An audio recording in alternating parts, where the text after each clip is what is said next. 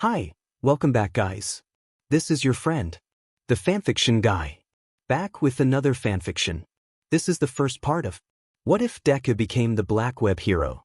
Now before starting, please give this video a like and subscribe to the channel if you want more videos like this. Now let's get into the fanfic. The year is 2200, and life on Earth is kind of like living in a comic book. The vast majority of the Earth's population have developed powers known as quirks. These special abilities lead to the rise of professional superheroes to combat of the increase in quirk-related criminal activity. The idea was to fight fire with fire, as the saying goes. Flash forward roughly 200 years, and you'll find that roughly 80% of the world's population actually have quirks now. Quirks are as much a part of human identity as your fingerprints and eye color, which makes the fact that I don't have a quirk all the more painful.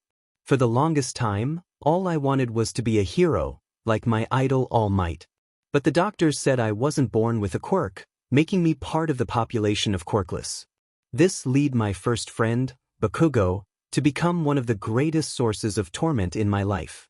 I don't know what made Bakugo come to hate me so much, but I really have to thank him. Without him, I wouldn't have gotten my power. This is the story of how I became the successor to a relic of the first generation of heroes. This is the story of how we became the new symbol of peace. Is it ever possible for me to become someone like you? Izuku shouted at the symbol of peace, desperate for validation of the feelings he'd had ever since he was a boy. All Might turned back to face Izuku at hearing this. Without a quirk, huh? Before he could go on, the symbol of peace locked up in pain, beginning to transform back into his small might form. Damn it, not right now, he thought desperately. For the longest time, I thought saving people was the coolest thing you could possibly do. My classmates think I'm a weakling, that I'm not good for anything. But that just makes me want to prove them wrong. Izuku continued on, unaware of the transformation happening in front of him. That's why I want to be someone others can look up to. Just like you. Wait, where did this smoke come from? Came Izuku's scream of surprise, as most people would after witnessing the 7 feet 4 inches, 500 powers of pure muscle that was the symbol of peace suddenly turn into a skeletal man with hair horns. A black goo floated around the soda bottle that served as its current prison. Oh yes. Going from a glass canister to a Dr. Pepper bottle. Clearly I'm moving up in life. The ooze thought sarcastically. I take solace in the fact Peter has been dead for 135 years, if only so he will never know about this. I'd never hear the end of it. The ooze then sighed, and pondered the recent events. DMN that blonde guy. He interrupted the bonding with the kid. I sensed something in him. The potential to be like Peter was a true hero. All I was able to glean from the kid's head was his name was Izuku Midoriya, and he is really scared of a guy named Bakugo. I need to find him again. But how? The ooze pondered within his plastic prison. Back with Izuku and All Might. I'm sorry kid, but without a quirk? It's impossible. These were not the words Izuku wanted to hear, least of all not from his idol. He felt his world crashing around him, and he started to hyperventilate. I know it's not what you wanted to hear kid. It's okay to dream, as long as those dreams are realistic. All Might spoke softly, trying to soften the blow of his words. Izuku just nodded numbly, and walked to the staircase, dejectedly moving down to the ground floor. With Venom? Okay, seriously. I have all of Peter's powers.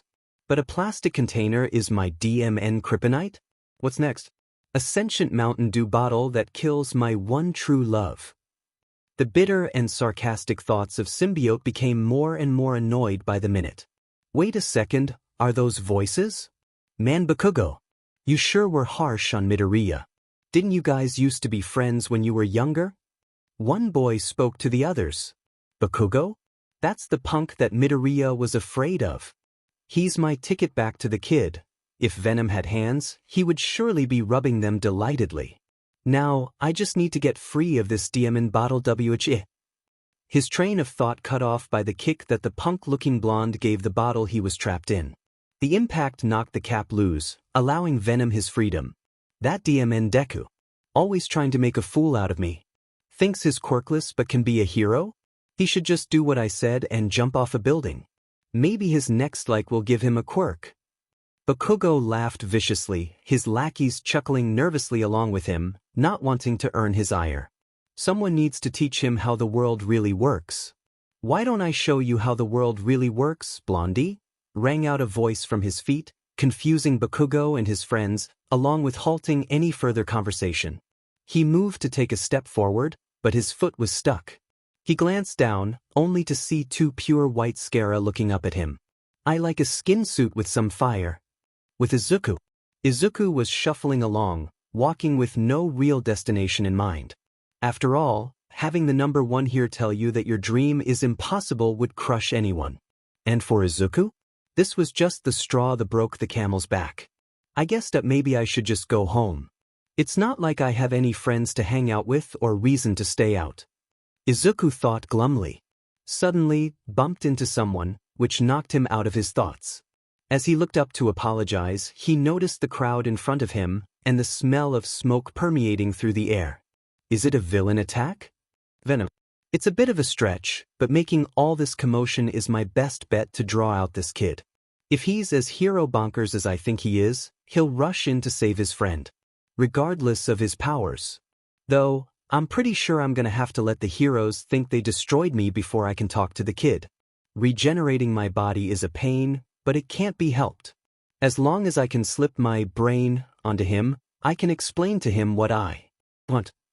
Venom thought to himself, glancing out at surrounding flames and destruction. You know, I may have gone a little overboard. No one has died yet though, thanks to these pros. Still, that kid needs to show up soon. The fight with the pros resumed in earnest. Izuku. Izuku had gleaned from the crowd that there was a hostage situation with a black monster villain, with a middle schooler being taken hostage. Wait a minute, isn't this where Kaken comes to hang out after school with his friends? Izuku thought in panic. He pushed his way through the crowd, trying to get to the front for a better view. The unease was palpable in the air, and as the heroes struggled to put a stop to the villain, the crowd's panic was beginning to grow. That's the monster that All Might saved me from earlier. Izuku thought in a panic. That means that this is my fault. All Might must have dropped it when I grabbed onto him. Whatever else Izuku was thinking, that all went out the window when he heard a shout come from the villain's stomach area. Let me go, you goddamn monster. Bakugo's voice was more muffled than his usual outbursts, but the explosions he tried to set off were definitely at their usual levels. Despite that, they had little effect on the villain. Fear rose up in Izuku, and before he could stop himself, a yell ripped through his throat. Kaken! Venom. Goddammit, this kid's explosions are no joke. It's just bad luck for him that explosions are more of an annoyance to me than an actual threat. Venom thought with smug satisfaction. Though, I'm lucky he's trying brute force blasts, rather than something like a flashbang or napalm. Kaken! A throaty shout echoed through the street, somehow carrying over the chaos that had descended around the symbiote. Kaken? Only the kid ever called the Bakugo punk that, and that means I can make my move and quit stalling. Venom thought with barely restrained glee. Kid, if what I glimpsed in you was accurate, I can help you just like I helped Peter. The punk was struggling to get free, even though I made sure he had enough oxygen to stay alive. I felt him look towards the crowd, and that's when I heard it. Let him go. Izuku and Venom. Izuku sprinted towards the monster, hellbent on saving his one-time friend. We may not be friends anymore, Kaken, but I can't let you die. Let him go. The crowd and the surrounding heroes were shocked and unable to react. Unable to process that a young man was running towards a monster with seemingly no game plan. No, you idiot! What are you doing? One hero yelled at him, but he didn't care. He would show everyone. He would be a hero, even if it killed him. This kid. Showing me I made the right choice. It also seems like that All Might guy is nearby as well. Whatever, not my concern. Just need for some dramatics, and to put my brain on him. Venom thought and then spoke, this is the end, kid. The creature turned to face him, ready to strike him. Take this.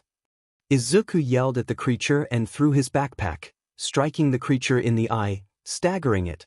Izuku then frantically clawed at the creature's body, trying to free Bakugo. Unbeknownst to anyone except the symbiote, one of the blobs of ooze slithered into Izuku's pocket and onto his flesh, beginning the bonding process. Kid, that was DMN reckless. I don't know what you were thinking, but I'm sending one of my officers to give you a ride home. A stern-looking officer spoke to Izuku, clearly unpleased with his actions. Izuku was let off with a warning and a stern talking to, before getting into the front with the officer. Izuku let out a dejected sigh. He acted as he thought a hero should. His body moved before he could stop to think about it. Isn't that what a hero does? Helps those in need, Izuku thought glumly. Indeed it is, young Midoriya. Izuku went ramrod straight in his seat and looked around frantically for the source of the voice. Something wrong, kid? The officer glanced at him out of the corner of his eye. No, guess I'm still just a little traumatized from that event. Izuku stammered out an excuse to the officer. What was that? I am your partner now, Izuku. I'm speaking to you via telepathy, for lack of a better explanation.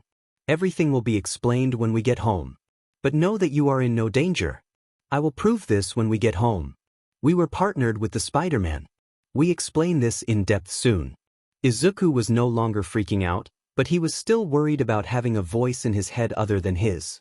But he knew of Spider-Man. He was one of the first people to become a hero using their quirk. Why are you speaking to me? And what should I call you? He thought to himself, hoping the voice would hear him. We are Venom. And we are going to help you become a hero. Izuku was drained. First, he had been yet again berated and bullied by Bakugo and his friends for daring to apply to UA. Then, he'd almost died, and in the aftermath of that situation, been told by the one person he idolized more than anyone else in the world that he could never be a hero without a quirk. Next, he rushed into a situation where Bakugo was being smothered to death by a ooze-like monstrosity, in the hopes of saving his one-time friend. After being saved and chastised by both the pros and the cops, he was driven home, only to discover he was going crazy on top of all the other stuff that happened today. Just my luck, huh? Izuku muttered to himself sadly. All I want is to be a hero. Yet, I just seem to get rejected every time I try. The symbiote heard this, but chose not to speak to the boy until it could get him alone. And judging from the fact the police just pulled up Izuku's house, that talk was coming sooner than later. The cop grunted and pulled his keys from the ignition. All right, kid, this is where you live, right? At this, Izuku nodded and unbuckled his seatbelt. He proceeded to exit the car and inhaled some of the cool night air outside his family's apartment complex. Maybe this is just how my life has to be. After walking him to his apartment, the cop knocked on his door and waited for his mother to open the door. The officer spoke with his mother and explained what had happened. His mother was understandably upset and broke into hysterical tears in their apartment entryway, all the while squeezing the air out of his lungs, after latching onto him like an anaconda to its prey. Oh Izuku, I'm so glad you're safe. His mother Inko wailed in her typical fashion. His mother was a very emotional individual and tended to worry herself sick over his life. Raising him as a single mother led her to try to give him so much love that he'd never miss his father's absence. She was a kind soul, and she tried her best to raise him into a fine young man. Izuku liked to think she did a fine job. I'm fine. Don't worry. The only thing I need right now is a shower. I have goo in places I'd rather not think about. He spoke softly to reassure her worries. He knew his mother would worry no matter what he did, but he could at least help her see he wasn't harmed, physically anyway. Emotionally hurt though, that is a whole other issue. Izuku thought bitterly. As he walked through his apartment, the symbiote looked through Izuku's eyes and took in its surroundings. It noted the similarities to Peter's place back when they lived with his aunt. It seemed Izuku was in a similar situation, albeit seemingly a little more well off than his first partner was. It saw Izuku step into his shower, and figured this was a good time to discuss with him its proposition. Young Midoriya, we wish to talk more with you regarding our offer to make you a hero. Izuku jumped at the voice in his head, almost slipped and busting it in the shower. Who said that? Izuku shouted in alarm, seeing no one else in the bathroom with him. Young Midoriya, Do not be alarmed. And we can hear your thoughts, so no need to shout. WW, what are you? Why are you in my head? Izuku thought back frantically. We are what is known as a symbiote. We are the last of our kind. We came from a distant planet, and we eventually came into contact with a man known as Peter Parker. You know him as the arachnid hero, Spider-Man. We are why his second suit was black instead of red and blue like the original. However, when we bonded with him, he inevitably left an imprint of all his powers within us, which we have enhanced to a degree. Take, for example, his arachnid strength relative to a human. He could life 10 tons without us. With us, he could life. We made him better, but it never went to his head, and he instead remained the ideal hero until he died some 40 years later of old age. We offer you his powers as well as his fighting style, to make you the hero that we sense you wish to be. You knew Spider-Man? He was America's first recognized superhero. So you're saying you are the reason he inexplicably changed his suit 6 months after his debut? But wait, then why? Why help me? Wouldn't you be better offering your powers to someone like Bakugo? And what exactly is a symbiote? What happened to the others? And how did you even find me in the first place? Izuku questioned rapidly and unsure of the whole situation. He sat down in his shower, letting the warm water crash over his frame. After Peter's death, we were left partnerless. As symbiotes, we need a partner in order to truly thrive. As such, we went into hibernation, figuring we would eventually die since it was unlikely we would ever find a partner of Peter's character. While our bond is symbiotic in nature, there are some minor side effects to be aware of, and anyone not able to handle them would likely go insane. This is why we did not seek out a new partner. At some point during our slumber, we were discovered by a researcher who brought us to his lab here in Japan. We remained in his care until we were fused with his assistants in an accident. Due to him not being able to truly handle our powers, he went crazy and attacked your city. At this, the voice paused for a moment, knowing it was better to deceive Izuku a little rather than explain the engineered but contained chaos that was started to reunite them following their initial bonding attempt. We broke off at some point during the fight, and became bonded to you. We did not fight the bonding at all, as we saw the type of man you are, young Izuku Midoriya. You remind of Peter with your intelligence and sense of justice. This is why we desire to help you become a hero, and offer you our full powers. Ida can become a hero? But wait, what are these side effects you mentioned? Izuku pondered to the symbiote. After bonding with us, particularly when you are using us, you may experience enhanced aggression and anger. While we do not anticipate this being an issue with you in most situations, we feel the need to be upfront with you. It is an easy issue to overcome if you make a conscious effort to combat it. The others are nothing too serious, just that you would share our natural weaknesses to fire and sonic waves. They disrupt our shifting abilities and the cellular bonds needed to maintain our connection with you for our powers. So you can't control me? You won't try to make me do bad things? No, young Midoriya. We cannot directly influence any of your actions, nor do we have a desire to. Anything you do while using our powers will be of your own volition. We are a tool, a partner, no different from a quirk. We just happen to possess a degree of sentience. So what powers would I have? Due to our time with the hero Spider-Man, we possess all of the abilities he held. Enhanced senses, rapid reflexive nerve pathways, arachnid strength relative to a human, limited shape-shifting capacity and camouflage, essentially a bulletproof hide when using us, and Peter's most important power, his spider sense. This is a danger sense and will help you. Be more aware of your surrounds. If you let us, we can bind this ability to yourself, allowing you to use it outside of when we are merged.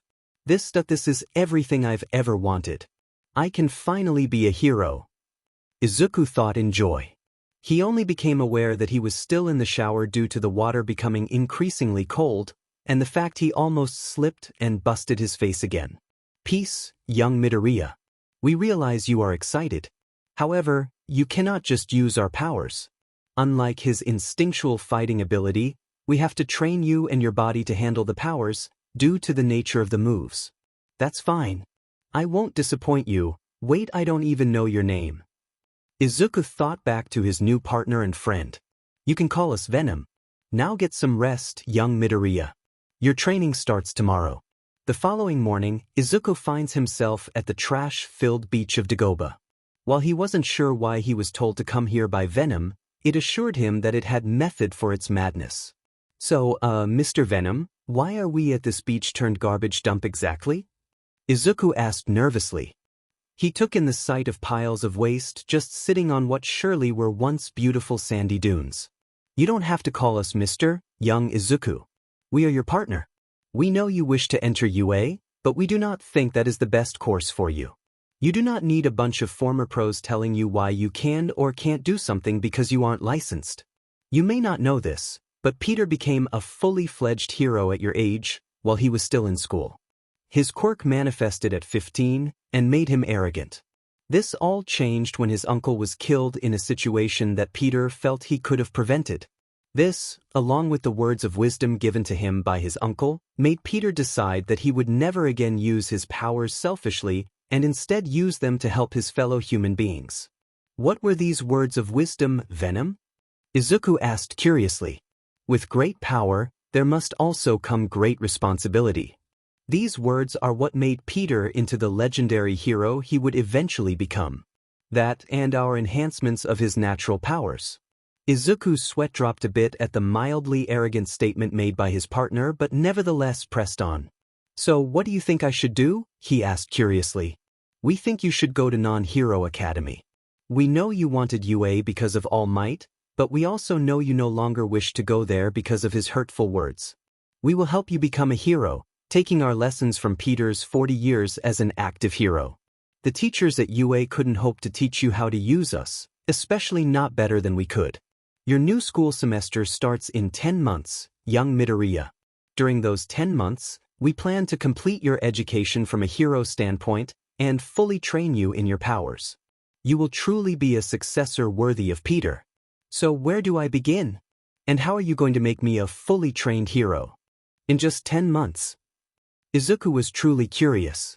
He was excited though, and as he looked out at the dirty beach, he felt a sense of pure, unadulterated hope that he hadn't felt before. This is possible due to a combination of memory sharing and the fact we are going to push you to your limits in training. We cannot promise you will be able to use all our powers without our suit, but you should notice an enhanced healing factor and strength post-training. As for Peter's fighting style, we can't give you the memories of it until you train your body and increase your flexibility.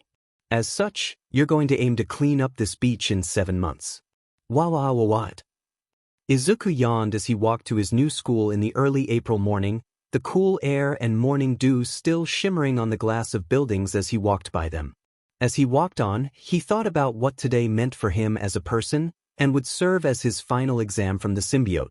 Relax, young Izuku. You are ready. You have been ready for this for the past 3 months. Your training is complete. And today, you will push past your repressed anger and move on, albeit in a very cathartic manner. Thank you, Venom. Your encouragement is appreciated. But this is pretty much everything I've ever strove to do, besides being a hero itself. What if I'm not good enough? What if he's better? Izuku thought back worriedly to his partner. While the past months of training had done wonders for Izuku's physical fitness and sense of style, he still suffered from his stutter and confidence issues. A few months of validation and encouragement cannot undo years of psychological harm and relentless abuse for something out of your control, after all. But Izuku was on the track to recovery. And this would settle the grudge. If you lose, you lose. There is no shame in defeat, so long as you come back twice as strong, young Izuku. Peter wasn't perfect as a hero, and for every 5 people he saved, there was one that he didn't. Did this sadden him? Absolutely. Did it stop him? This will be your first test, and despite your self-doubt, you can do this. You know where he'll be after school. It's time to show him who you really are. 8 hours later, Izuku sat outside the gate of UA, waiting for his target. He was plainly visible and bided his time.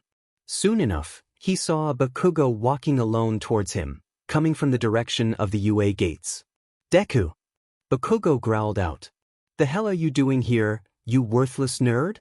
Izuku felt a shiver of fear, but shook it off. He was far from helpless now, and he would be dead if he didn't prove that to Bakugo today, one way or another.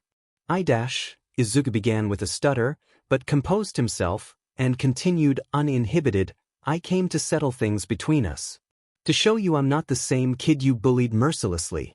So I came to challenge you to a fight. Fight me? Don't make me laugh. I'd kill you in a second. Bakugo laughed harshly, clearly not taking this seriously.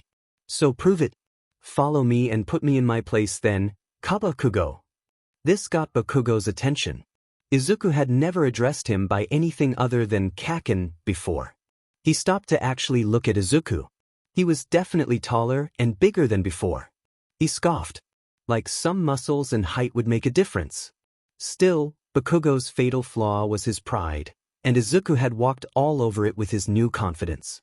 Fine then, but don't come crying to me when I blow an arm off of you. Bakugo growled out irritably. Follow me. Izuku spoke briefly, then began to lead Bakugo to the spot he had in mind, an abandoned construction site where they could fight uninhibited. The walk to the site was filled with uneasy silence, with tension in the air so thick you could cut it with a butter knife. The night itself was cool, and filled with the typical noises that one finds with city life. One after one, they passed streetlights and city blocks, until, when the tension was built to its highest crescendo, they arrived. Izuku turned to face Bakugo, narrowing his eyes at him in the process. This is the spot, Bakugo. Here, no one can get hurt besides us. He spoke tonelessly, anticipation filling him to the core. His partner remained silent, as it knew this was something Izuku needed to grow. Until he confronted and overcame his subconscious anger at Bakugo, he would never be able to move on with his life. You honestly thinking you can hurt me really pisses me off, Deku? Bakugo was barely restraining himself at this point. Go ahead and do whatever you need to get ready, because I'm going to blast you into tiny little pieces. Izuku said nothing but grinned. This unnerved Bakugo, which he would never admit aloud. Izuku's clothes began to ripple, and from underneath came a black ooze-like substance that slowly meshed over his clothes. One by one, his limbs were fitted with the mystery substance, until the only part left untouched was his head, still grinning like the Cheshire Cat. What the F is that, Deku? What the F is going on? Bakugo shouted, unsure of what he was seeing in front of him. This. Izuku spoke calming as the ooze began to encircle his face. This is our quirk. The transformation was complete now, and Izuku now stood head to toe covered in a sleek black-looking suit, with two lenses where his eyes would be. A symbol of a spider emblazoned proudly on his chest, its legs wrapping out his torso, merging on his back. His mask helmet, Bakugo couldn't be sure which it was considered, had its own version of that manic grin that Izuku sported before his transformation. I hope you're ready, Bakugo, because we aren't going to hold back. The creature where Izuku stood then lunged at Bakugo, hand drawn back in preparation to strike him. Bakugo used his explosions to push himself backwards to gain some breathing room. He then blasted himself towards Izuku and tackled him into a nearby support beam. This barely fazed Izuku, then brought his fists down onto Bakugo's back, albeit with less force than he should have used. This still caused Bakugo to release his grip and knocking some breath out of Bakugo's lungs. Izuku dropped his guard for a moment, before his spider sense went haywire, and Bakugo detonated his left hand in his face in a point-blank explosion. This rocketed Izuku away from Bakugo and into pile of wood, granting him a moment of reprieve. You need to stop holding back, Izuku. I know you think he's still that kid you were friends with, but he's legitimately trying to kill you right now. And you need to deal with that. You're right, Venom. He's changed. And I have to accept that. Izuku stood straighter, and looked at Bakugo sadly. This loser, he's actually pushing me. Bakugo thought angrily, getting to his feet, explosion going off in his palms. Alright, you DMN nerd. I'm done screwing around. I don't know how the hell you got a quirk like this, but I'm gonna destroy it and you. He placed the palms of hands together and aimed them toward woodpile Izuku was currently in, and secreted as much nitroglycerin as he could. One way or another, this was going to end now. Now die. Bakugo roared as he detonated his secretions, a huge explosion ripping towards Izuku. Izuku saw the huge blast coming towards him, and shot a tendril out of his wrist, pulling himself out of harm's way. He then directed his swing so he rammed his shoulder into Bakugo, and sent them both into the ground. Bakugo growled, "You think this makes you better than me? That you somehow got a quirk? This quirk is as worthless as you are." Something in Izuku snapped when he heard this. He roared, then began to punch Bakugo in the face, again and again, screaming all the while. "Not so fun when you're the weak one, is it, Kaken?" Izuku yelled, bringing his left fist down on Bakugo's nose, which then gave a sickening crunch as it broke, causing Bakugo to howl in pain. "How does it feel when you're the one who can't defend himself?" Bakugo was close to blacking out at this point. The hits just kept coming down upon him. "Is Venom good enough to be your friend now, you piece of shit?" Years of repressed anger and resentment bubbled up from Izuku's mind, fueled on by the suit's aggression amplification. By this point, Bakugo was unconscious, his face puffy from the trauma and his nose was bleeding profusely. He had a deep gash above his right eye. Suddenly, sirens filled the night air, and flashing lights bore down on Izuku. "Freeze! Don't move!" Izuku looked towards the flashing lights to see two officers with guns trained on him. And just like that, the red fog he'd been under lifted, the reality of the situation splashing him like a bucket of ice-cold water. "Izuku, you have to get out of here. You can't get caught.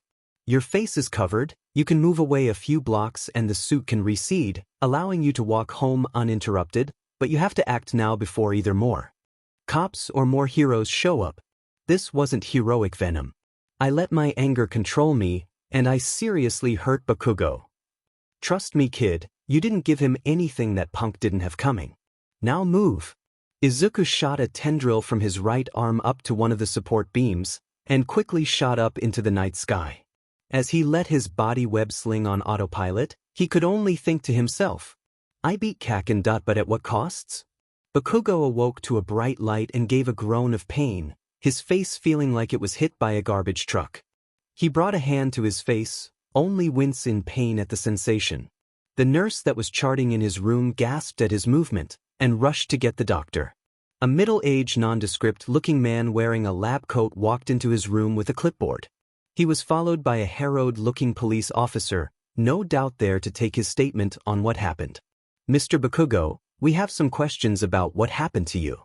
Were you attacked by a villain? Nod or shake your head if you can't talk." The officer spoke to him while the doctor checked his pupils with a flashlight, no doubt checking for a concussion that he definitely had. "That DMN Deku. He got the better of me. Called himself Venom, did he? I bet he planned to be a hero with that quirk of his. Well, I'll nip that in the bud really quickly." Bakugo thought to himself angrily before speaking. "I was attacked while walking with someone I went to school with. He didn't have a quirk, so I told him to take off while I lead the villain away from crowded areas. I don't know where he went, and I doubt he knows anything. He ran off when the villain jumped down in front of us.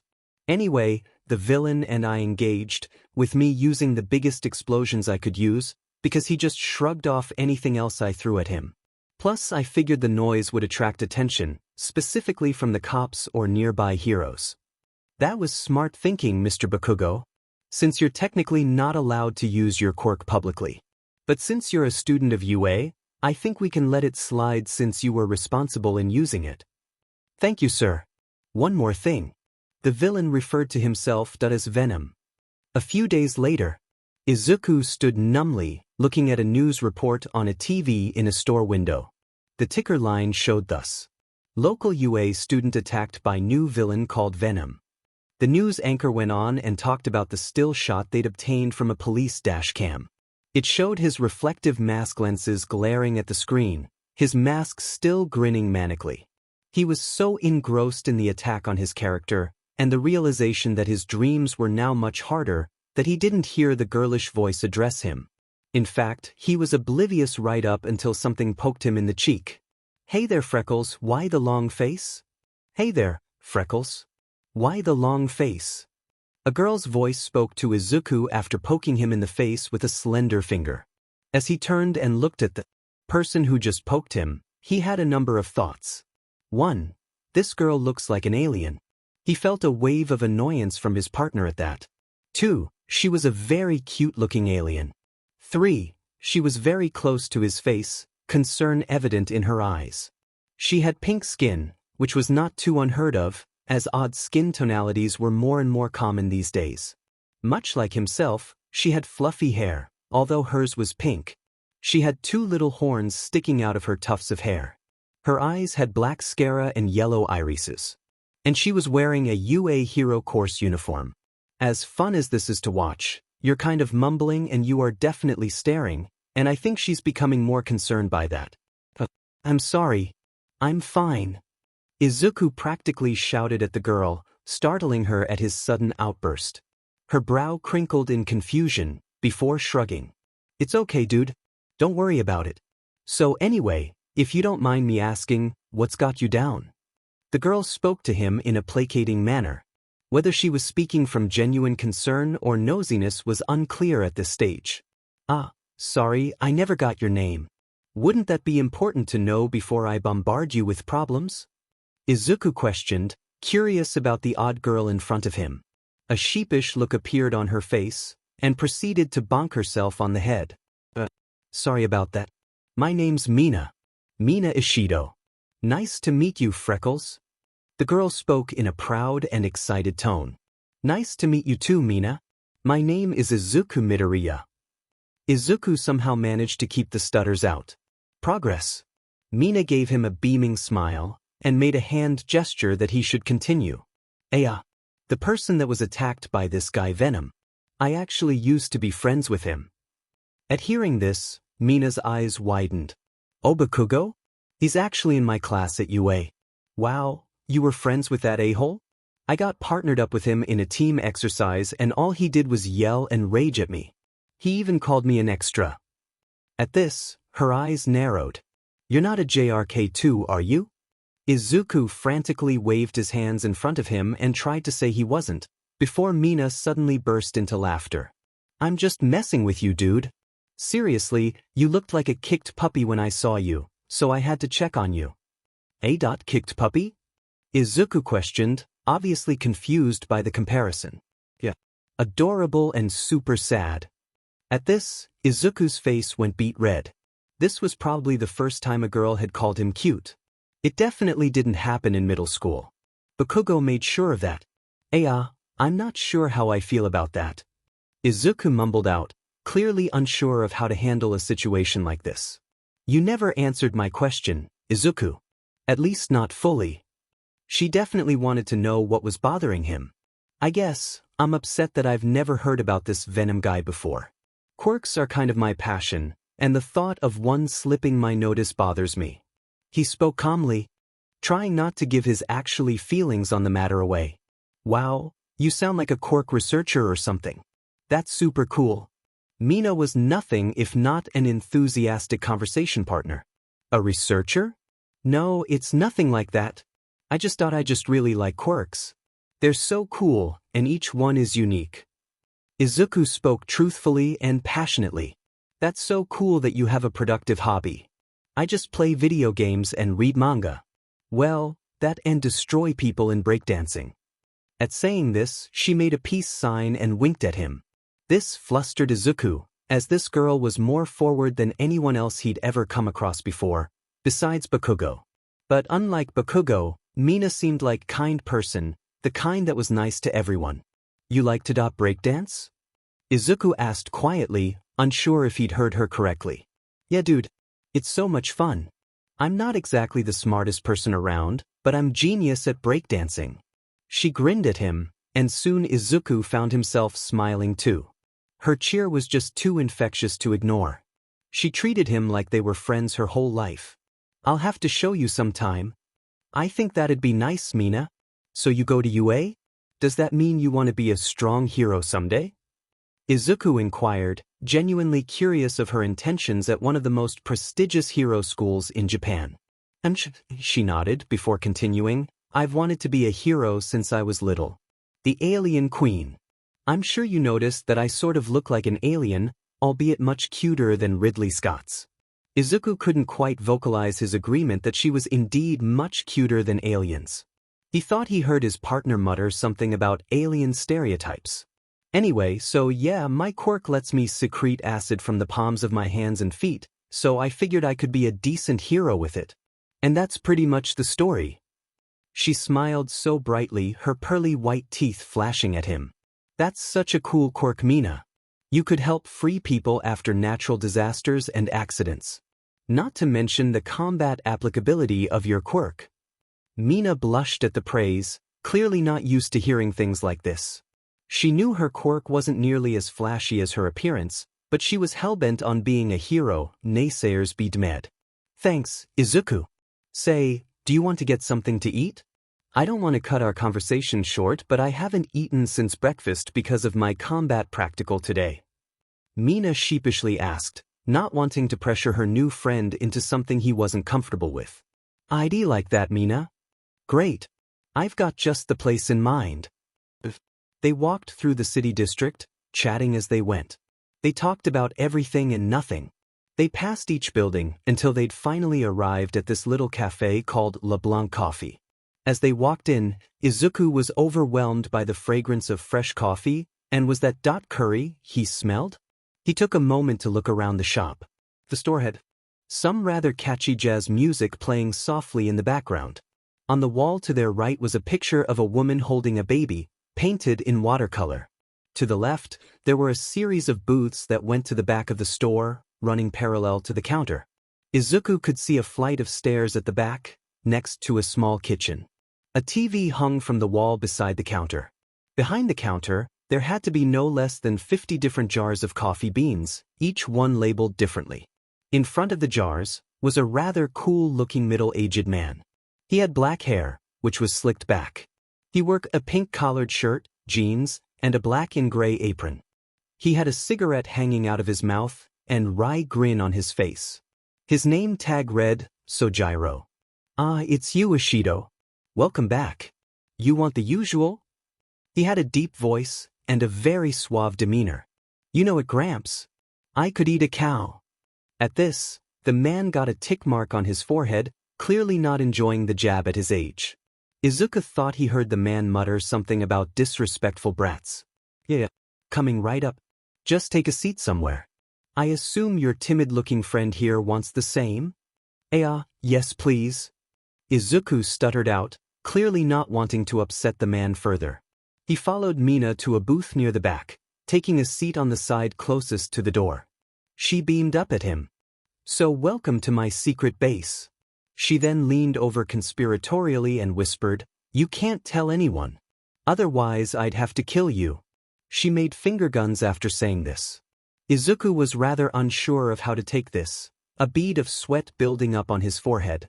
Don't worry, Mina. Your secret is safe with me. Izuku reassured her seriously. This caused her to break out in laughter, holding her sides as guffawed. Man, you're so gullible. It's seriously freaking cute. Again, Izuku went beet red at this. He wasn't sure if she was just having a laugh at him, or she genuinely thought he was cute. Thankfully, he didn't have to find out, as Sojiro chose that exact moment to bring them their food and coffee. He set the plates in front of them before speaking. Here you go, kids. Since it's your first time, kid, I preemptively accept your praise that this is the best dimon curry you've ever had. Izuku's sweat dropped at this, unsure if the man was arrogant or just that confident in his cooking. Mina just grinned back at the man, already knowing the answer to his unspoken question. Izuku looked at the curry for the first time. It read, and had a few pieces of tofu in it. A side of rice was arranged neatly to the left of the curry, and bit of scrambled eggs along with it. As he looked up to ask Mina a question, he suddenly became aware of how intently both she and Sojiro were staring at him, as if anxiously awaiting his reaction to the food. He shook his head, and decided to indulge them. He took a bite before his eyes widened to the size of saucers. This is greatest curry ever made. He practically shouted in his head. Can you keep it down? There's no need to ever shout in your head. Most people don't have the voices in her you do. Sorry. Wait, voices as in plural? We are kidding with you, young Midoriya. Now speak, Otherwise, I fear young Ashido might explode from anticipation. Mina, Sojiro. This is single greatest curry I've ever had no in the world. Sojiro just shrugged at this, clearly not surprised in the least. Of course it is, kid. I made it after all. Anyway, enjoy your stay. Just shout if you need anything. As he walked away, Mina smiled softly at him. I'm glad you like the food, Izuku. You're actually the first person I've brought here. It's kind of out of the way of most people's way home, but my parents brought me here a lot as a kid, so it's a special place to me. She stopped for a moment, as if taking a trip down memory lane. Anyways, tell me about yourself, Izuku. I know you're quirk bonkers, but I don't really know much else about you. What's your quirk like? Izuku froze at this, and then stiffened even further at her last question. Obviously he couldn't just say, oh hey, that scary-looking villain Venom? Yeah, that's me. What's up? I used to be a huge fan of All Might, but after I spoke with him, I kind of started to idolize him less. But I do owe All Might for making me want to be a hero in the first place.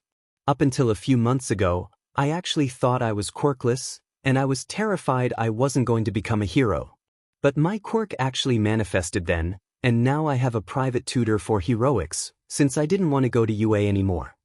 These statements got Mina's attention, as she wondered why he didn't already attend the city's most prestigious school, if he was interested in heroics as he implied.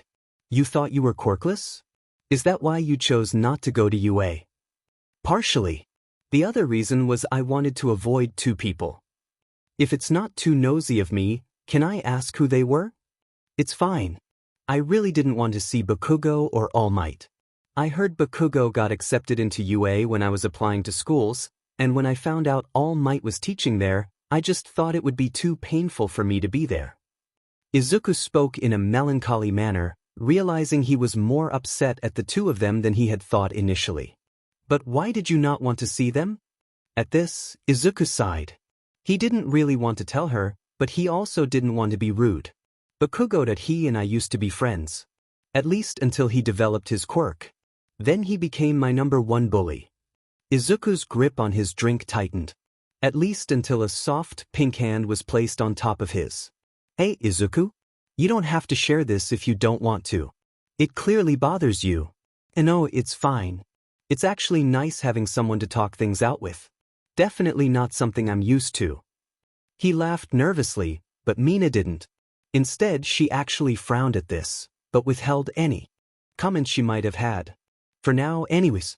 As for All Might, well, I spoke to him once, and asked him if it was possible for someone without a quirk to be a hero. He told me that it wasn't. That's why I didn't want to see him. I mean, yeah, I have a quirk now. But I was in a low place when he told me that, and while I know he meant well, it sort of stained the admiration I had for the guy. Mina's frown deepened, but she became confused when Izuku began to smile softly.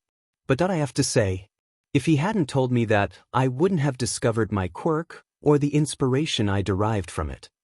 What do you mean, Izuku? What is your quirk? And who was this inspiration?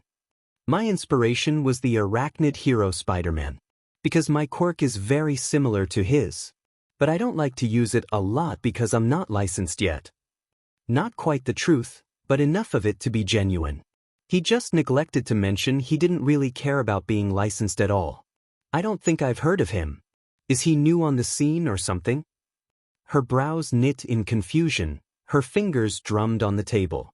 Izuku laughed at this. And no, the opposite actually. He was one of the first heroes ever, and was the 6th to surface in America. He was known for being a street-level hero, never being too big to help out the little guy. No matter how popular he got, he never lost sight of his code. Izuku had a soft smile on his face at this point, as he thought of his predecessor. Mina couldn't help but notice that his smile looked nice on him. What was his code? She asked him curiously. That with great power, there must also come great responsibility. These were some of the last words he heard from the man he respected the most, and he took them to heart. Mina was moved by these words, and she too saw the merit in the code. I think that's a great code of morals to have, Izuku. It sounds like he was a great man. He was one of the best. Mina realized she'd be so wrapped in her attention that she'd been hanging on his every word. She coughed into her hand and tried to shake it off. So does that mean you have spider-like powers as well? Because I have to tell you, dude, spiders are pretty creepy. I mean, she isn't wrong. Even Peter hated spiders to a degree. Which is pretty ironic given he made a label out of their image. Izuku's sweat dropped at the comments of both Mina and Venom. Sure, arachnids weren't his favorite, but surely they weren't that bad, were they? You don't want me to answer that. Izuku? Izuku became aware of her waving her hand in front of his eyes. You okay? You kind of spaced out there for a second. Why yeah, I'm fine. Yeah, my powers are similar to a spider's. It's hard to explain them though. Maybe you can show me sometime then? If it's not too much trouble, that is. This got Izuku's attention. He wanted to immediately say not, at least until he could correct his reputation as a hero, but he looked at Mina, his rejection caught in his mouth. I guess I could show you sometime, Mina. It'll have to wait though. I have a lot of school work to do this week. At hearing this, the color drained from Mina's face. Oh crap. I just remembered that Mr. Aizawa wanted an essay from us on foreign heroes by Friday. She waved her arms around in panic. What am I gonna do, Izuku? I could help you if you wanted. Izuku said quietly. This halted Mina's freak out. Really? You do that, dude? I mean, I won't do your work for you, but I'll provide any information you need. Is it an informal essay? Yeah, it's just on someone we think is cool. Maybe I can do it on Spider-Man. This brought a small smile to Izuku's lips. That'd be cool, Mina. After they had chatted a bit more and paid their bill, Izuku walked Mina to her train station. They arrived at her terminal, and Mina stopped and turned to face Izuku. Well, this is my stop. I'm enjoyed out hanging out today, Mina. It was nice to talk about heroes and stuff with someone else.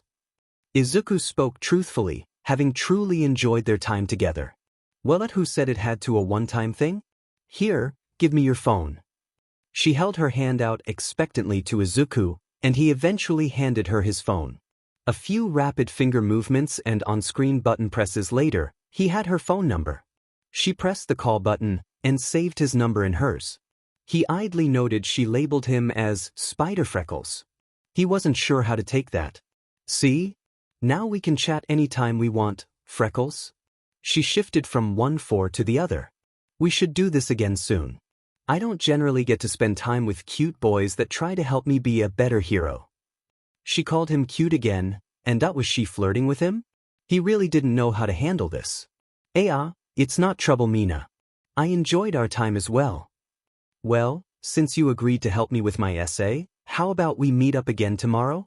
She asked suddenly, catching Izuku off guard. Well, we could if you want.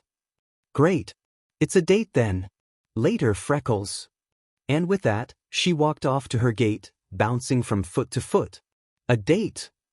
Izuku screamed internally.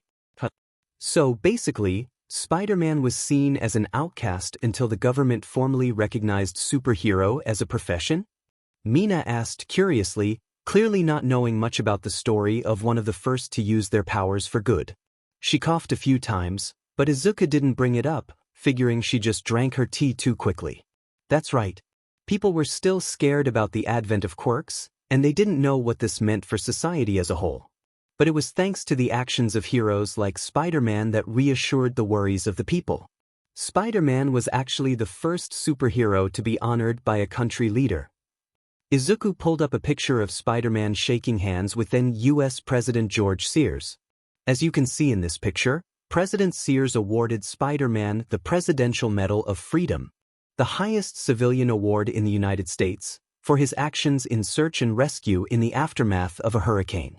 Spider-Man left his home city in the hands of his wife, Felicia Hardy, who was the super thief turned superhero, Black Cat, while he himself went into South Carolina's affected areas and helped with clearing rubble and getting people out of collapsed homes. This was what made Spider-Man into America's most legendary hero and solidified the public opinion that quirks were a force for good. Izuku finished his speech, taking a sip of his drink. Mina and himself were currently sitting in LeBlanc, and he was assisting her in writing her paper. Just as she'd said, she had chosen Peter Parker for her figure.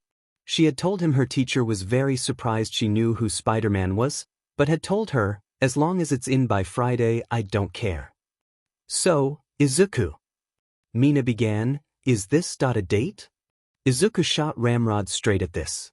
Mina pressed on, oblivious. She coughed again, but pressed on. It's cool if it isn't, and I know what I said yesterday, but my mom said something when I told her my plans for today. She said, have fun with your date. I know I'm probably overthinking it, since we haven't known each other long, but I honestly wouldn't mind if it was, you know. Meanwhile, in Izuku's head. Oh my god. What is happening? Izuku was definitely handling this well. I believe this attractive girl was asking for clarification of your intentions. Which you probably should respond to. That's easy for you to say. You're an amorphous blob. You don't have dating problems. A CC amorphous blob, to be precise. And hey, have you seen pictures of Peter's wife? The only reason he got a ring on that was because I helped. Hang on, tell her this. As Izuku listened to his partner, he went red in the face before composing himself. He coughed once, and then looked at Mina and spoke. Only a fool would say no to a date with you, a pinky. He started so smooth, yet ended so lamely. Mina went red, and then started laughing. Ahaha, pinky. I love it. Honestly, Izuku, how can you be cool and dorky in the same sentence? I guess I'll just have to stick around and find out. At this, she smiled warmly at him, sending butterflies or some other bug into his stomach. Not quite the execution I had in mind, but I can't argue with the results, kid. Stick around? By this point, any hip factor Izuku had was clocked out for the day. Well yeah, you're fun, Izuku. And you're a pretty cool guy. She reassured him. Besides, you're cute, which is a perk. Again, Izuku went red in the face, and barely able to formulate coherent thought, let alone sentences. It's getting pretty late. Plus, I'm basically done with the paper anyway. Wanna walk me to my station? She observed and then questioned almost shyly. Sure, Mina, I'd like that. Izuku smiled and he paid their bill. After they walked out of LeBlanc, they headed to the station. Arrived, Mina turned to face him. Thanks for helping me, Izuku. I really appreciated it. And I had fun, which I honestly never thought I'd say about schoolwork. Mina once again smiled brightly at him, conveying a nice summary of her bubbly personality in those pearly whites. Like I said, Mina, it was no trouble at all. He was cut off from saying more when she hugged him suddenly, causing borderline nuclear meltdown in his head. Atskfasofjachfef were Izuku's extremely coherent words back to his partner. Was it okay for me to hug you, Izuku? Mina sounded unsure at the moment, as if she was worried she'd gone too far with her gratitude. And no. Izuku got out before he breathed, then continued, it was fine. I enjoyed it actually. I just don't get many hugs from people other than my mom. Especially girls. Technically, your mom is a girl. Oh wow, I sound like Sigmund Freud. Never mind. Forget I said that. Izuku pointedly ignored his partner's comments. Instead, he focused on Mina. She smiled at him again, before letting go of him. Sorry. I tend to just get overwhelmed with my feelings that I just kind of hug people sometimes. I did mean it, though. Izuku opened his mouth to respond, but was cut off by the PA system. Attention, the last train bound for East Mustafa City is departing shortly. Please make your way to the boarding area. Mina jumped at this, realizing she was about to miss her train. Oh crap. If I miss the train again, I'll have to call my brother. And he'll just make fun of me the whole way back. She sprinted off, but not before turning around to face him one more time and yelling. Bye Izuku. I'll text you. Izuku just sort of waved lamely, unsure of what else to do in this situation. She likes you. The next day, Izuku was walking around Mustafa City, with no real destination in mind. He was actually trying to patrol the city, but when he remembered his alter ego was technically wanted for beating the crap out his childhood bully, he realized that might not be the greatest idea. It was actually why he'd skipped school today, because heroism is more important than sitting in a class for hours at a time. Plus, he knew he didn't have any test today. So instead, he is just walking around, hoping to stumble across a mugging or something. Suddenly, his phone beeps to signal he got a text message. He pulls his phone out to see a message from Alien Queen. Alien Queen, hey Freckles. I stayed home from school because I'm sick, but now I'm super bored. You should totally ditch class and hang with me. 3. Izuku read her message, and figured since he wasn't doing anything anyway, he might as well spend the day with Mina. Spider Freckles? Sure thing, we're meeting up. Alien Queen, I'm actually near the train station in Midtown now. I can wait for you if you want. Spider Freckles, sounds good, be there soon. Izuku closed his phone and looked for a nearby alleyway. He'd needed to practice using his powers for movement anyway. Okay, as long as I don't fully transform, I should be okay. He muttered to himself. He coated his hands and feet in his symbiote and climbed up the alley wall. Once he got to the roof, he formed a half mask around his nose and mouth, allowing him to tap into his partner's reflexive enhancements, and took off running across the rooftops. He quickly came to a ledge that was too far out to jump without assistance, so he ran and used a tendril to zip him to the other rooftop. Once landed, he took off again, and kept running until he found himself near where Mina said she was waiting. He climbed down the wall of another alley, and then let his partner recede. Walking out of the alley, he saw Mina sitting at a bench. She looked a little under the weather, but that didn't stop her face from lighting up when she saw him. Hey, Freckles. You got here quick. Were you nearby when I called? She asked innocently. He began to sweat a bit. Yeah, or something like that. How convenient. Anyways, apparently I missed out on some super hush-hush training exercise at school today. Leia. It sounded like fun when my friend Turu told me about it. Though I guess she's busy, because I haven't heard anything else from her. That was a couple hours ago, actually. I'm sorry you didn't get to go, Mina. Don't sweat it too much, Freckles. There will be other trips where I show how awesome I am. She gave a victory sign as she said this, before grabbing his hand and dragging him off into the station. So what do you want to do since we're both being delinquents and skipping class? Izuku thought about this for a moment, although her holding his hand definitely slowed his thinking a bit. I was thinking we could go for a walk on the edge of town near the woods. I thought the clean air of nature might help your illness a bit. Look at you being all cute and thoughtful. Izuku said nothing, but his red face spoke volumes for him. Man, Izuku, you weren't kidding when you said the air here was clean. I feel my sinuses and stuff clearing up already. Mina spoke in wonder as she looked around the forested area. Yeah, I thought it might. Say, Mina, can I ask you something? You just did, but you can also ask another question too. She spoke with a teasing grin. I was wondering how being sick affects your quirk. Oh, is that all? Sheesh, I thought you were gonna ask me something super personal like what color my underwear is today. She waved him off. Mina. Anyway, I was curious. It sort of depends. I have a fever, so the sweat sort of clogs my pores and affects my ability to adjust acidity of my secretions. But other than that, most sickness doesn't really impact my quirk too much. Oh, that's really interesting actually. Although I guess you probably wouldn't find yourself in a situation where you needed to use your power if you were sick, since heroes have sick days. Hey, wait a minute, do you hear that? Izuku. She stopped in their walk, as a whistling noise became increasingly louder and louder. She looked up at the sky to see the cause, and she spotted a dot that was growing bigger and bigger by the second. Izuku spotted it too, but he could help but notice his spider sense was beginning to pull at him. He didn't know why, the only reason it would is if. Mina. We need to move, my sense just went off, which means that things heading towards us. He grabbed her hand and quickly moved them about 30 feet away until his sense slowly dulled down. But he noticed it hadn't faded completely. He was about to say something when something crashed immediately where they had just been standing. As they approached the crater, they saw what looked like a horror movie monster.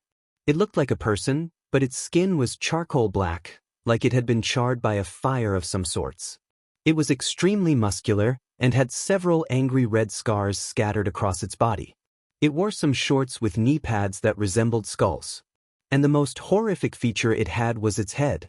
It had a bird-like beak, but the fact its brain was exposed somehow made the creature all the more terrifying. Mina moved a little closer to check its pulse, when Izuku's spider sense went haywire. Mina looked out but it was too late. The creature suddenly grabbed her by the throat and stood up onto its feet.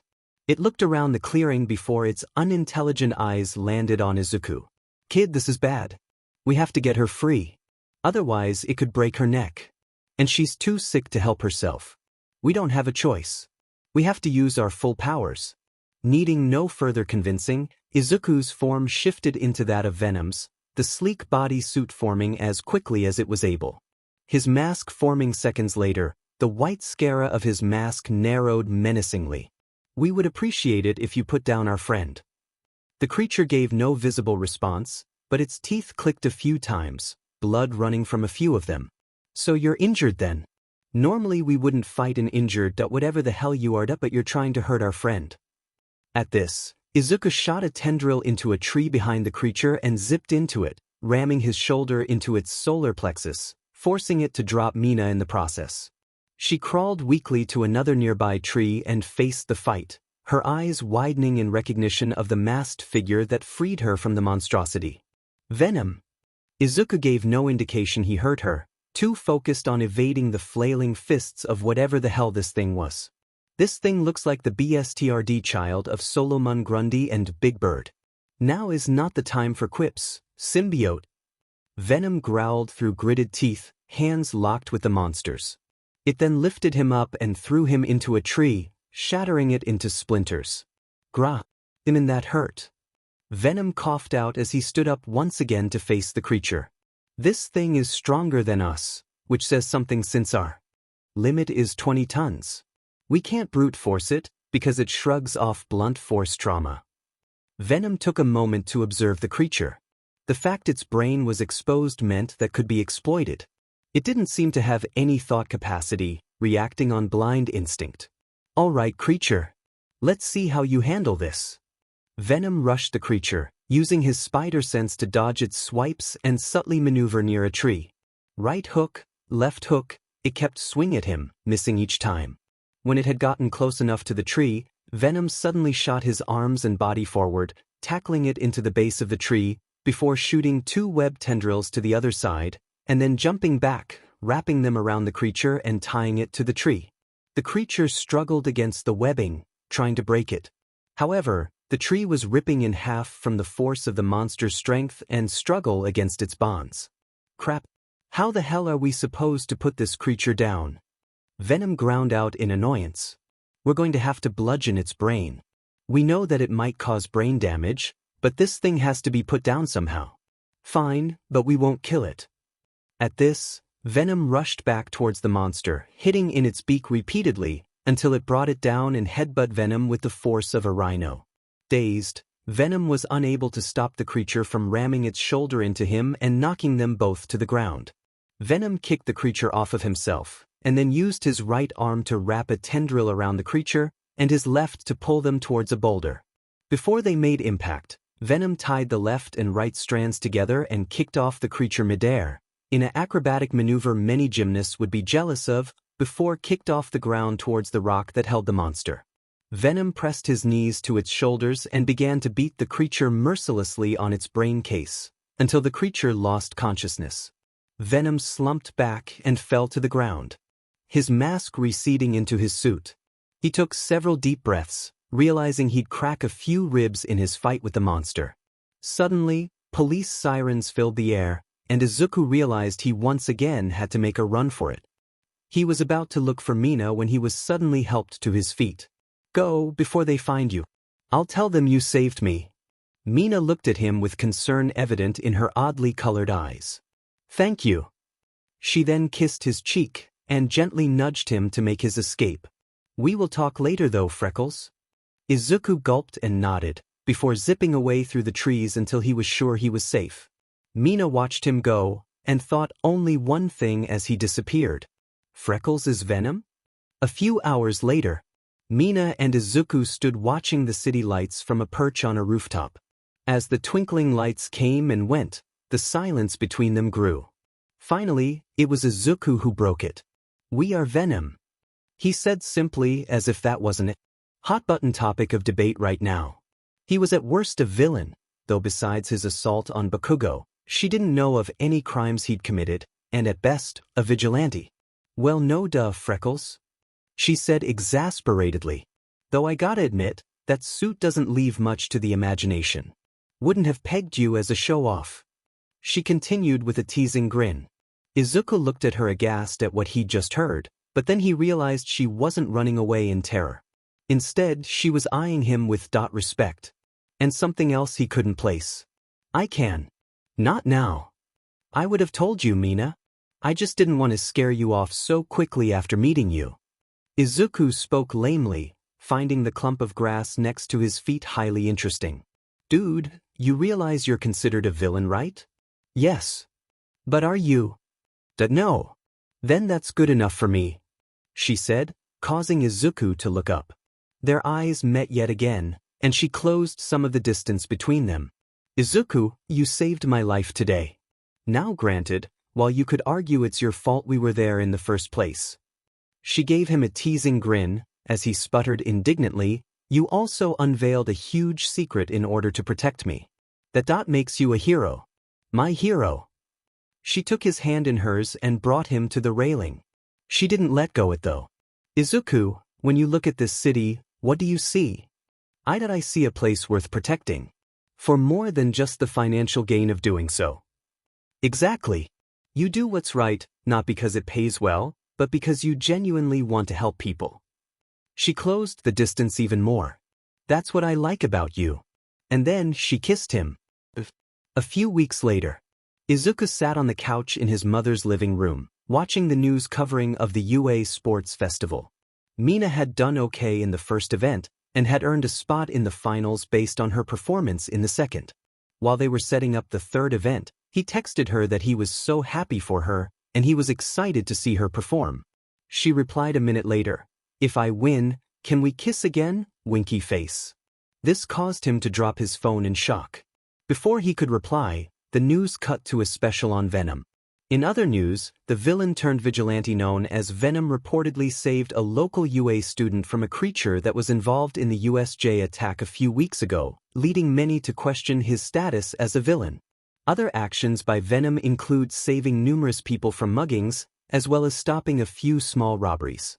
While the Superhero Ethics Committee and the police denounce his actions as unsafe and unethical. One officer had this to say: "What Venom is doing sounds great on paper, but he's also a lone wolf, meaning he doesn't answer to anyone. While he's not getting paid, that also means the only thing he answers to is himself. That's a dangerous place to be." We now go live to one of our field reporters, who is interviewing citizens on their thoughts on Venom. The image shifts to a reporter standing beside a man with a disfigured face, his nose missing. He had dreadlocks, a red scarf, and a rather pointy chin. "Sir, you said that you support what Venom does. Why is this?" "Venom is a true hero, much like All Might. He does his work not because it is profitable, but because it is the righteous path. He is not like these gaudy pretenders who are no different than mercenaries enforcing the law for financial gain. Venom, if you are hearing this, I want you to know that I, too, will carry on this path." The man stopped speaking and walked away, causing the news to shift its feedback to the studio. Fascinating stuff there. It appears we took more time than we though, and now we have moved on to the second find of the UA Sports Festival Finals. We have a Hitoshi Shinso versus Nito Monoma. As Izuku watched the fight, he heard how Shinso talked about his quirk, and how everyone saw it as villainous. "He's like me," he thought, eyes glued to the television. Monoma kept rushing him, trying to touch him for some reason that the announcers hadn't seen fit to explain. Shinsu's quirk was called brainwashing, and apparently allowed him to control people based on responses to his questions. However, the fight was over when Shinso made a comment about Class 1A being superior, causing Monoma to freak out and scream about how overrated they are. This led him to become brainwashed, and Shinso made him cartwheel out of the ring. Indeed, the boy is a kindred spirit. I think we should seek him out. While having Ishido as an ally will undoubtedly be helpful, By helping Shinso, you add a versatile quirk into your group's arsenal. So we're a group now? Not quite. But if you're anything like Peter, which you definitely are, you're going to end up with a team of heroes. And kid, trust me, you want that guy in your corner. I understand. We can approach him soon. Izuku had spent the past week observing Hitoshi Shinso and trying to learn his schedule. Venom insisted it would be good practice for when he had to tail criminals, as well as sharpen his situational awareness. He made sure he only kept his partial suit active, consisting of his facial half mask, gloves, and his boots. This allowed him to traverse the rooftops and follow Shinso while remaining largely unnoticed. Currently, Shinso was walking with a girl with pink dreadlocks, who was fiddling with a helmet of some kind and pointing at Shinso. He asked her something and she replied, before she stiffened and started dancing like a chicken for a moment, before she looked around, took the helmet off, and then began writing things in a notebook frantically. Izuku assumed she was creating some kind of helmet that suppressed Shinso's powers, but had failed. Shinso laughed a bit, patted her on the shoulder, and then walked away. He kept on walking until he walked into a dark alleyway, which led Izuku to suspect something was up. Shinso then looked in his direction and called out, "You can come out now. You've been following me for about a week now, so why don't you come down and talk me, instead of stalking me?" Crap, how did he notice us? Izuku wondered frantically. Given the nature of his quirk, he's got to be extremely observant and aware of his surroundings. Otherwise, he wouldn't be able to use his quirk as effectively. This just proves to me he's the right choice for our group. Izuku sighed, and then dropped down in front of Shinso, carefully ensuring Shinso was the one closest to the mouth of the alley, to subtly hint that he wasn't here to hurt him. Izuku then pulled out a sketchpad and a pen. "Well, that answers a couple questions I had, namely whether you were here to hurt me and whether you had knowledge of my quirk." "Interesting," Shinso commented dryly, making an effort to seem bored with the interaction. Izuku nodded, and quickly wrote down and turned the pad towards Shinso. "I'm not here to hurt you." Shinso raised an eyebrow at this. "I figured, otherwise you'd be a pretty shitty assassin, seeing as you gave me the quick escape route." Izuku sighed, and once again wrote out his response. "I realized this could be taken as a hostile approach, but I wasn't sure how else to get in touch with you." Shinso tilted his head to the side before speaking again. "So if you aren't here to hurt me, then what are you here to do then? Here comes the hard part, kid. You have to convince him that joining you will help him be a hero." Izuku bit his lip, pondering what exactly to say. "If we speak to you verbally, can we trust you to not use your quirk? That's risky. Very risky. But it might be the push you need to build his trust." Whatever Shinso was expecting, that certainly wasn't it. He eyed Izuku, as if measuring his own response. "You should know my quirk isn't completely under my conscious control. I can exert influence, sure, but anyone who talks to me has a minor risk for a degree of mind control. Most people can ignore the passive effects though, unless they're exceptionally stupid. I doubt that'll be the case with you. So yes, I promise to play nice if you will." Izuku smiled at Shinso and extended a hand towards him. "Izuku Midoriya. It's a pleasure to finally meet you, Hitoshi Shinso." "Izuku Midoriya. Why do I feel like I've heard that name somewhere before?" Shinso pondered aloud. Did a pink girl with horns happen to yell my name in front of you?" Shinso didn't activate his quirk, wanting to wait a bit. That explains it. You guys friends or something?" "Dating actually." "Nice. She seems energetic but kind." "She is. But we can talk more about pleasantries after we jump to the reason why we're here." "And why are we here, Izuku? Don't keep me in suspense." "We wanted to recruit you." Now, Shinso activated his quirk, exerting control. Izuku shot up straight. "Who are you really?" "Izuku Midoriya. Age: we are the hero known as Venom." Izuku spoke in a monotone manner. Internally, he was freaking out and practically screaming. "Venom, he has total control." "I'm working on it, kid. Why did you really come here?" "We told you the truth. We wish to recruit you." "And what are you trying to recruit me for, exactly?" Izuku began to struggle now, cutting himself off in mid-speech. "Turn yourself into the nearest police station." Don't hurt anyone on the way there, and don't use your powers to get there. Izuku started to step forward, before he fell to the ground, convulsing. Shinso saw this and took a step back. We want to be heroes too. Shinso's eyes widened in shock, releasing his control during his lapse in concentration. Izuku rushed Shinso and covered Shinso's mouth with his hand. Please just hear us out. If you still wish to turn us in, we will submit willingly. Izuku took a deep breath, knowing what he had to say.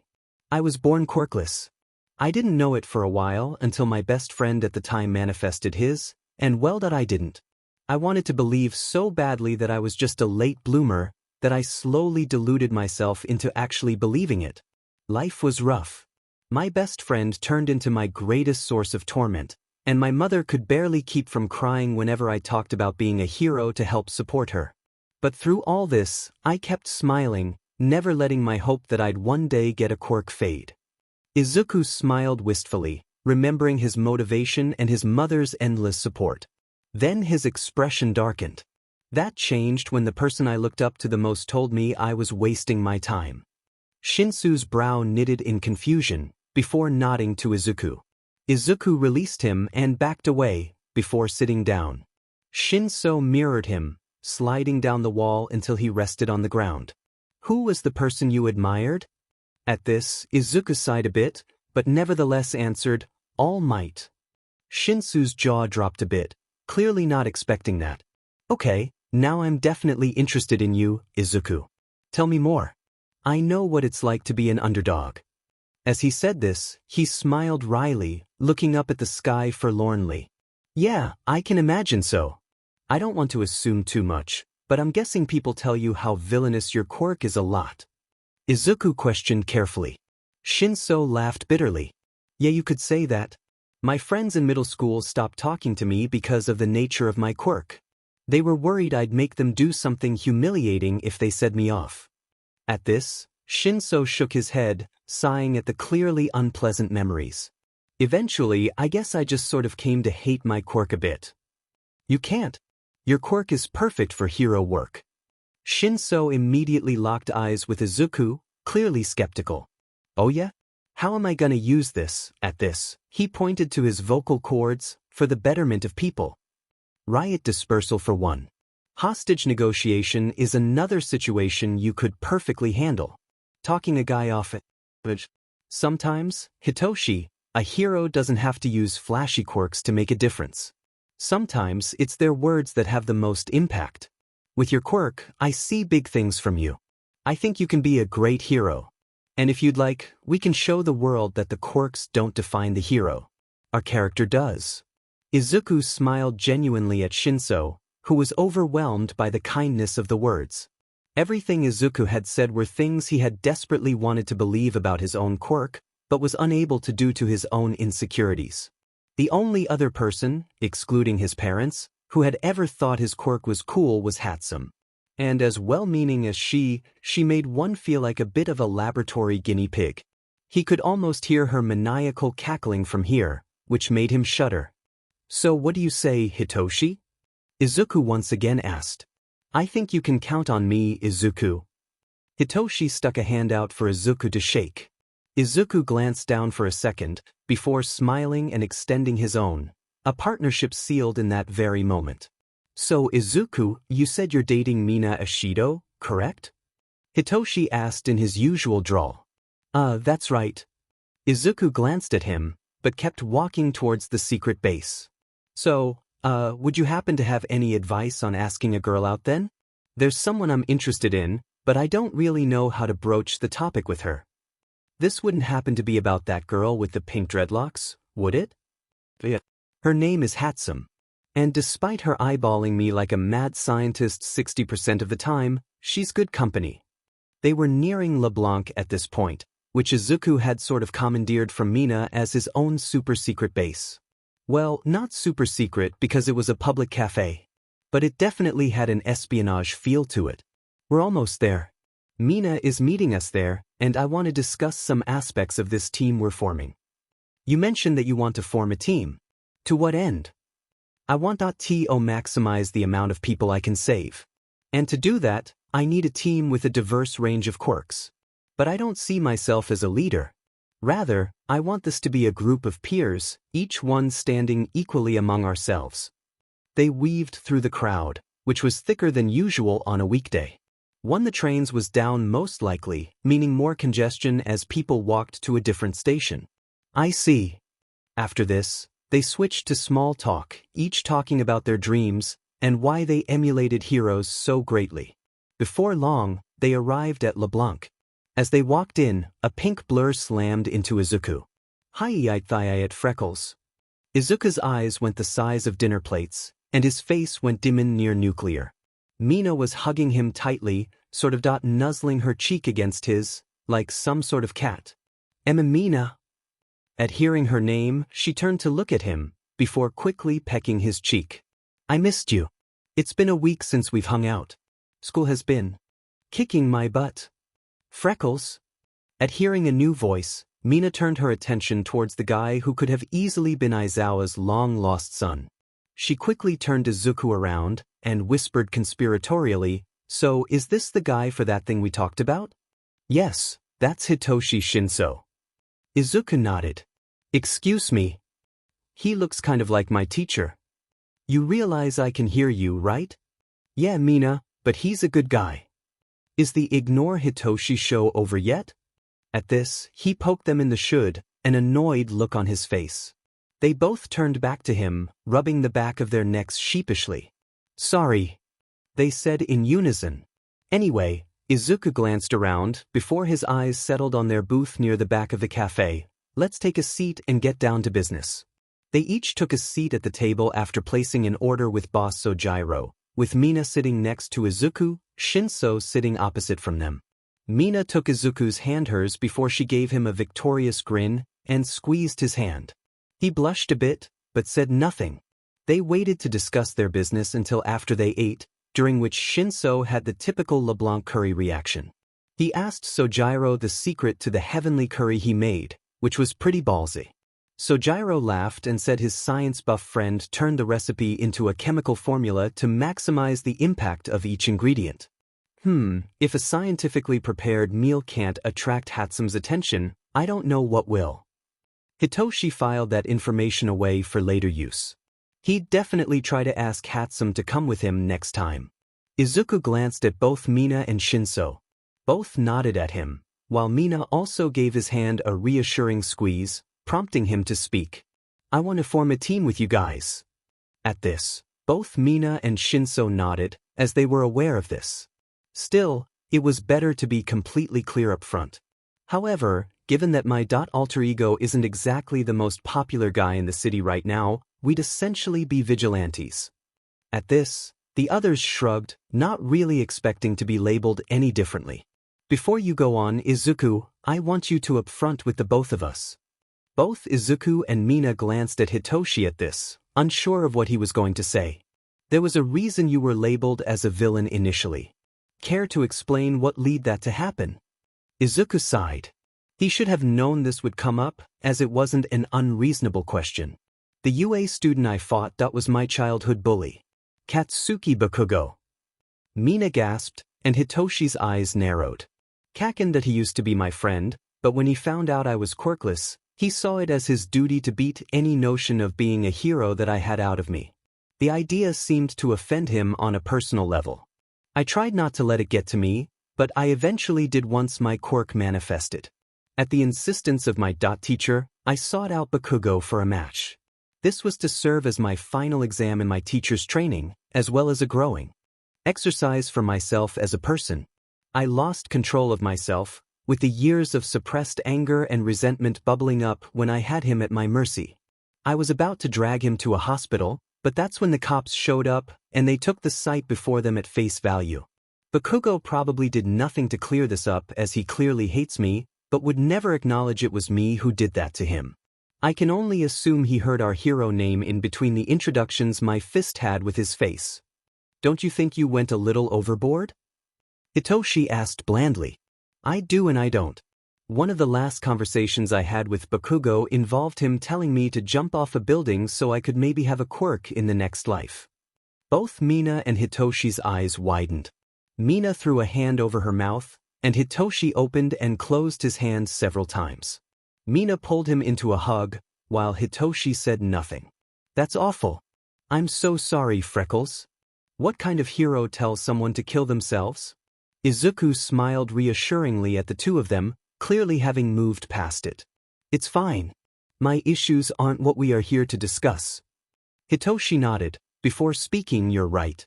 Tell us about your team idea. Izuku took a breath. This was it. Pro heroes don't seem like they know why they fight anymore. I'm not saying they're all bad, but take Endeavor for instance. There are some unsettling rumors about him, specifically as a father. Nothing confirmed, but he's the number 2 hero. That's concerning. I want to remind the hero industry why it exists in the first place. That its duty is to the people first, and not their sponsors. I agree with everything you just said, but as this team stands now, I don't think it will work. Izuku looked over at Hitoshi, gesturing him to speak his mind. First off, you're still considered a villain, at least at the moment. Secondly, I'm a nobody at the moment. Ashido isn't a known entity either. This means we have any lack of claim to legitimacy beyond our own claims to the contrary. And what do you call someone without credibility? A nutjob. Izuku sighed at this, which made Hitoshi chuckle. What's so funny, you did just say this was impossible. Mina pointed out. When did I ever say that? I just pointed out we need another member. And it just so happens I have 2 in mind. Who? Izuku said, asking the question on both their minds. Shuto Todoroki and Mei Hatsum. Hitoshi stated simply. Todoroki? At this, the gears in Izuku's head began spinning. Yes, Todoroki would be perfect. He had a powerful quirk, and as the son of Endeavor, the cops wouldn't be able to paint his actions in a bad light unless they really screwed up. Having Shuto also grants them a degree of legitimacy they wouldn't have currently, as he's the son of the number 2 hero. If nothing else, his presence alone could eventually prompt an olive branch from the Hero Ethics Committee and the police, if only to preserve Endeavor's reputation. Freckles? You're muttering. A lot. Mina's voice brought him out of his musings, causing him to look back up Hitoshi and Mina. He chuckled sheepishly. Sorry, that's just a thing I do. But you have a point, Hitoshi. Todoroki would give us the degree of validity we need to continue operating. That just leaves us with 2 problems. How do we convince him? And when do we do it? Mina coughed, signaling she wanted to jump in. Actually, I have some thoughts about that. See, hero internships start in 2 days. I know for a fact Todoroki is being forced to do it with his dad in Hosu. The gears in both Izuku's and Hitoshi's head began spinning, and they shared a glance. Hitoshi nodded. Then that's when we approach him. In 2 days at Hosu. Now what's the story about the Hatsum girl? At this, Hitoshi blushed slightly before he coughed. Mei is sort of driven by experimentation. All we have to tell her she can have her babies being field tested and she'd build us a DMN tank if we want it. But we'll need costumes and names. In your case, Mina, you can't use your hero name you gave in school. At this, Mina beamed. I actually saved the name I wanted and gave out something different when we chose names today. From this day forward, you can count on Alien Queen for backup. She winked at Izuku and threw up the peace sign. Hitoshi and Izuku sweat dropped at this, unsure of what the hell they could say to that. Please tell me you didn't use the name I think you did, Mina. Oh, I absolutely did. Pinky is officially a registered hero name. How does it feel to know you created a hero, kid? At least her name isn't something stupid like Dog Welder. Izuku ignored Venom and looked at Hitoshi expectantly. He just shrugged. The only name I was able to even halfway like was Brainjacker. And even then, it sounds kind of sinister. Mina tapped her chin for a moment. How about Hive Mind? The 3 of them blinked.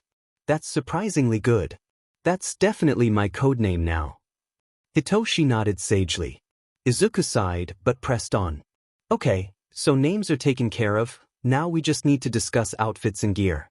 I'm set, as my quirk naturally handles that.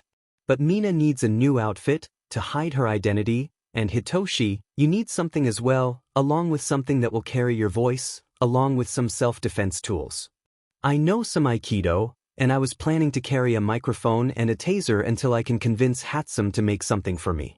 I'll ask her to make something for Mina as well next time I see her. Mina nodded. I was actually wanted to make some changes. Maybe some body armor, and something to store my acid in like Bakugo does with his sweat. It'd put less strain on me in bad situations. Leave it to me. I'm pretty good at convincing people. They looked at Hitoshi in horror. What? I don't even need my power. Just say, I need gadgets and HitoMei will practically make anything you ask her to. Neither Izuku or Mina were sure how to respond, so they just nodded, and resuming drinking their tea. Suddenly, Izuku sat up. Remember something. Guys, we don't have a team name. Is that really important? Hitoshi drawled in a bored manner. Yeah, Izuku, isn't it more important that our actions matter? Mina questioned. It is. We need to say who we are and what we are about. I have a name idea, but I'm going to wait until we have Todoroki and HitoMei on board before we release our manifesto. Izuku spoke calmly, excitement slowly building in him. Things would soon pick up. In the UA principal office. So All Might, you see my point, yes? Nedzu spoke, fingers clasped in front of him. Given the unnatural acceleration of the loss of your powers, and the frightening nature of all-for-one's threat, we need to take drastic measures. Perhaps young Bakugo is the answer to that. After all, how does one respond to an unstoppable force? By responding with an equally unstoppable force. I get your point, Headmaster, but I'm worried about him trying something he can't handle. The symbol of peace responded worriedly. I know, Yagi. This isn't ideal. Think of it as a trial basis. Bakugo, for all his bluster, respects you. If you told him that you changed your mind and wanted a different successor, he would accept that. Not happily, mind you, but he'd accept it. At this, Yagi sighed. Fine. I'll talk to him. But this Mirio kid interests me. If Bakugo doesn't pan out, I think he'd a good fit. Agreed. If nothing else, the addition of Bakugo's power into the pool of one for all is worth this test run, regardless of the outcome. Nedzu spoke candidly, sipping his tea. No matter how you look at it, Bakugo's power will play a role in the resolution of this conflict. Yagi nodded and got up to leave, then heading to the classroom where Bakugo was waiting. After explaining the idea, which relied heavily on appeals to Bakugo's pride, All Might rubbed the back of his head and spoke once more. So you understand what I'm telling you, young Bakugo. One for all is quirk passed down among generations. I'm going to be totally honest with you, Bakugo. I don't think you're the right choice for my successor, but I'm giving you the benefit of the doubt at the headmaster's request. You should have little issue using the power, as long as you don't try to use both one for all and your explosions at the same time. But on the off chance it's hard to manage, I'm going to have you train with my old mentor, Gran Torino. Whatever, old man. I'll master this quirk and make it my own. And then I'll show that Demon Deku I was better all along, if his idol chose me over him. I'm putting my faith in you, Bakugo. I reserve the right to take back this power should I become unsatisfied with your use of it. You will relinquish it to me, should I deem unworthy. You'd agreed, and I expect you to keep your word. Otherwise, I will make you give it back. I chose you based on your victory in the sports festival. I hope you won't disappoint me. The figure of All Might looked at his successor, but for some reason he couldn't help but feel he'd made the wrong choice. Chaos. Pure, unadulterated chaos. Fire and smoke permeated throughout the entire city. Oxygen became thinner. Screams of terror echoing in the night. This was supposed to be a peaceful city, not a DMN war zone. As Shinso cast his eyes to Shudo Todoroki, who looked out upon the damaged city, he couldn't help but wonder how things had snowballed this badly. Suddenly, a huge explosion ripped through the city a few blocks over. What the hell was that? A few hours earlier. Okay, Hitoshi. Today is the day. We have to get Todoroki on our side. He's the only shot at legitimacy that we have right now. But you cannot use your quirk except to help me get away, Shinso. After that, nothing explicitly. I want him to join us of his own volition. And turning him into a mind slave is not the way to do that. Izuku stood on a rooftop with Shinso, looking down at Shudo and his father, the flame hero Endeavor.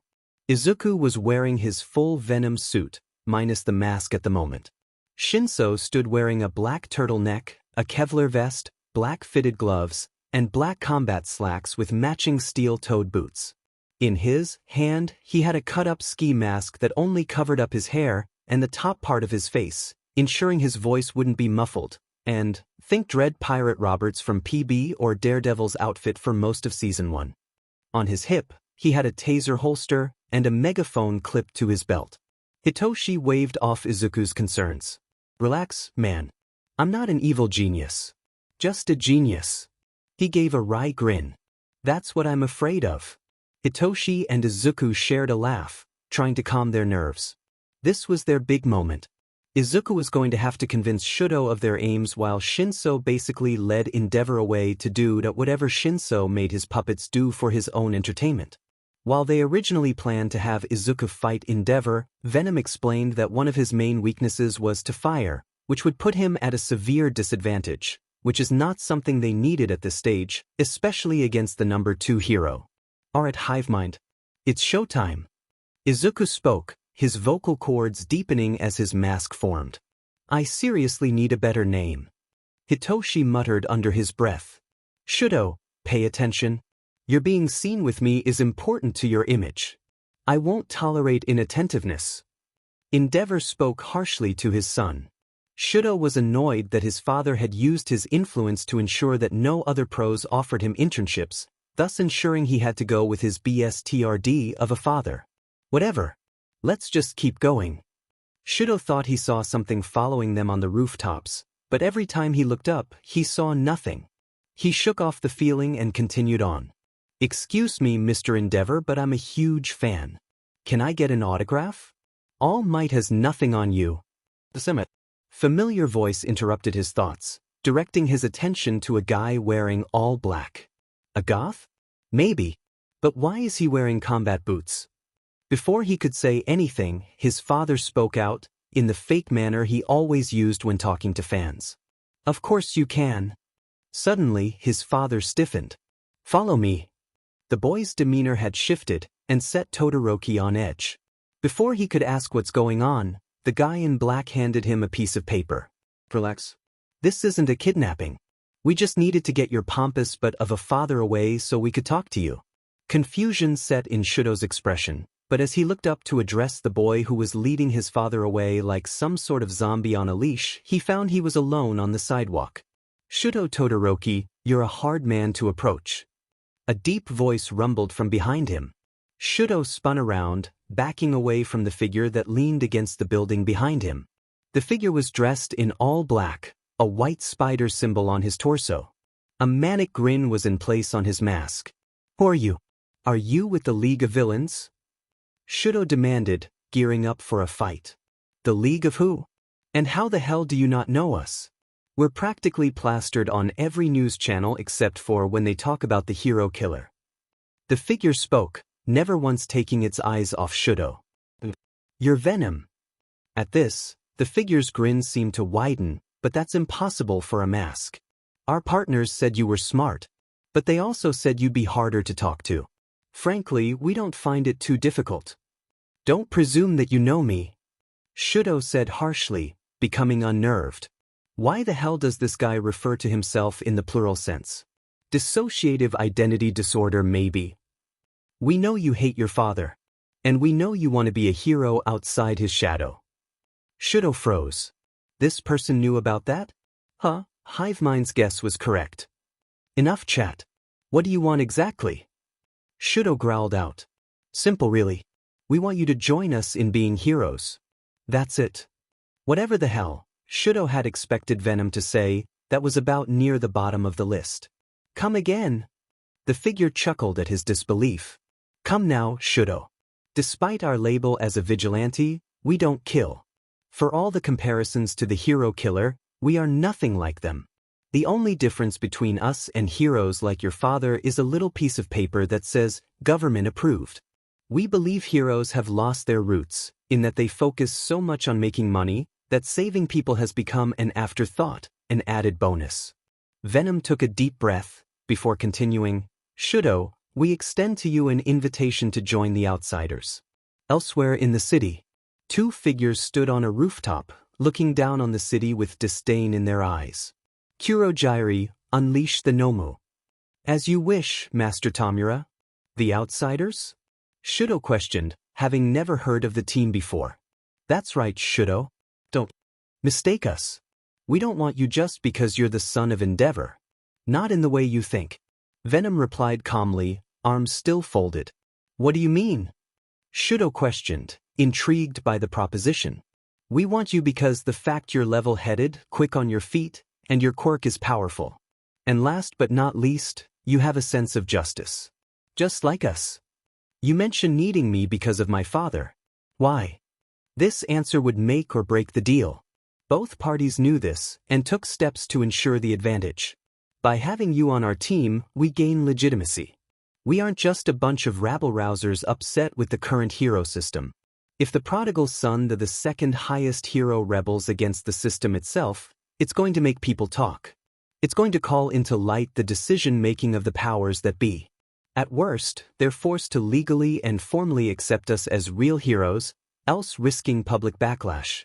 At best, we start a revolution in the field of heroes, and a return to the root of it all. Shudo was enraptured by the words of Venom. This was a man with vision, and a plan to achieve that vision. Shudo idly noted that Venom reminded him of All Might to a degree, with the way he spoke of justice. Before you decide, take a few days to think about it.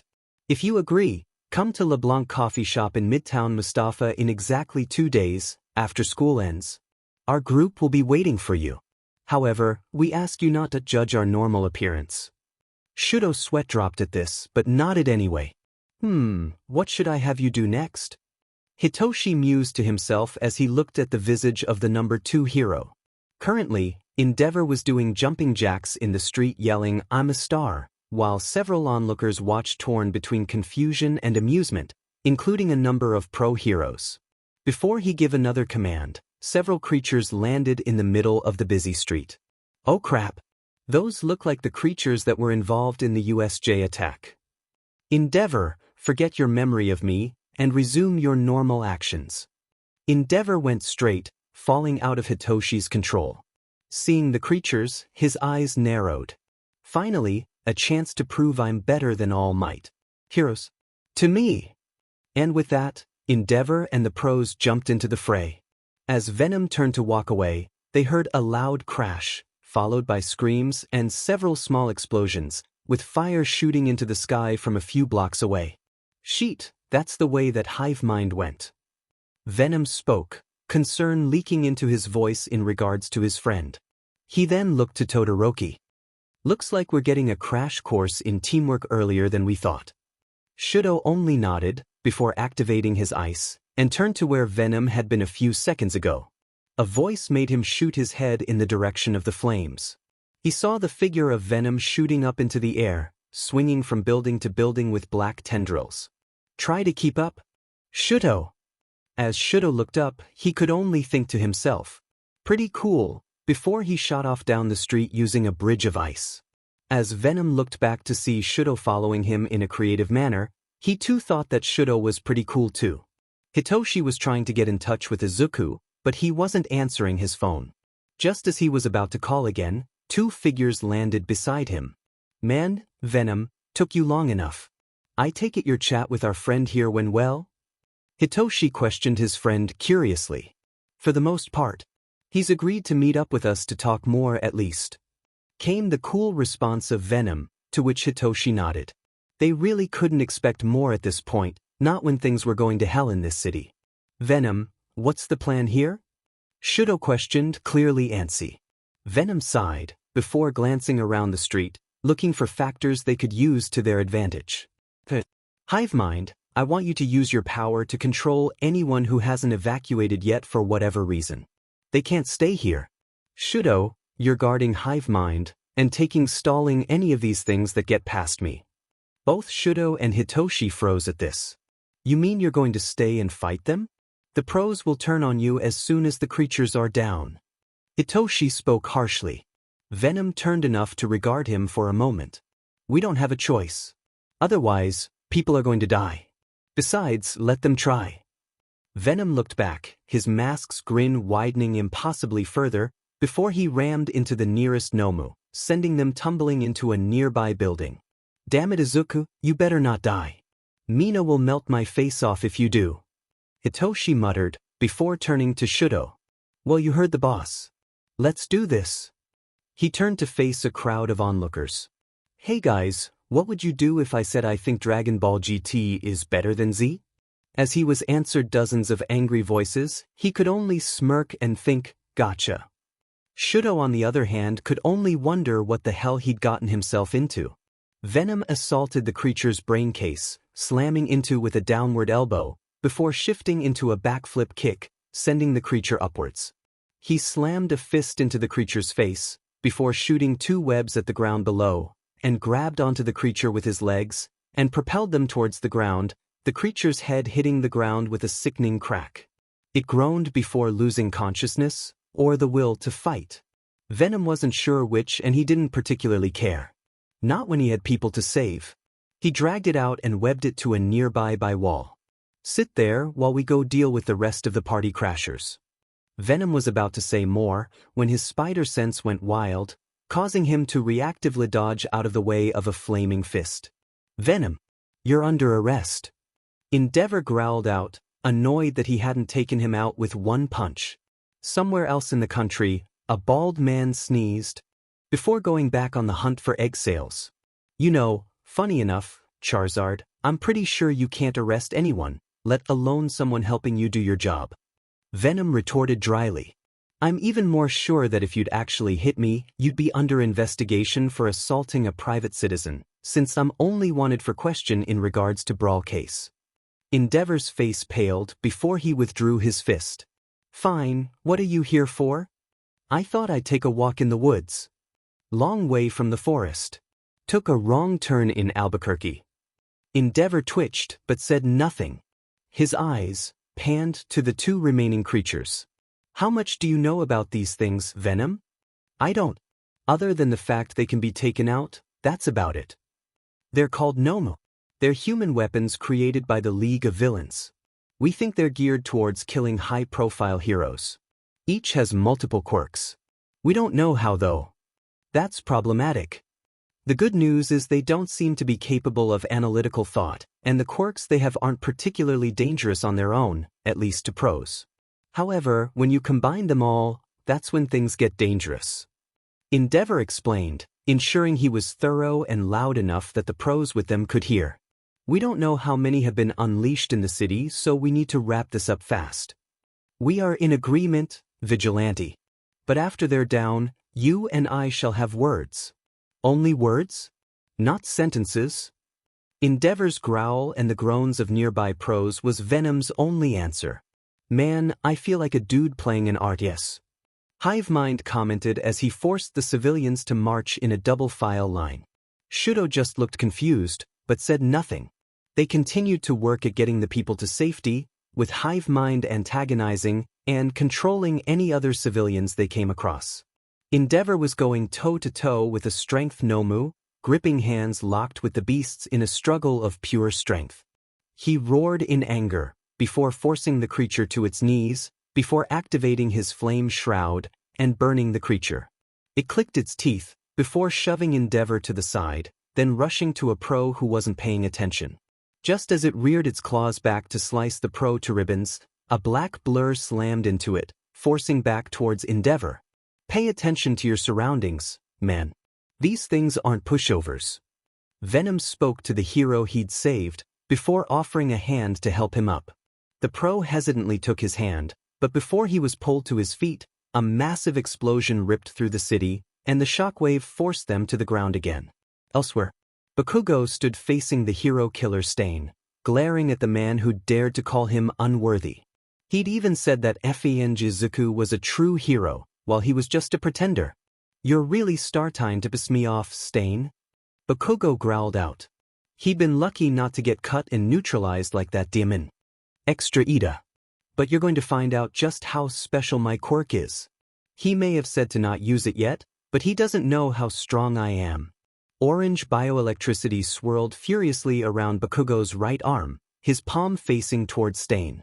Now die, trash. As the explosion went off, Bakugo noticed something wrong with the chain reaction, indescribable pain setting in his arm, making him scream, before everything went dark. What the hell was that? Was it the villains? One of the random pros asked to no one in particular. Focus, you fools. We cannot worry about that right now. Our focus is on the last of these creatures right now. Endeavor's tired voice snapped their attention onto the last Nomu standing, which was currently fighting Venom. Can't let that punk upstage me. Endeavor thought, before using flame expulsion form his shoulder blades to rocket him towards the Nomu. Stand there or get out of the way, Venom, I care not. But that creature is going down now. Supersonic Nova Punch. Flames coalesced around Endeavor's fist, before they slammed into the Nomu's stomach, rocketing it through several buildings until it settled in the rubble, unmoving.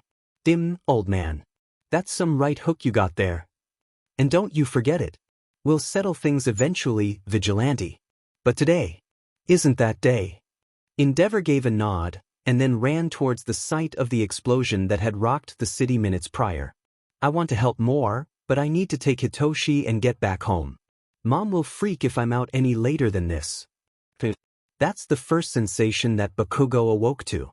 The first sight he saw was his mother sleeping in a chair, and All Might standing in the corner beside him. You're awake, young Bakugo? Came the symbol of peace's words, his voice betraying nothing. I suppose this is my fault. My gut told me you were not the person to entrust this power, but the headmaster ensured me that the sports festival was a worthy test of a successor. He ran a hand through his hair. I'll be frank, kid. I've decided that you should give me back one for all. You're too volatile, and you did exactly the one I told you not to. You combined one for all with your explosions. Do you have any idea what you've done? You killed the hero killer in the blast. You scarred young Ida's face. You blew off that pro's leg. As of now, you're on probation within UA until further notice. Bakugo tried to pull himself up with his right arm, only realized he couldn't feel his right arm. He looked over before he started panicking. Where is it? All Might couldn't look at Bakugo, unable to stomach the panic seeping across his features. Bakugo screamed, frantically, where the F is my arm? How could you do this to me? As he began to thrash in his bed, he yanked out a few hairs and threw them in All Might's face. Take back your F quirk. Izuku was waiting in LeBlanc for the rest of the group to show up. He took a moment to glance around the shop since he had nothing better to do. The shop itself as kind of empty, which was kind of the typical occurrence. Come to think of it, besides a few regulars like Mina and a few others, he couldn't remember ever seeing it super crowded. He idly wondered how Sojiro stayed in business. Speak of Sojiro, he'd run to his house for a second to check on something, so Izuku was the only one in the store at the moment. He turned his thoughts back to the outsider's first meeting with a prospective member. He wasn't completely sure if Shudo would show up, despite their slight bonding under fire. He was so wrapped up in his thoughts, that when someone blew in his left ear, he spazzed out and fell under the table. He then heard Mina's familiar cackling as she knelt down to check on him. She tried speaking between rasps of laughter. Mina laughed melodiously. I'm sorry, Izuku, I couldn't help it. I waved my hand in front of you 4 times, and said your name at least 8. So I decided to take drastic measures. She got you good, kid. I'm kind of jealous she made you spill. Maybe I should make efforts to mess with you too? Please don't. She's already sending me towards a heart attack. You're here early, Mina. Her face darkened, as if remembering something unpleasant. Izuku, there's something you should know. It's about Bakugo. And something he did. She said, fidgeting. Did he touch you? The pause. Izuku bit his lip nervously and stammered. You unwillingly, of course. Looking away, not wanting to make eye contact. Because I'll web him to a wall somewhere if you want. Mina blinked, clearly not expecting him to be so insecure, but still wanting to protect her. It touched her heart, and made her want to reaffirm their relationship. Hey, don't get me wrong, I know you can take care of yourself.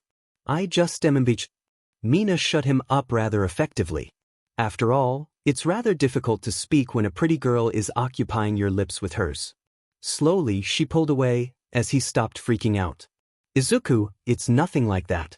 Though it's adorable that my boyfriend is so protective of me. BB boyfriend. Izuku was having a heart attack. Or a slide. Yeah, that's what this is. He'd had a slide, and this was one big brain bleed-induced hallucination. She flipped him in the nose. Bad Izuku. No mutters. She glared playfully at him before continuing. Yes, I said boyfriend. Because we've been dating for weeks, and I consider you such. She shifts into a very haughty and pompous British accent.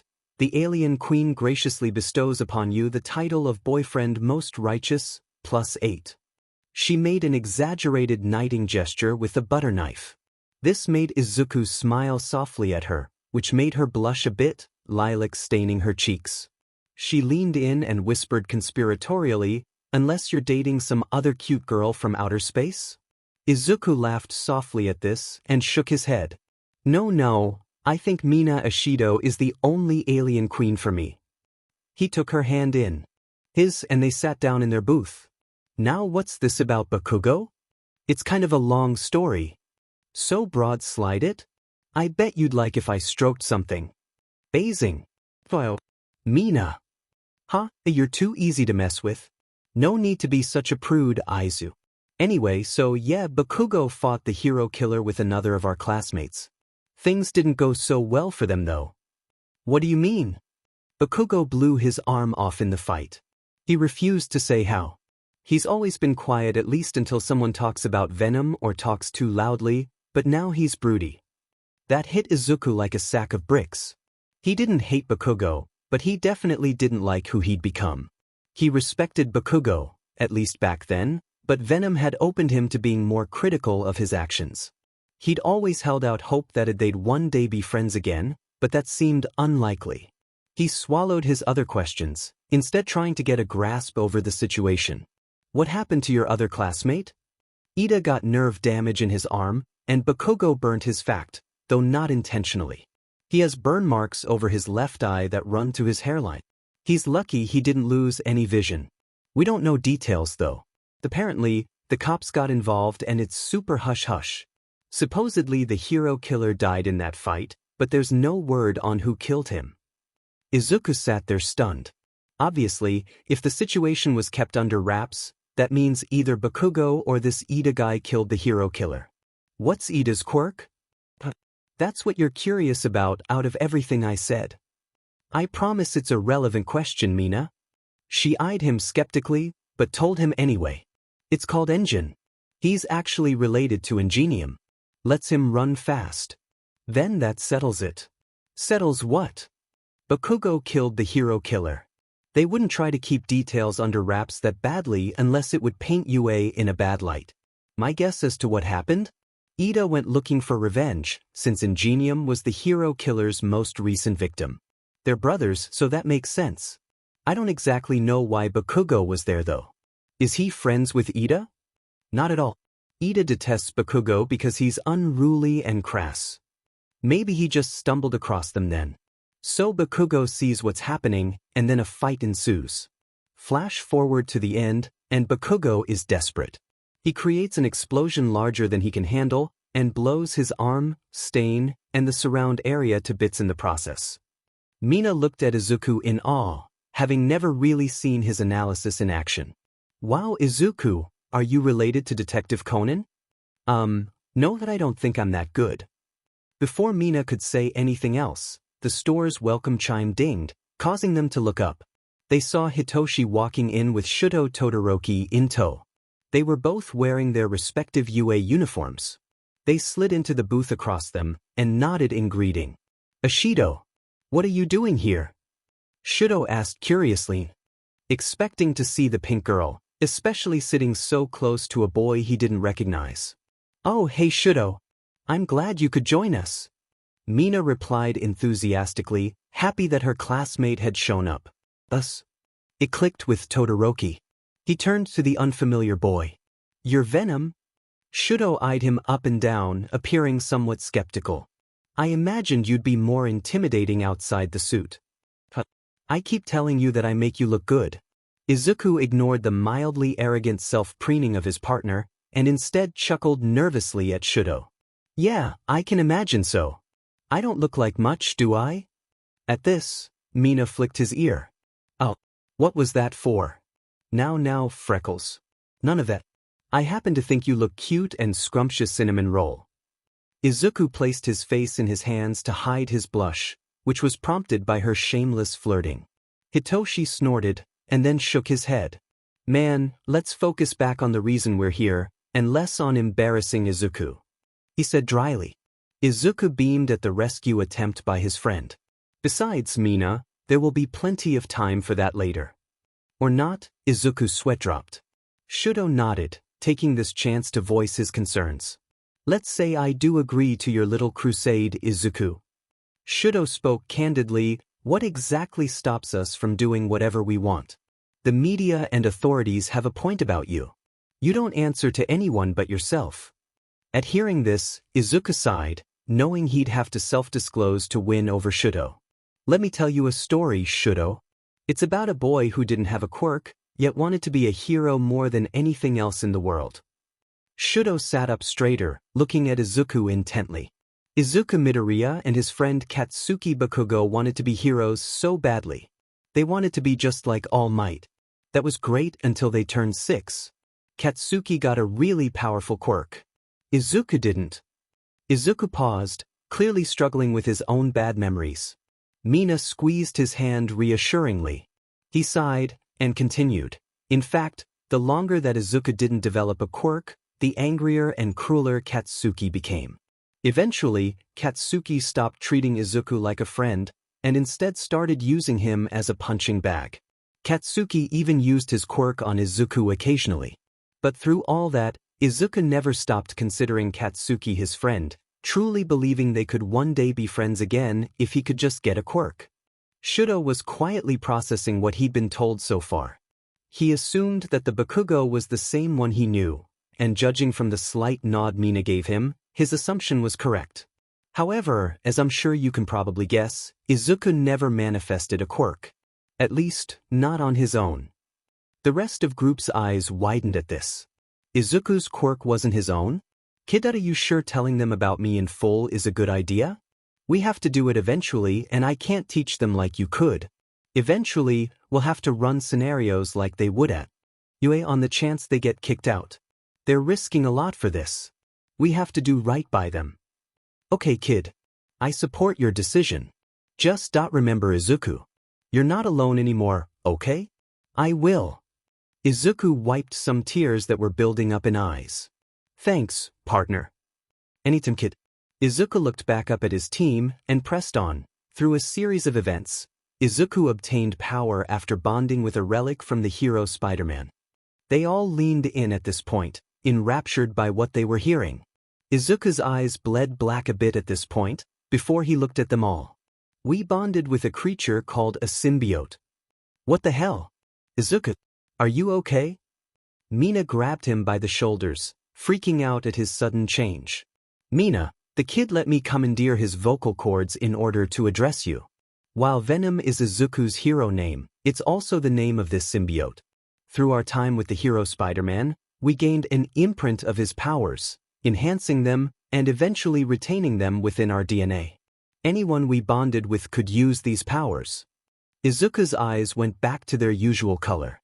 He blinked. I'll never get used to that. His friends looked at him like he was crazy. He ignored this and moved on. So yeah, I have a quirk, but it's not truly mine. At least, it wasn't. Shudo was looking at him intently now, something unreadable flashing in his eyes. As I used Venom's power more and more, I noticed a sort of bleed effect over time.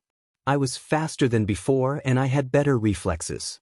I'm still much faster in the suit, but who can say if the bleed will continue?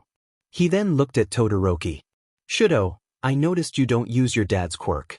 I don't know if that's related to your scar, but I can relate to identity issues with your power. After all, I have a 300-year-old creature in my head constantly comparing me to America's greatest hero in history, and every time I use my powers, I'm reminded even further that my power isn't quite my own. But at the end of the day, Your power is yours now. Your father may have given you half of your quirk, but he can't tell you how to use it. You can either ignore it and limit yourself to it, or you can make it your own and become a hero that is near unstoppable. At realizing how he sounded, Izuku frantically waved his hands in front of himself.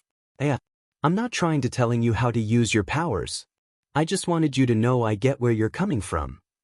Shudo thought about everything he'd just heard. From Izuku's backstory to his own struggle with his quirk. He wasn't sure he could just start using his father's, not at his full quirk so soon, but he would definitely try. And maybe it was time to visit his mom. Elsewhere, Katsuki Bakugo sat in his living room alone, working on schoolwork. It was a pain without his dominant arm. He'd refused the teacher's offer to transfer him out. He would be a hero one way or another. He didn't need both arms to prove that the rest of his stupid class were just deadweight extras. He'd show them he was the best even with missing an arm. As he struggled to write an answer to the problem on the paper, a surge of irritation flowed through him. Katsuki grit his teeth and used to having trouble writing the answers to his homework. The feeling of not being able to be in control was something he hated. Him in All Might and his quirk. And Deku. If Deku had never beaten him in the first place, he wouldn't have been desperate enough to take All Might's quirk to begin with. I don't need his stupid power. I'm the best, damn it. And I'll prove it no matter what. They say pride cometh before the fall, and Katsuki had further to fall still. Izuku, Mina, and Hitoshi were all looking at Shudo expectantly. This was the moment of truth. Were he joined them or not? They sat with bated breath, each second increasing the intensity of the atmosphere at the table. I'll do it. And just like that, the tense air was gone.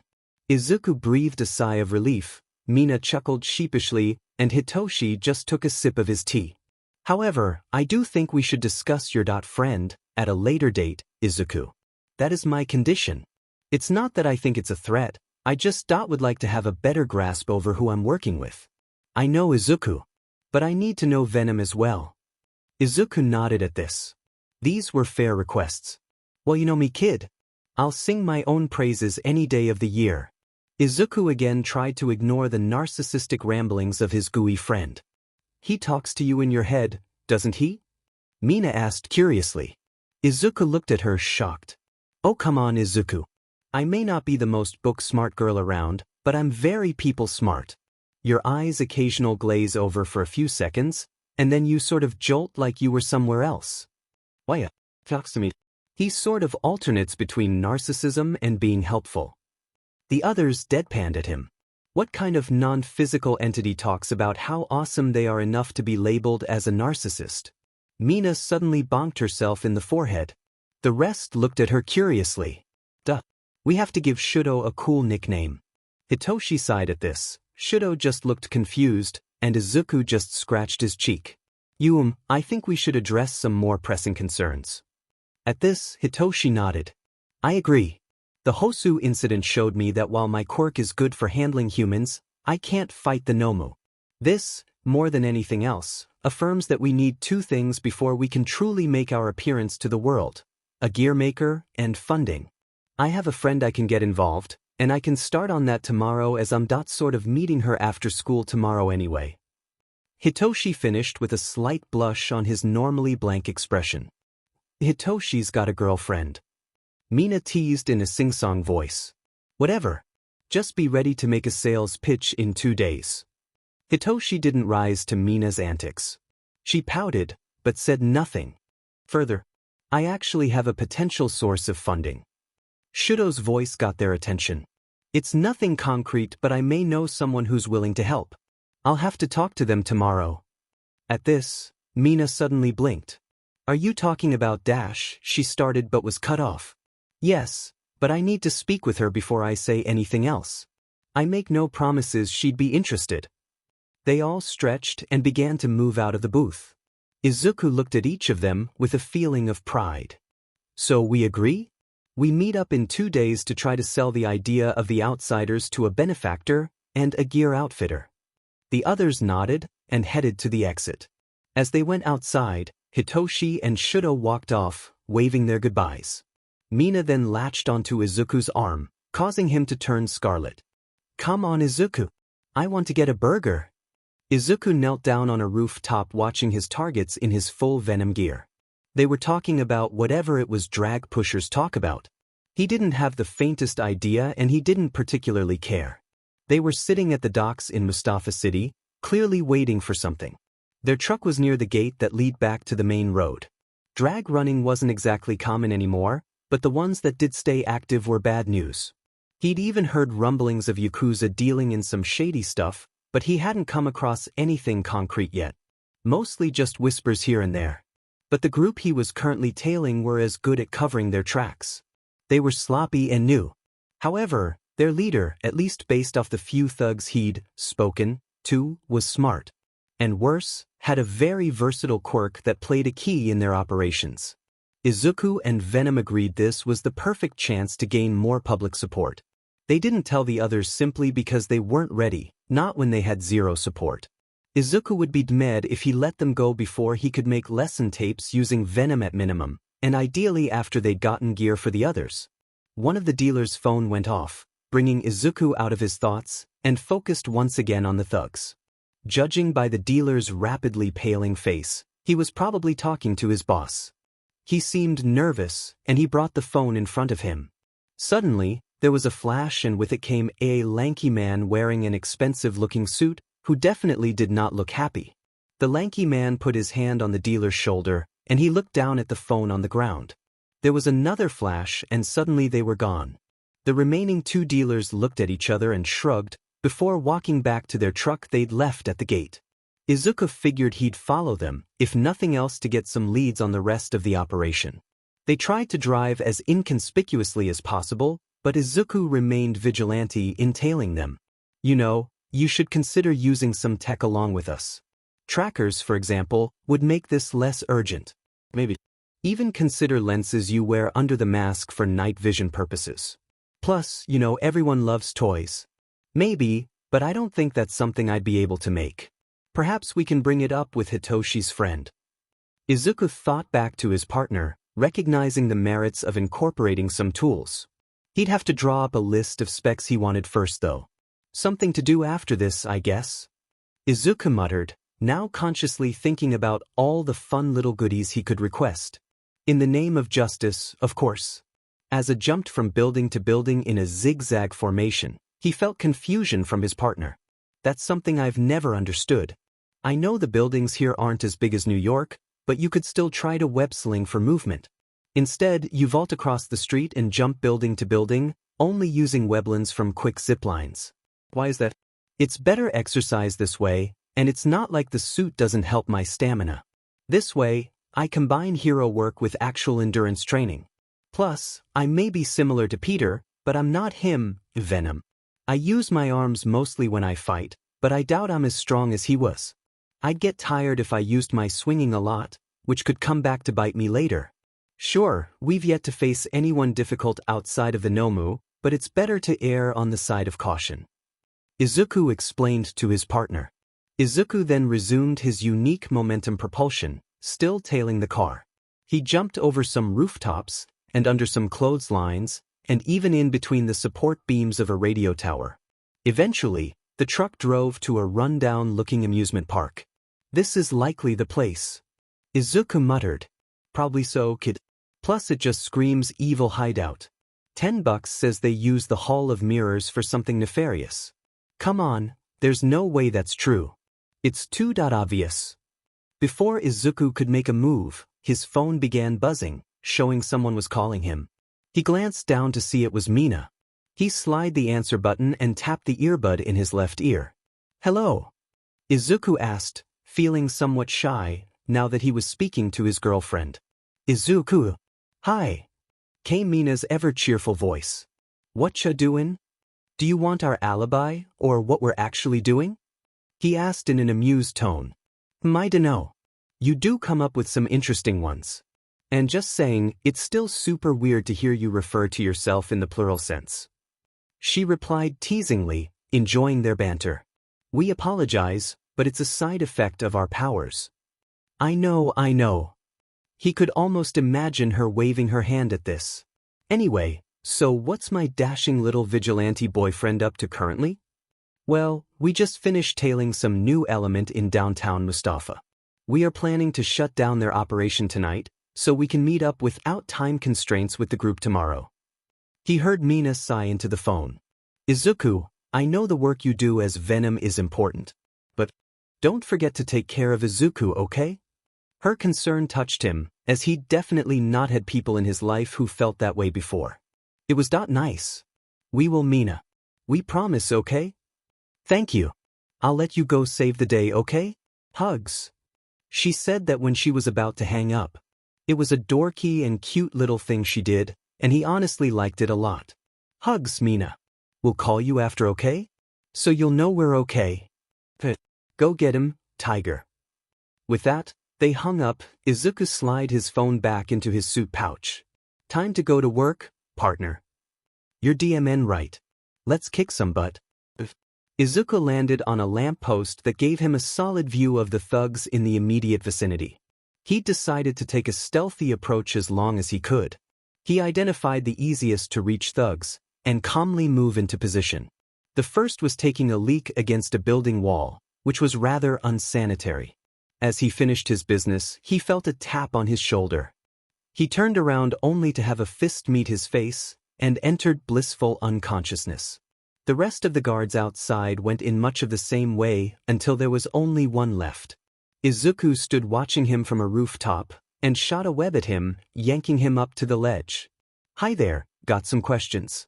See, we were in the neighborhood, and looking for directions to the pizza parlor, a cell phone retailer, and your boss's hideout.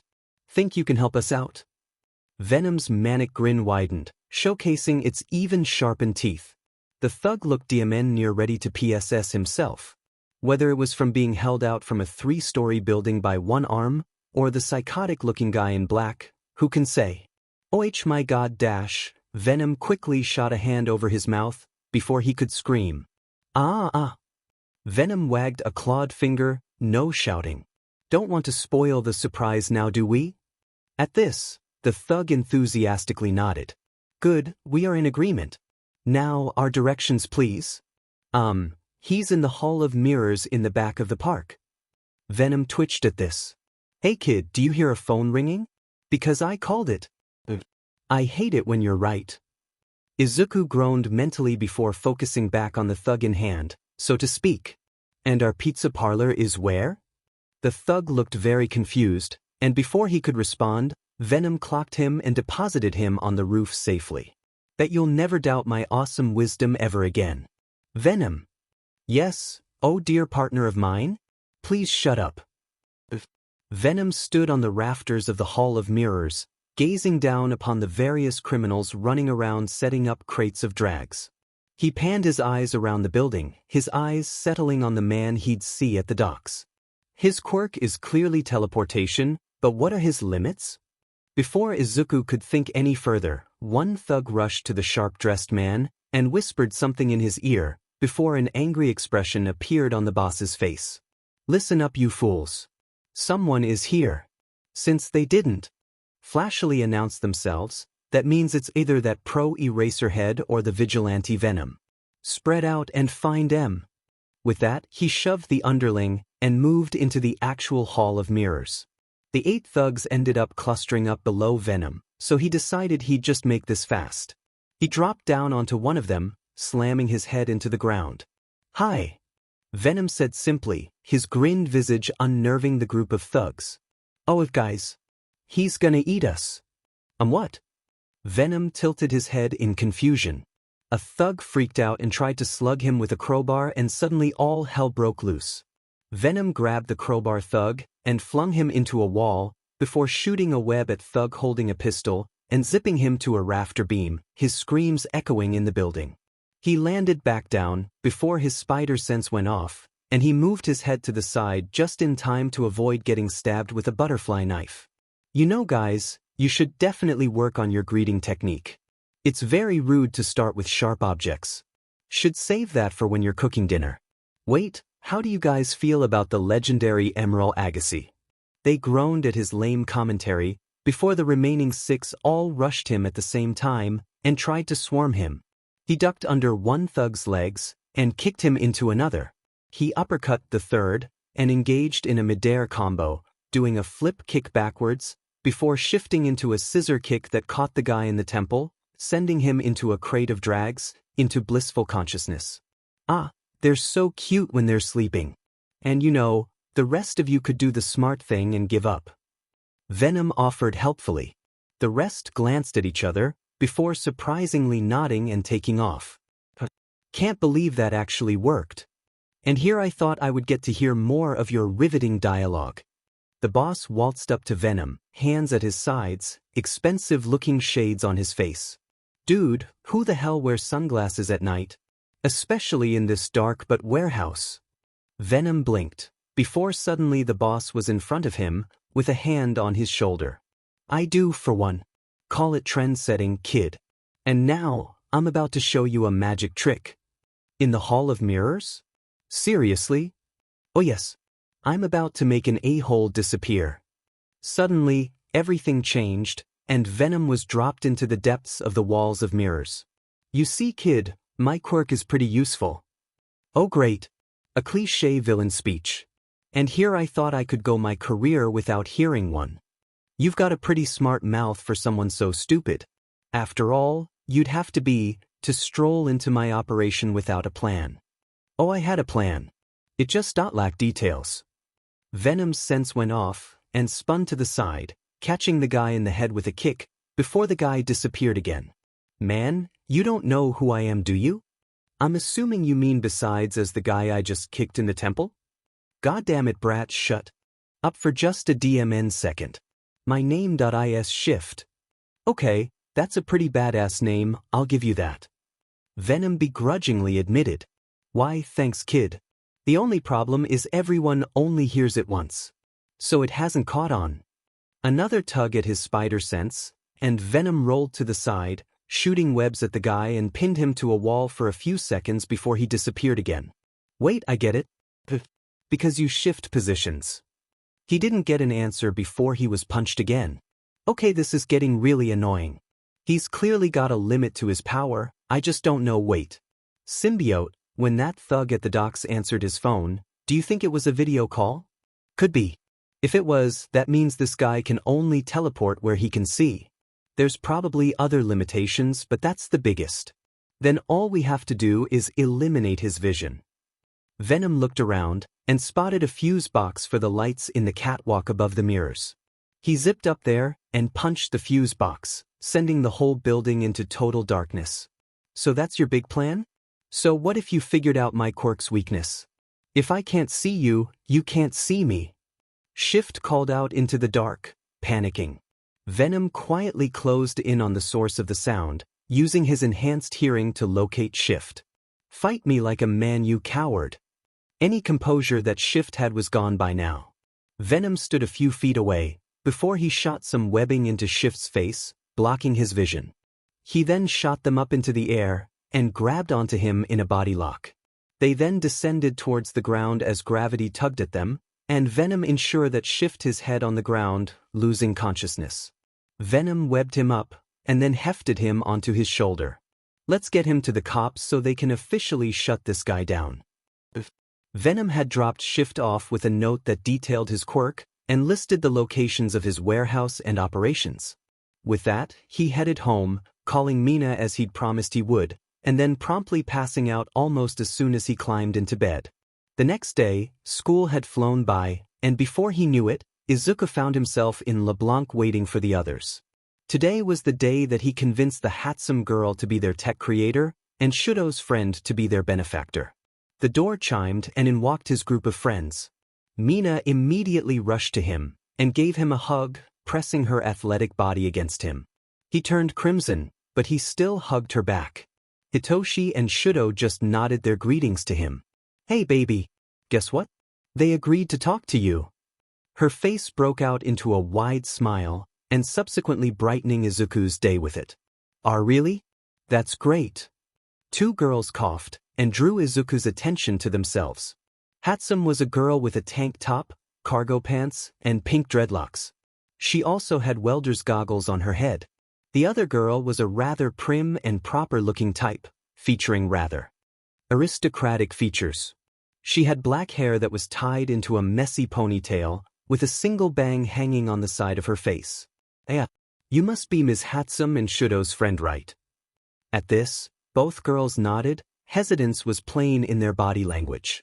Well, let's sit down and talk, okay? At this, they moved back to their usual table in the back. Mina sat snuggled into Izuku's left side, and Hitoshi sat to Izuku's right closest to the aisle. The unnamed girl, Shudo, and Hatsum moved across them, with Hatsum sitting across from Hitoshi. As Izuku opened his mouth to speak, the aristocrat girl cut him off. Before you begin, I want to clear some things up. To be completely transparent, you are the vigilante known as Venom, correct? At this, Izuku paused, deliberating internally before speaking. Do I tell them? I mean, I need to trust me, and if they weren't trustworthy, I doubt they'd be here. Yes, I'll be upfront, I am Venom, but I'm not the villain the media would lead you to think I am. Izuku spoke candidly, before nodding, allowing her to proceed. Momo coughed before resuming her point. I have questions. I know nothing of you, beyond your reportings on the news. Before I commit to any aid, which will be purely financial and occasional use of my quirk, I want to get an idea for you as a person and what you hope to accomplish. Izuku's eyes narrowed at this, prompting him to respond. How do I know you won't turn me in? I haven't hurt anyone. Well, besides criminals. And I don't even know your name. She nodded to him, recognizing his points. Very well, trust must be established first then. I am Momo Yaoyorozu. My quirk is creation, but I have to have a clear grasp of the composition of anything I make. My name is Izuku Midoriya. My quirk is arachnid, for the sake of simplicity. I am also the vigilante known as Venom. Now go ahead and ask your questions. I wish to know why you attacked Bakugo 3 months ago, and why you refused to get a hero's license. That's personal. However, I will say I didn't attack him. He agreed to fight me. I guess the cops just took his statement the wrong way, or something got lost in translation. Izuku sighed, but continued. As for why I don't get a license, it's simple. I can't. I'm technically wanted for acts of vigilantism, which would disbar me from applying traditionally. However, that's why I put together this group, in hopes of attaining legitimacy through righteous actions. Momo nodded, agreeing with this. I understand. One more question. Are you different from the hero killer in methodology? This was a fair question, as she would have no way of knowing the truth of how he operated. Yes, I am. I have not, and will never kill. I also don't fight heroes unless I have to, and even then, I typically just web them to a wall for a few minutes until I escape. As for what I want to do with this group, I want to show that heroes don't need to pay to do good, and that they don't need a prestigious pedigree and schooling to be excellent heroes. I want to show that anyone can be a hero with enough effort. This answer impressed Momo, as Shudo observed. Much like himself, she seemed enraptured by his talk of justice, and what it meant to be a true hero. Very well. I accept your request for funding. Now, keep in mind I can only provide a small amount of funds, which will come from my own allowance. My parents do not give me frivolous amounts of money, providing only a small amount of 1,000,000 yen a month. At this, everyone's jaws dropped, thinking along of the lines of, small? That said, I would be happy to assist your crusade in any way I can. So you may count on 500,000 yen of my allowance a month for support.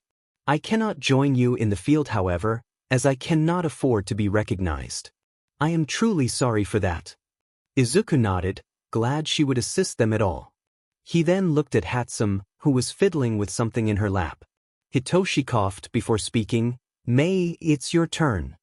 She jumped a bit, before she focused on Izuku. So you're Venom. Hitoshi here tells me you want me to make you some of my babies. At this, Izuku's and Mina's eyes widened. How shameless was this girl? Hitoshi coughed, before he interjected. When Mei says babies, she means her gadgets. Mei half-heartedly glared at Hitoshi, unhappy with his referral to her pride and joy as mere gadgets. How dare you? My babies are much more than mere gadgets. They are works of art. She was shouting by the end, causing the rest of them to sweat drop at her antics. Right? Izuku coughed, before he tried to get the conversation back on track. Yes, Mei, my team has strong members, but we need gear. I don't need much, due to how my quirk works, but my actions last night convinced me I could use a few helpful tools. Why should I? I don't really care that you're a vigilante or anything, but helping you could be problematic for me. Well, if you're outfitting us, we could field test your prototypes for you. Plus, you get practice for custom orders from pros when you get signed by a gear company, assuming you don't just make your own. Mei nodded at his logic, but still seemed unsure. I don't know. I don't know that I can trust you with my babies. They're very important to me. Hitoshi sighed, knowing what he needed to do. You know, mate, if you help us out, I'll help with your countermeasure project that neutralizes my quirk. At this her eyes widened, before she leaned over the table, her face getting close to Hitoshi's. Do you mean it, Hitoshi? Before I was worried you wouldn't want to. Hitoshi was blushing slightly, given the proximity of the girl he'd come to have a crush on. Why, sure. As long as you help us, I'll give you a hand. Mei nodded her head excitedly, and rubbed her hands together. Excellent. This is perfect. Ha. Her laugh was kind of evil, and Izuku briefly pondered the repercussions of this potentially Faustian bargain. Before anyone could voice their concerns, Mei resumed speaking. So what do you want exactly? Izuku shared a look with Mina, Hitoshi, and Shuto. He leaned forward and pulled out the list they'd come up with in their group chat the day before. Well, I need to add my ideas to the list, but those are probably fairly simple. For Shuto, we need a fireproof bodysuit and mask that help with temperature regulation, so he isn't recognized before he formally recognizes us. For Mina, she had the idea of arm gauntlets that she can pump acid into for later use, to reduce the strain of her quirk on her pores. She also wanted an airtight bodysuit with a built-in half mask, with protective chest plates and sci-fi-looking helmet. Hitoshi wanted something a little more protective than his vest and taser gloves. He also wanted some boots that would up his mobility as well as some infrared goggles for rescue ops. As for myself, I wanted some night vision lenses with tactical displays that I can link to my phone and headset. And maybe some tracker darts. As Mei looked over the list, she didn't seem that impressed. I thought you'd need something challenging. Don't get me wrong, I'll still make it. But I reserve the right to make babies for you guys to field test later. They all shared a look and nodded. We agree. So how long would this take you, Mei? Izuku asked, having been the spokesman. Well, I don't know, it could take me a while. I guess I could be finished by tomorrow? Mei tapped her finger on her chin, wheels already turning in her head. At this, everyone besides Hitoshi sort of looked at Mei in awe, clearly unused to such ruthless efficiency. Tomorrow? Came Izuku's rather poised response. More or less. Yours, though, I can have finished by tonight. You just want face-fitting lenses, right? Yeah, more or less. Okay, I'll start when I get home. I'll give them to Hitoshi so he can give them to you when they're done. Izuku and Hitoshi nodded at this, while Mina checked her watch.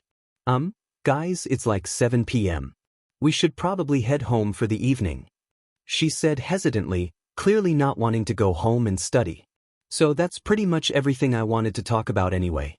Thanks for coming, guys, and welcome to the Outsiders. Izuku gave a soft smile and bid them farewell. Mina had remained glued to his side, as the others went their separate ways. She stopped walking and began fiddling with her skirt. Izuku noticed she'd stopped and turned to her, curious. Hey, Izuku? She spoke, uncharacteristically nervous. Yes, Mina? What's wrong? His voice conveyed his concern. He reached out a hand to hers. She blushed slightly before shaking her head. I wanted to ask you two things.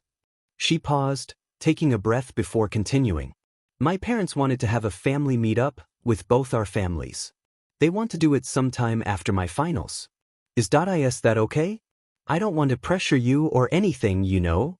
Izuku was confused for a moment, before he laughed. That's what you're worried about? Of course I'd agree to it.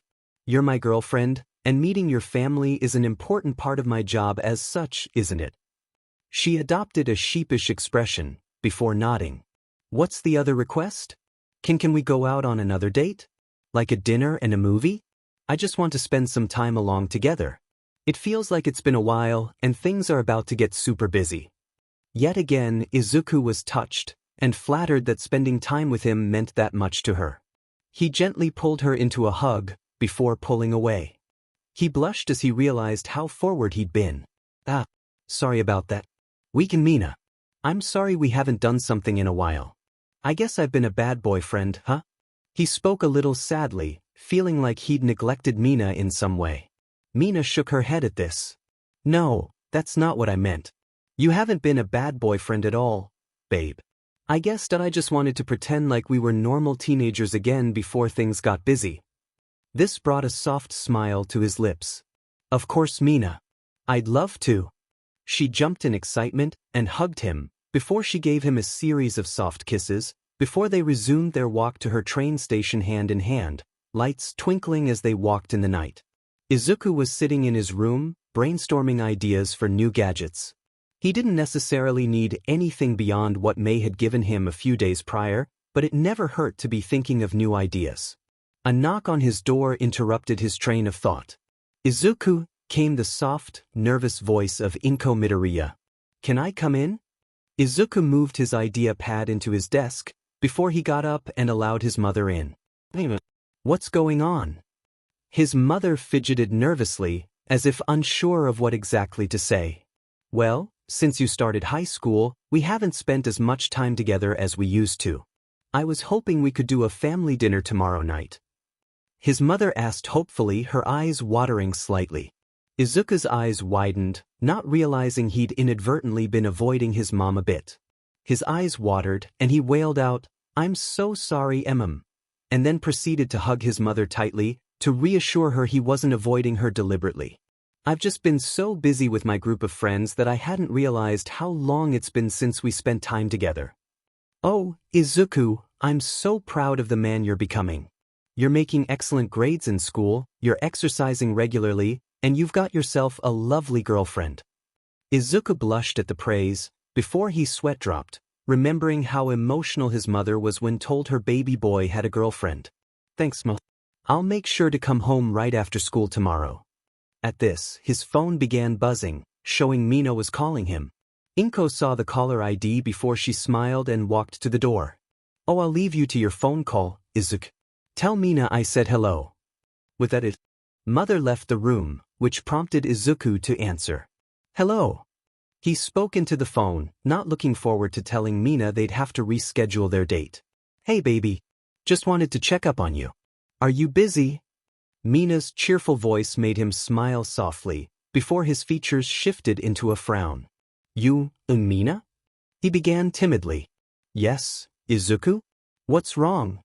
She replied, worry slipping into her voice. I kind of have to cancel our date. My mom asked if I could have a family dinner tomorrow, which made me realize how little time I've spent with her between my schoolwork and patrols. He rambled nervously, not wanting to upset his girlfriend.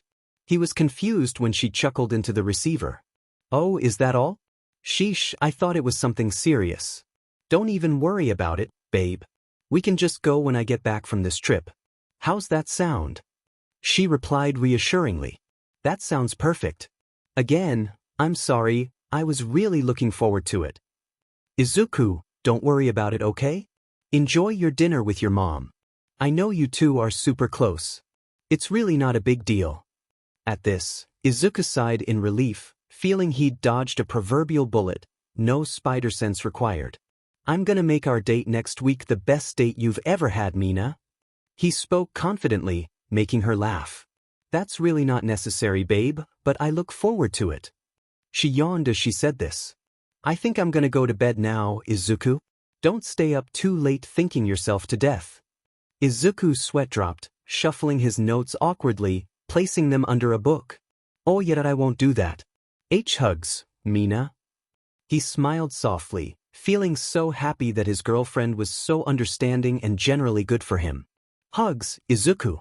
Sleep well. We can have a video call before the bus leaves on Monday, okay? Izuku leaned back in his chair, looking at his ceiling with a smile. Sounds good, Mina. Good night. Sleep well. Izuku spoke softly. I always do. Night. The connection cut and Izuku decided to go to bed early tonight, taking advantage of his day off to the fullest. Wednesday afternoon came, and Izuku had yet to hear from Mina, Shuto, or Momo since Monday. He didn't know why, but he had a sort of anxiety about that fact. He shook his head as he walked up to his school roof, wanting to talk to his partner about some ideas he'd had. As he walked up to the fence around the ledge, he stared at the city skyline. So, partner, I've been thinking about the costume and I'd like to make some changes to accommodate Mei's gear. Izuku thought to his friend, wanting to hear his feedback. Alright kid, just think about what you want to change to, and I'll make it happen. That's it. Izuku thought back incredulously. What? Were you expecting some sort of montage? Don't worry, I'll take care of it. Why does that sound ominous? Izuku shook his head, before imagining the costume he wanted.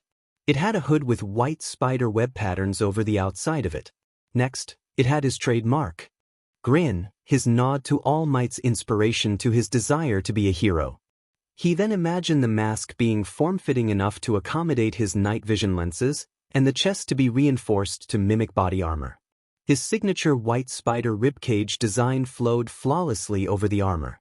His gloves had claws at the end for utility purposes, and he had forearm guards reinforced to block anything swing he couldn't dodge, but held a slot for his tracer dart launcher.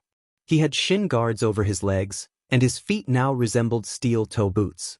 And think Agent Venom with the hood from Ben Reilly's Scarlet Spider Issue 1. He felt a wave of awe from his partner. Kid, I approve. That's pretty badass. Izuku was about to reply, when he felt phone go off. Shuto was calling him. Shuto? Shouldn't he still be at camp? He asked to no one in particular, as he moved his finger to answer. Izuku, you need to listen to me, and I need you to remain calm. Mina's in the hospital, along with the majority of our class. What? What happened? Izuku felt panic rising in him. It started on yesterday around evening. Shuto sat by himself, quietly eating a snack he'd brought with him to the training field. He glanced around the area he found himself in, waiting for Aizawa to return. Suddenly, a female voice rang out in his head. It was Mandalay of the Wild Pussycats, the superhero team that had been hired to assist the UA students' training. Everyone, please return to the lodge. We are under attack by the League of Villains. Do not engage them. I repeat, do not engage. And with that, the atmosphere took on a dark and foreboding tone, before the inevitable panic set in. Shuto looked around for Mina. He knew he didn't have to look out for her, but given they were eventually going to working together, he figured this would be a good time to start working on his teamwork. His brow knit in confusion when he didn't see her. Mina knelt down, angrily glaring at the blonde man in front of her, tears building at the corner of her eyes. He was giant of man, shirtless and extra muscle fibers swirling around his body. His right eye swirled with barely restrained psychopathy. His left eye was an artificial one, the tissue around it scarred. I don't know why you're glaring at me, girlie. All I did was reunite that kid with his parents. Honestly, you should be thanking me. Mina said nothing, angry tears beginning to fall. She got up to fight. She would make this heartless BSRD pay. Shuto searched frantically around the lodge. He was worried, anxiety gnawing at his gut. Where is she? Suddenly, he heard an anguished scream come from the direction he'd seen the young boy often slink off to. No one really ever bothered to follow him, figuring he wished to be alone. Shuto's face paled, before he rushed towards the scream, his ice sliding propelling him towards his destination with precision and speed. As he drew closer, the prevalent feeling of dread grew ever stronger. When he landed, his eyes widened in shock. Mina lay beaten on the ground in front of a looming figure, bleeding from her head, her horn. Wait, horn? She had two dash. Shuto felt sick to his stomach when he realized what this meant. Oh, another one? Maybe you'll put up more fight than the girlie here. Or that kid I killed. The man spoke almost jovially. The swirling feeling in Shuto's stomach intensified. He couldn't do anything for the boy, but he could save Mina. He owed that much to Izuku. Judging by the extra muscle fiber he's got, I'd probably take him down on my own. Right now, my best bet is immobilize him long enough with Ice Quirk to get away with Mina. Muscles have difficulty contracting in the cold. With that thought, Shudo set his plan in motion. Izuku rushed to the hospital where Mina and the rest of her class were at while they recovered. He landed in alley next to the hospital, before his Venom suit receded. He ran into the lobby, only faintly registering the cries of, "No running." As he entered, he overheard some screaming that had a sort of pathetic tone to it. He ignored it for the moment, looking for Shudo, who he spotted staring blankly at a vending machine. "Shudo!" He jumped a bit, before turning to face Izuku. "Shudo, are you okay?" Shudo sighed and recounted the exact events and occurrences. He explained how he'd saved Mina, but had inadvertently allowed the muscular villain to go on a rampage. Several students in Class 1A were injured by him. One student was apparently down to 5 arms. One had his tail broken in multiple places. Those 2 statements confused Izuku, but it wasn't his primary concern at the moment. Apparently, the League had kidnapped 2 students and one of their hosts, and injured a dozen others from the entire group of UA students. Izuku put a hand on Shudo's shoulder. He opened his mouth to speak, but it was Shudo who spoke first. "I feel like I failed them. I saved Mina, but at what cost?" Izuku tightened his grip on Shudo's shoulder, causing him to look at Izuku. "Shudo, you guys were outmatched and outgunned. Though I am confused as to why there are so many injuries. From the brief discussions I've had with Mina, it sounded like you guys had a lot of strong quirks." At this statement, Shudo's eyes darkened. "It doesn't matter how strong our quirks are if we aren't allowed to use them." Anger welled up in Izuku.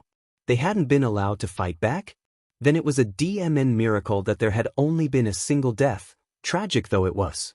This, more than anything, has led me to believe that professional heroism has lost its way, or at least, the way we train our future heroes.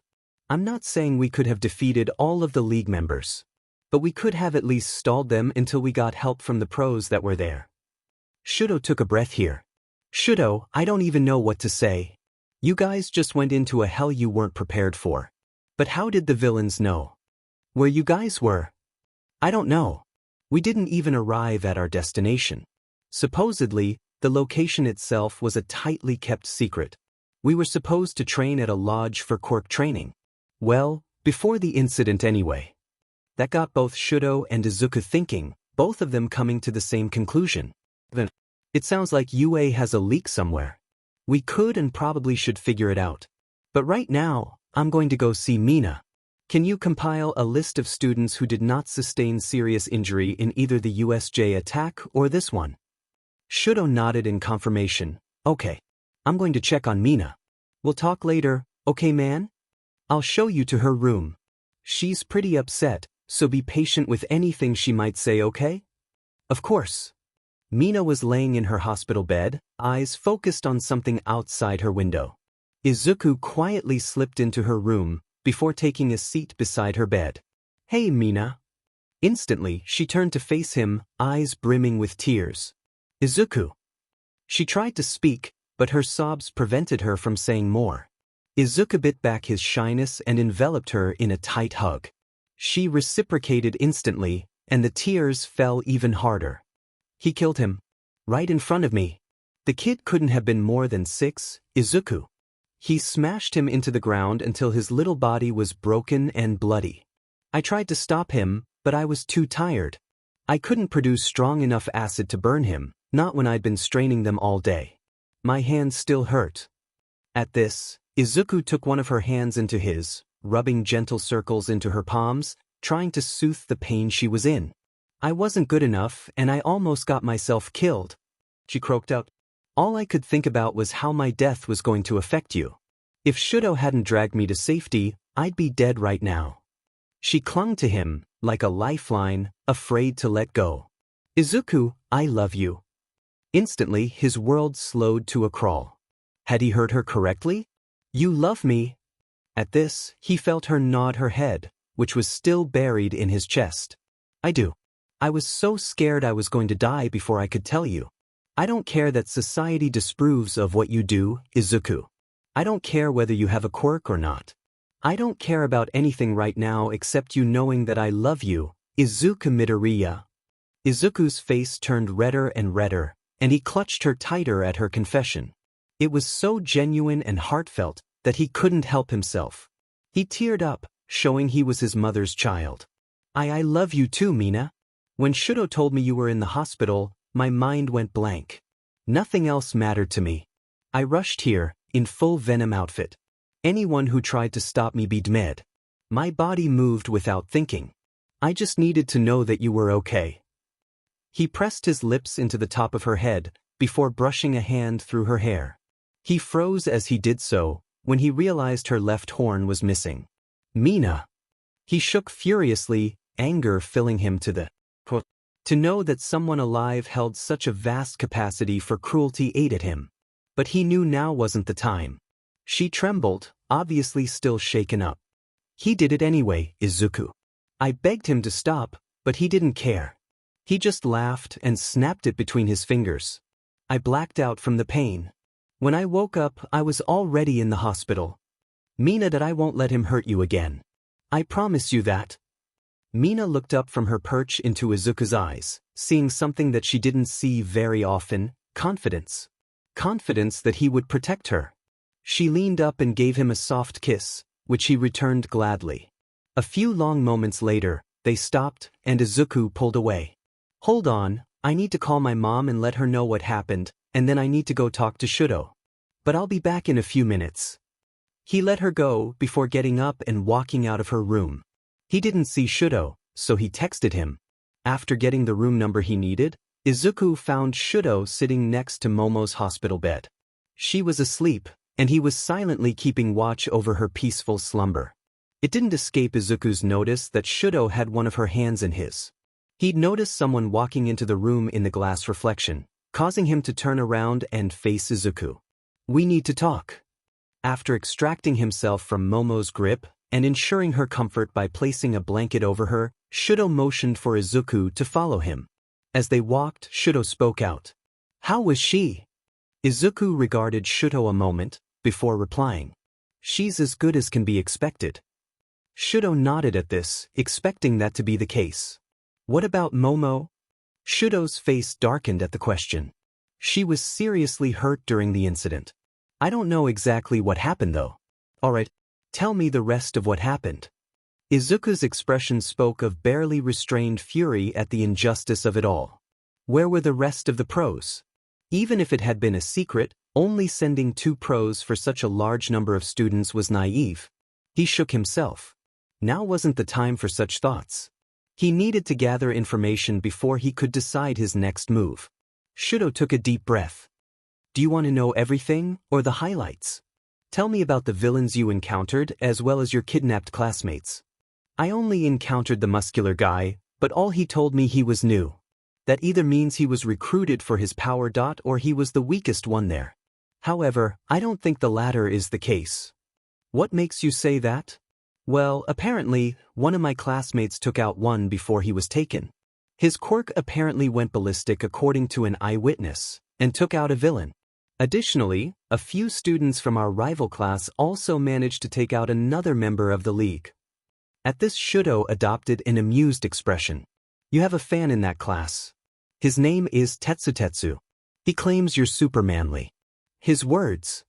Izuku wasn't sure how to take that at the moment. At seeing Izuku's expression, Shudo coughed, before pressing on. Apparently, there was a girl with them. She seemed obsessed with blood and friendship, believe it or not. From what I gathered about her behavior, she seemed to suffer from some form of psychopathy, as well as severe delusions. She injured 2 female students in our class before withdrawing. There were reports that the 2 students who were taken by someone calling himself Mr. Compress. This is a lot to process. If only I'd been there. Shudo shook his head. I'm not finished, Izuku. I personally saw a villain with a fire quirk fight with the 2 teachers who were present. You probably know my teachers by reputation. Eraserhead and Blood King? Izuku nodded in affirmation, causing Shudo to press onward. As for who was kidnapped, it was two of my classmates, Katsuki Bakugo and Tokoyami Fumikichi. Izuku's face paled, but he remained calm as he had to. That's pretty much all I know right now. Izuku looked down, gears turning wildly in his head. They could track them down with the information they had, but then they'd have to contend with the entire league of villains most likely. Still, Izuku didn't want this attack to go unpunished. Not just because they'd hurt his girlfriend. No, this couldn't go unpunished because lives were on the line and that would set a precedent. If UA wouldn't take action, then the outsiders would. Izuku slipped back into Mina's room as quietly as he could, not sure if she is asleep or not. He saw her watching something on her phone. She jumped a bit when she noticed him. Geez, Izuku. Give a girl some warning, would you? She spoke in an exasperated manner. She looked at him, and noticed he had an uncharacteristically serious look on his face. I'm going to start training you guys. I don't want you to ever feel that helpless again. So please, let me help you, Mina. He took her hand in his, trying to massage her sore palms a bit. She groaned a bit before trying to reply. Man, Izuku, you really know how to spoil a girl. Offering to train her to kick butt and massaging her sore spots? Definitely a keeper right here. She spoke teasingly, her eyes alight with amusement. Izuku was now flustered, both from her noises and from her teasing. Please? Izuku stammered out, trying to keep them on topic. So what do you say? I accept, of course. It's not like I have much choice. I need to be stronger. He smiled at her, but she noticed his eyes kept being drawn to her missing horn, an uncharacteristic frown on his face. She sighed, before a proverbial light went off in her head. You know, Izuku. She began slyly. Look at the bright side. The bright side? He answered, confused as to where she was going. Yeah. After that makeover, I'm way less horny now. Izuku went supernova scarlet at this. Mina. Oh my god. Izuku had run around frantically, trying to get everything together for his master plan. Basket? The best of admittedly awful hospital because technically patients aren't supposed to have outside food? Check that ish. Kid, you're really overthinking this. We both know you could do practically any kind gesture and she'd squeeze you like some kind of plushie. I know, but I have to make up for missing our date. Izuku thought back to his partner frantically. It has to be perfect. As Izuku's internal freakout continued unabated, he resumed packing the basket with whatever the hell you'd call this slop. It looked like chicken and dumplings, and yet, he couldn't be sure, because it didn't smell like chicken and dumplings. Kid, she's gonna get discharged before you finish if you keep going this slow. Also, you're muttering. A lot. Please stop. Your head gets crowded when you mutter. Izuku jumped a bit, before doubling his pace, finishing the packing the food and the blankets, before grabbing his phone with his headphones. He wanted it to be perfect. Well, as perfect as the situation allowed. He exited the hospital's cafeteria, having been allowed to bring a basket to use for his idea in Operation Cheer Up Mina. He quickly found himself outside her room, before he knocked on the door. Come in, came her energetic voice, although it did sound a little forced. Izuku opened her door, walking in, basket in hand. Izuku? She asked quizzically. Upon noticing the basket, she grinned. Well, if it isn't Little Red Riding Hood. Amidash, Izuku stammered before composing himself. I've come to take you on a picnic on the hospital roof. Mina's eyebrows shot into her hairline. Whatever she expected, that clearly wasn't it. A picnic? You seemed down, so I wanted to do something to cheer you up. He took another calming breath. I wanted us to have a picnic and watch a movie. It's not the same as our original dinner date, but I wanted to make it up to you for missing it. He finished in a bitter tone. Izuku. She yet again found herself in awe by his thoughtfulness. For all her teasing she put him through, he really did make her feel like a princess sometimes. Okay, but first, you have to help me up. Her eyes flashed with mischief, but fortunately for our fluffy green friend, he didn't notice. She made a beckoning gesture with her left hand index finger, prompting him to move towards her. As he moved to lift her arm, she quickly pulled him down onto her bed. Minimum beach. She locked lips with him in a searing kiss, pouring as much of her feelings into the kiss as she could, her hands on his rapidly heating cheeks. A few moments later, Izuku was reunited with oxygen, his eyes essentially forming swirls. What was that for? Izuku managed to get out in between filling his lungs. For being my fluffy freckled boyfriend. I love you, Izuku. There they were again. 4 simple little words that lit up his whole world. I love you too, Mina. Now, come on before the food gets cold. Izuku had spread out the blanket on the ground next to one of the walls of the staircase, allowing them to have a backrest to support themselves. Izuku quickly pulled up the movie he'd wanted them to watch. It was an older American movie that was about a princess bride. He offered Mina a headphone bud, and she quickly snuggled into him, resting her head on his shoulder, quietly munching on some crackers that came with her chicken dumplings. She found the movie hilarious, particularly the man who constantly yelled, "Inconceivable." When the credits rolled, she closed her eyes, enjoying the rhythmic beating of Izuku's heart. Hey baby. He glanced down at her. Yes, Mina? Thank you. For everything. At this, Izuku didn't say anything. He did, however, gently lift Mina's chin, making her look up at him with those golden eyes of hers. He then brought his lips to hers, meeting in a tender kiss. They remained on the roof for quite some while, just enjoying the company. Bakugo awoke to dull lights shining in the smell of alcohol prevalent in the ambient air. He tried to rub his eyes, before realizing he couldn't move. God damn it, did I lose the other one too? Before he quickly realized he'd merely been restrained. He noticed he was surrounded by individuals that he assumed to be members that had attacked him at the camp. Some he recognized, some he didn't. His attention was focused on the figure looking at him most intently. Welcome to our humble abode, Bakugo. My name's Tamir. We have a proposition for you. A teenager with pale blue hair spoke to him. Dabi, release his restraints. At this, a guy with burnt and discolored skin looked back at Tamura incredulously. You can't be serious. He could attack us.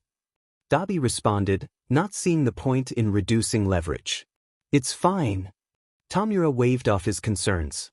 We want him seen as an equal. Besides, if he does, there's plenty of us here to hand it. Dabi looked at Bakugo a moment, before scoffing, and turning to a different member. It was a man wearing a white mask, a black bodysuit with a few white lines on the shoulders. The man in question sighed, before moving to Bakugo. I apologize for such forceful methods, but this was not an accidental kidnapping.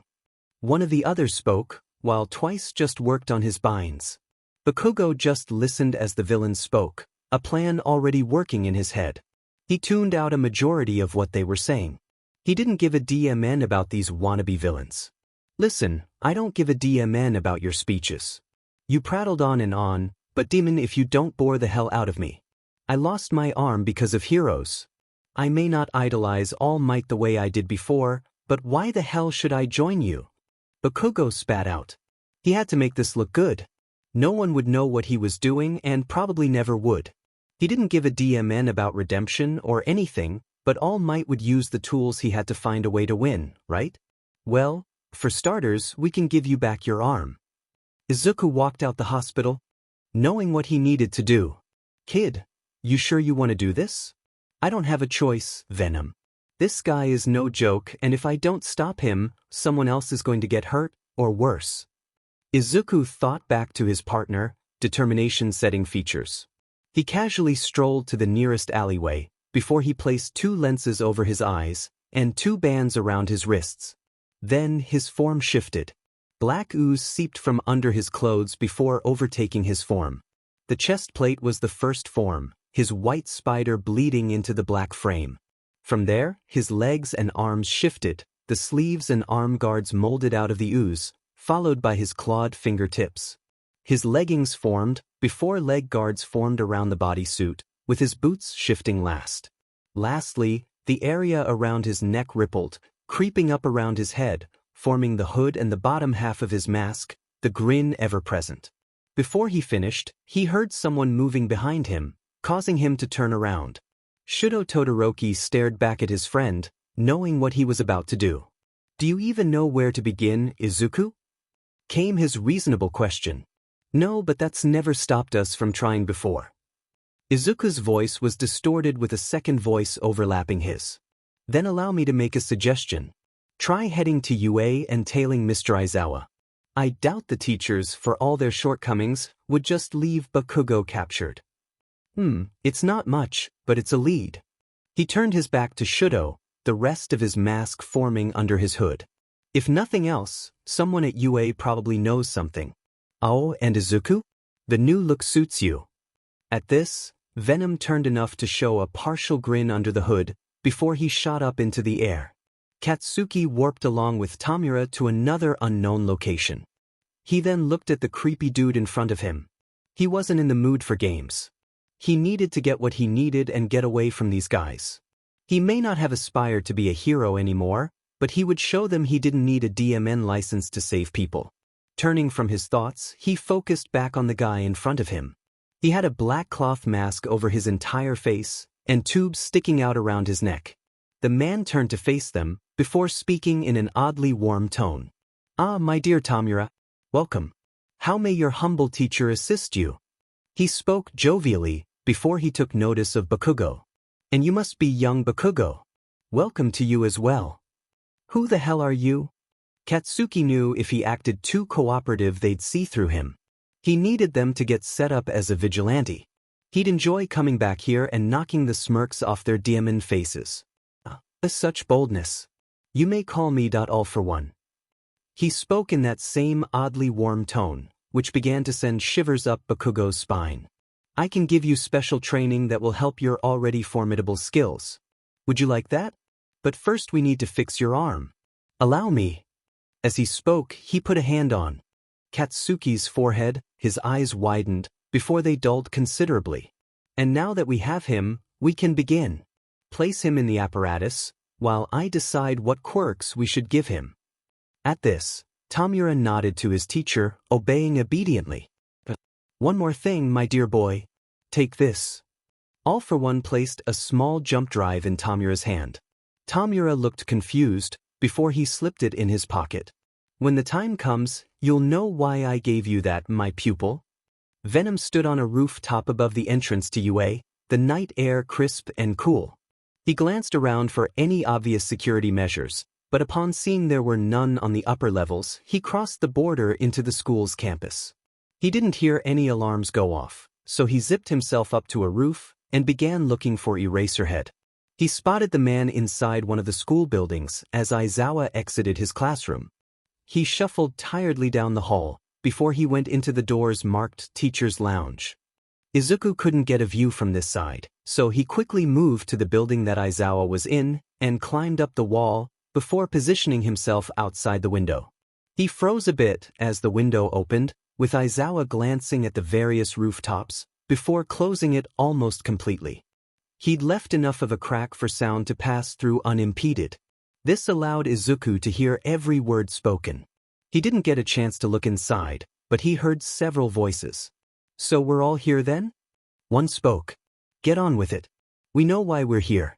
We just haven't talked why I should be here. Came the annoyed voice of Endeavor. He sounded like it was filtered though. We must rescue young Bakugo and young Tokoyami. This is not negotiable. Venom stiffened at this voice in particular, All Might's voice involuntarily reminding him of his rejection. Could he missed out? You're a fine hero. I'm proud to call you my partner. And I know Peter would be proud of you carrying on his legacy. Venom nodded at this before focusing on his spycraft. We think we have the possible locations for the villain's hideout, but it's not 100%. There's been rumors of a lot of strange activities, so we've been investigating the area for months. There's also been reportings of individuals matching the descriptions of several League members hanging around a bar in these areas. If they were going to take Bakugo anywhere, that's where he'd be. A stern voice spoke through what sounded like a telephone speaker. It's not a bad setup either. A bar doesn't stick out in terms of people coming and going, and they could claim it's just a local hangout. A cool voice spoke out, analyzing the information provided. It'd be a rather logical deception. So let's move out. We don't have time to waste. At this, there was shuffling of movement, before things got silent. The window opened again, and the face of Eraserhead poked out and stared at Venom. "So I assume you heard all that?" "Saves time. Listen. You by reputation. The way I see it, you haven't done anything illegal besides operate without a license. Anything else you've done was heroic, in a sense. So I'm going to leave it up to you to decide what you do with the information I just let you overhear." This conversation didn't happen. Before Venom could even say anything, the window closed in his face. "So that we should probably follow the heroes then, since he clearly isn't going to tell us where to go." Venom followed the heroes on the rooftops, making sure to stay out of their sight. He didn't want to risk engaging until they would have to choose between him and the villains. His eyes lingered on All Might as he walked with determination at the head of the group. In another life, we would be fighting proudly beside him. Venom mused wistfully, before shaking his head.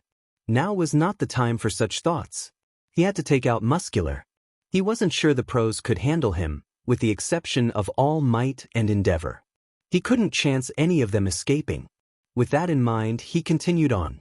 After what seemed like an eternity, the heroes and the police arrived outside the bar in question. Venom watched as All Might nodded to his fellow pros, before walking up to one of the building's walls. He drew his fist back. Despite being hurt by the man, Izuku still could feel the excitement of seeing the #1 hero use his signature move. He saw the pro-edge shot walk up to the front door with a crowd of armored police officers. He firmly knocked on the door, calling out, "Hello? Pizza DLVOI." Whatever sarcastic remark Venom was going to make to himself, he froze when All Might charged up his fist, before his epic shout of "D-Truit" smash, right before he busted through the wall, catching the villains unaware. "Okay, we should definitely take notes on how to make an entrance like that." Venom didn't reply to his partner. Instead, observing as the pros effortlessly neutralized the entire league in a matter of moments. Between Kamui Wood's binding of the criminals, to the agile old man who knocked out one of them that looked like a burn victim, it was over as quickly as it began. However, the pros quickly became concerned. From his position, Venom could just make out the question from All Might's mouth, "Where's young Bakugo and Tokoyami?" Venom saw his chance, and jumped into the building, landing in the midst of the heroes. "All Might." Venom stated simply. All Might was surprised by sudden appearance of the country's #1 vigilante. "Why are you here?" The symbol of peace spoke firmly, clearly on edge from the variety of factors that made this situation problematic. "Welp, after all, we are the friendly neighborhood Venom." He paused a moment. "That sounded less stupid in my head. By the way, huge fan." "You still didn't answer question. But if you're here to help us, I won't say no to an extra pair of hands. Just don't get in our way." "Man, do you not watch the news? We've taken down more criminals than Morningwood over there." This prompted an indignant, "Hey," from Kamui. "When all this is over with, expect a vista." At this, Venom walked up to All Might. They locked eyes, before Venom spoke again. "As for why we are here, that we have a score to settle with these fine upstanding citizens." As he said this, he gestured sarcastically to the bound villains. "But since you seem everything in hand, we'll be going now." As Venom began to move away, before his spider sense went ballistic, more so than it had ever gone before. He clutched his head, before frantically looking around. All the villains were out cold. None of the heroes were moving to stop him. That's when he noticed it. The slight ripple in the air above each villain. "Everyone move." Venom shot a sweeping tendril at the villains, the first of which being Muscular, in an attempt to stop whatever the hell was happening. However, he was only successful in nabbing only his first target. Whatever the hell that stuff was, it had enveloped the other villains. Well, except Muscular, who'd been blasted out of a wall and out of Kamui's grip. Venom jumped after him, and landed next to his prone form. Suddenly, more ripples formed across the air, and from them, Nomu crawled out. As this happened, Venom slammed his fist into the car beside him before screaming at the sky. "Why is it always these goddamn creatures?" Venom was getting frustrated. Yet again he found himself fighting Nomu. This commotion caused by the fighting had attracted the media outlets typical for things of this nature. As B punched out yet another one, he muttered to no one in particular, "This is half our DMN job. We wanted to be a hero vigilante. We didn't realize that included fighting B-movie quirk Frankensteins." Venom paused, punching another Nomo. "Well, Frankenstein's monster, since was a scientist. A common misconception, really. And that's another thing. How many of these DMN things do they plan on making? And how has this not sparked a nationwide panic?" Some of the nearby cops were looking on incredulously as the vigilante kept on fighting as the muttering continued. Two officers overheard his ranting and looked at each other incredulously. "Dude, is he muttering to himself?" One asked the other. "How long is this gonna go on? Especially while doing those acrobatic moves and fighting?" They asked back, equally unsure of what they were witnessing. It just seems like the League of Villains' default solution to any situation that arises is, let's throw a bunch of freaky monsters the problem. That's clearly the most logical thing to do. Venom ranted in a snarky tone, while casually throwing a Nomu into a car. "It just annoys us is all, because all their evil plans seem to hinge on these DMN things." Venom looked around, realizing that at some point during his musing that All Might was nowhere to be seen. He was about to ask the cops about that when his spider sense went haywire, to the side just in time for a literal mass of muscle tissue to pass where his head had been moments prior. "Oh, you're awake. Joy." Venom commented dryly, regarding Muscular with irritation. "How was your nap, buddy? Have any nice dreams?" Muscular just grinned psychotically, seeming to get more and more excited by Venom handiwork as he glanced around. "I know you. You're that Venom guy. I've wanted to kill you for a while." "Oh, Mr. Muscles, you make us feel like the prettiest girl at the ball." Venom spoke with mock adoration, before he decked Muscular in the face with a sucker punch, sending him skidding back a few inches away. "Nice love tap. But it's gonna take way more to stop me," Muscular commented, bloodlust seeping into his voice. "Oh, we know. That was just to say hello. And this? This is how we say goodbye." At this, Izuku shot a tendril at the damaged wall behind Muscular and yanked it down onto the beefy villain. The wall just seemed to break around him pathetically. You realize there's no way that put him down for good, right? Obviously. But it sounded cool though. "You got me there, kid." Venom then examined the rubble pile, patiently waiting for Muscular to emerge. The pile began to move, before a huge blob-like form of Muscular stood up, his face showing his boredom. "Seriously, is that all? You're starting to bore me as much as those two kids a few weeks ago." At this, Venom stiffened, his eyes narrowing at Muscular. "Care to repeat what you just said, CrossFit?" Muscular laughed before grinning at Venom. "You should have been there, man. This 6-year-old tried to fight me because I killed his parents. So I did the merciful thing and reunited them, but then this pink beach tried to fight me too. So I crushed one of her horns. Would have crushed some limbs too, but some scarred prick stole her away and froze me in the process. Talk about a cold shoulder." The more Muscular spoke, the more Venom's form shook with anger. "Then after she got away, I just roamed around, toying with the campers. This kangaroo kid put up a decent fight, so I snapped his tail. That was fun. But then this short purple kid stuck himself to my fist. So then I just punched a tree until he came off. Should heard his screams. They were delightful." Venom stood there a moment, not saying anything.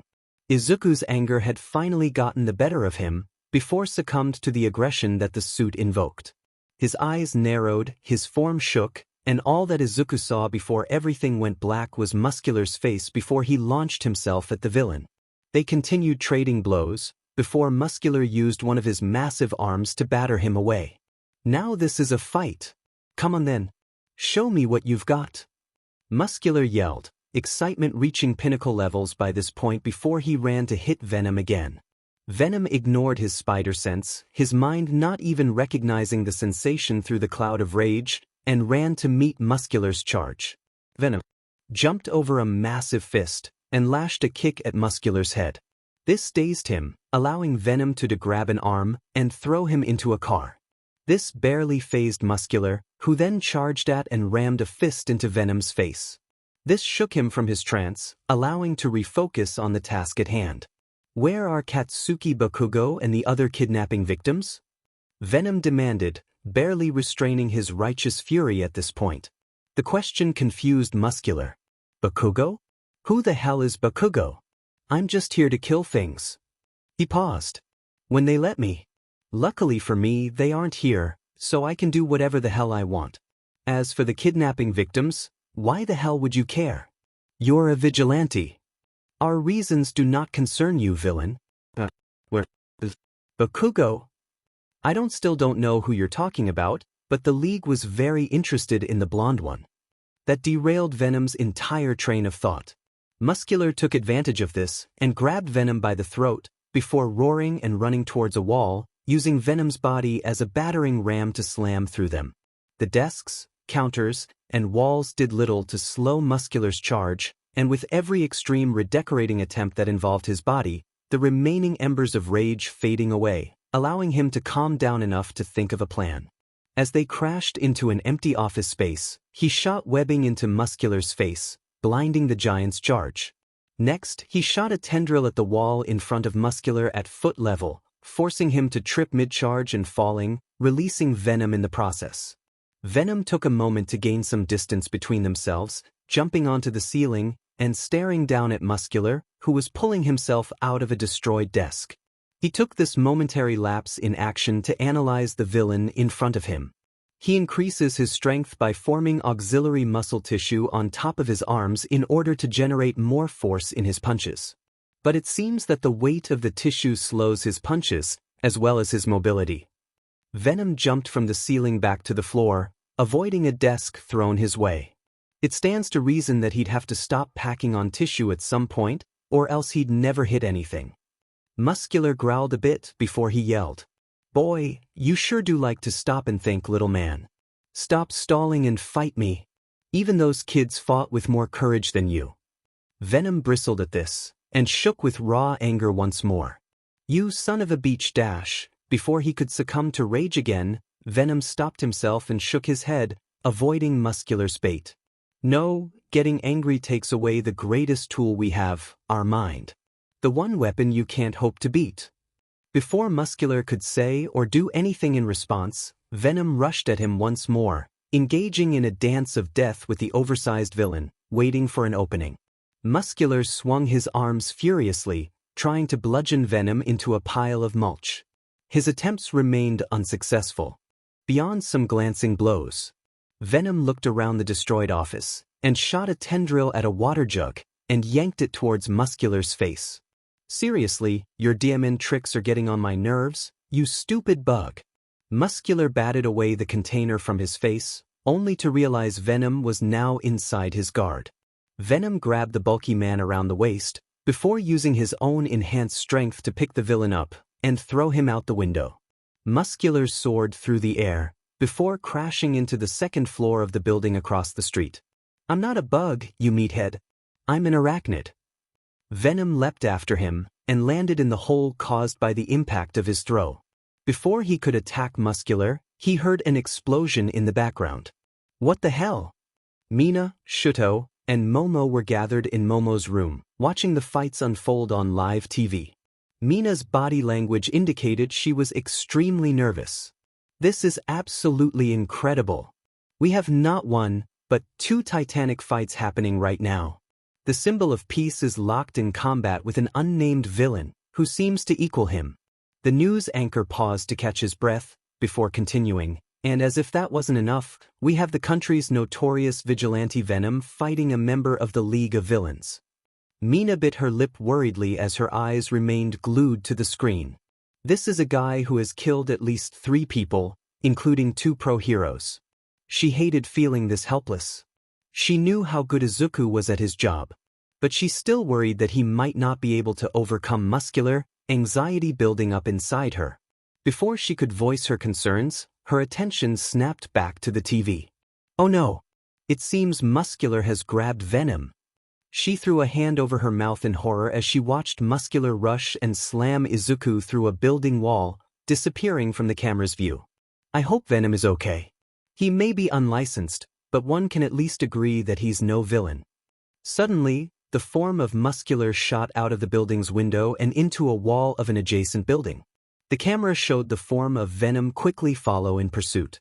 Mina sighed in momentary relief before an explosion sounded through the camera feed.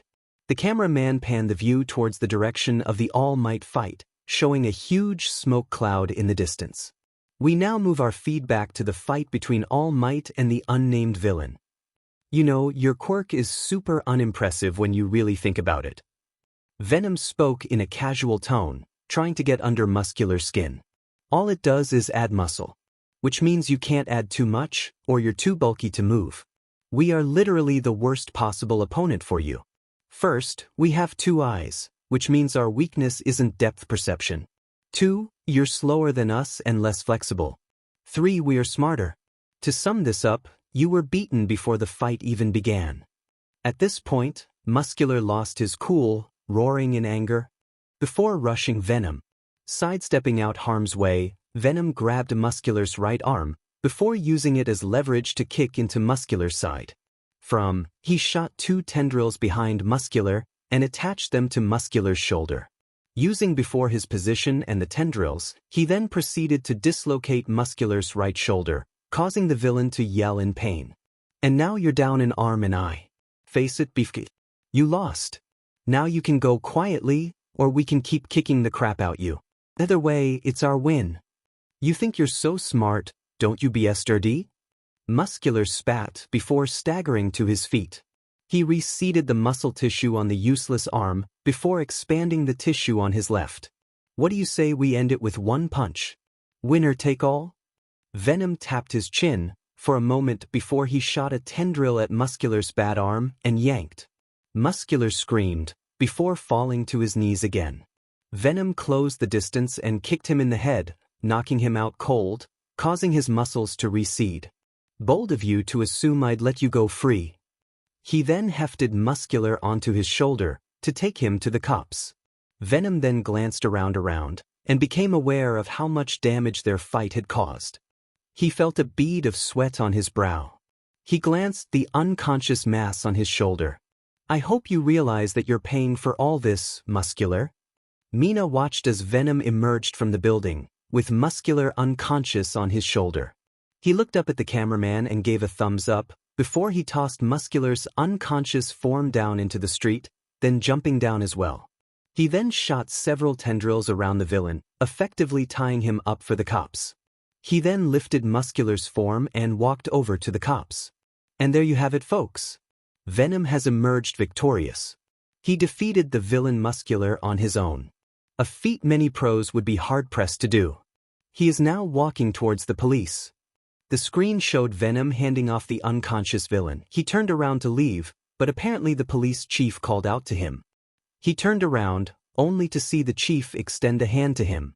Venom regarded him a moment, before shaking the chief's hand. I do not believe my eyes, folks.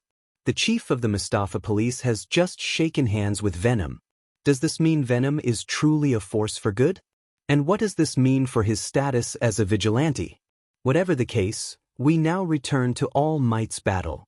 Elsewhere, the symbol of peace stood and pointed at the camera, his triumph over All for One still fresh. Now that it's your turn. Tamura and Kurojiri sat, watching the live feed of the arrest of All for One. The mastermind villain was being led away by the police and taken into a transport. This made Tamura agitated, but then he remembered something. Kurojiri. Tamura spoke in an agitated tone. Bring me a laptop.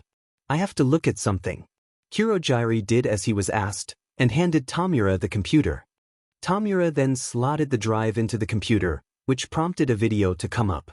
Ah, my dear Tamura, if you are witnessing this, then it means I was defeated by All Might. Fret not, for while my time in the spotlight may be over, yours has just begun. In the video, All for One clasped his hands.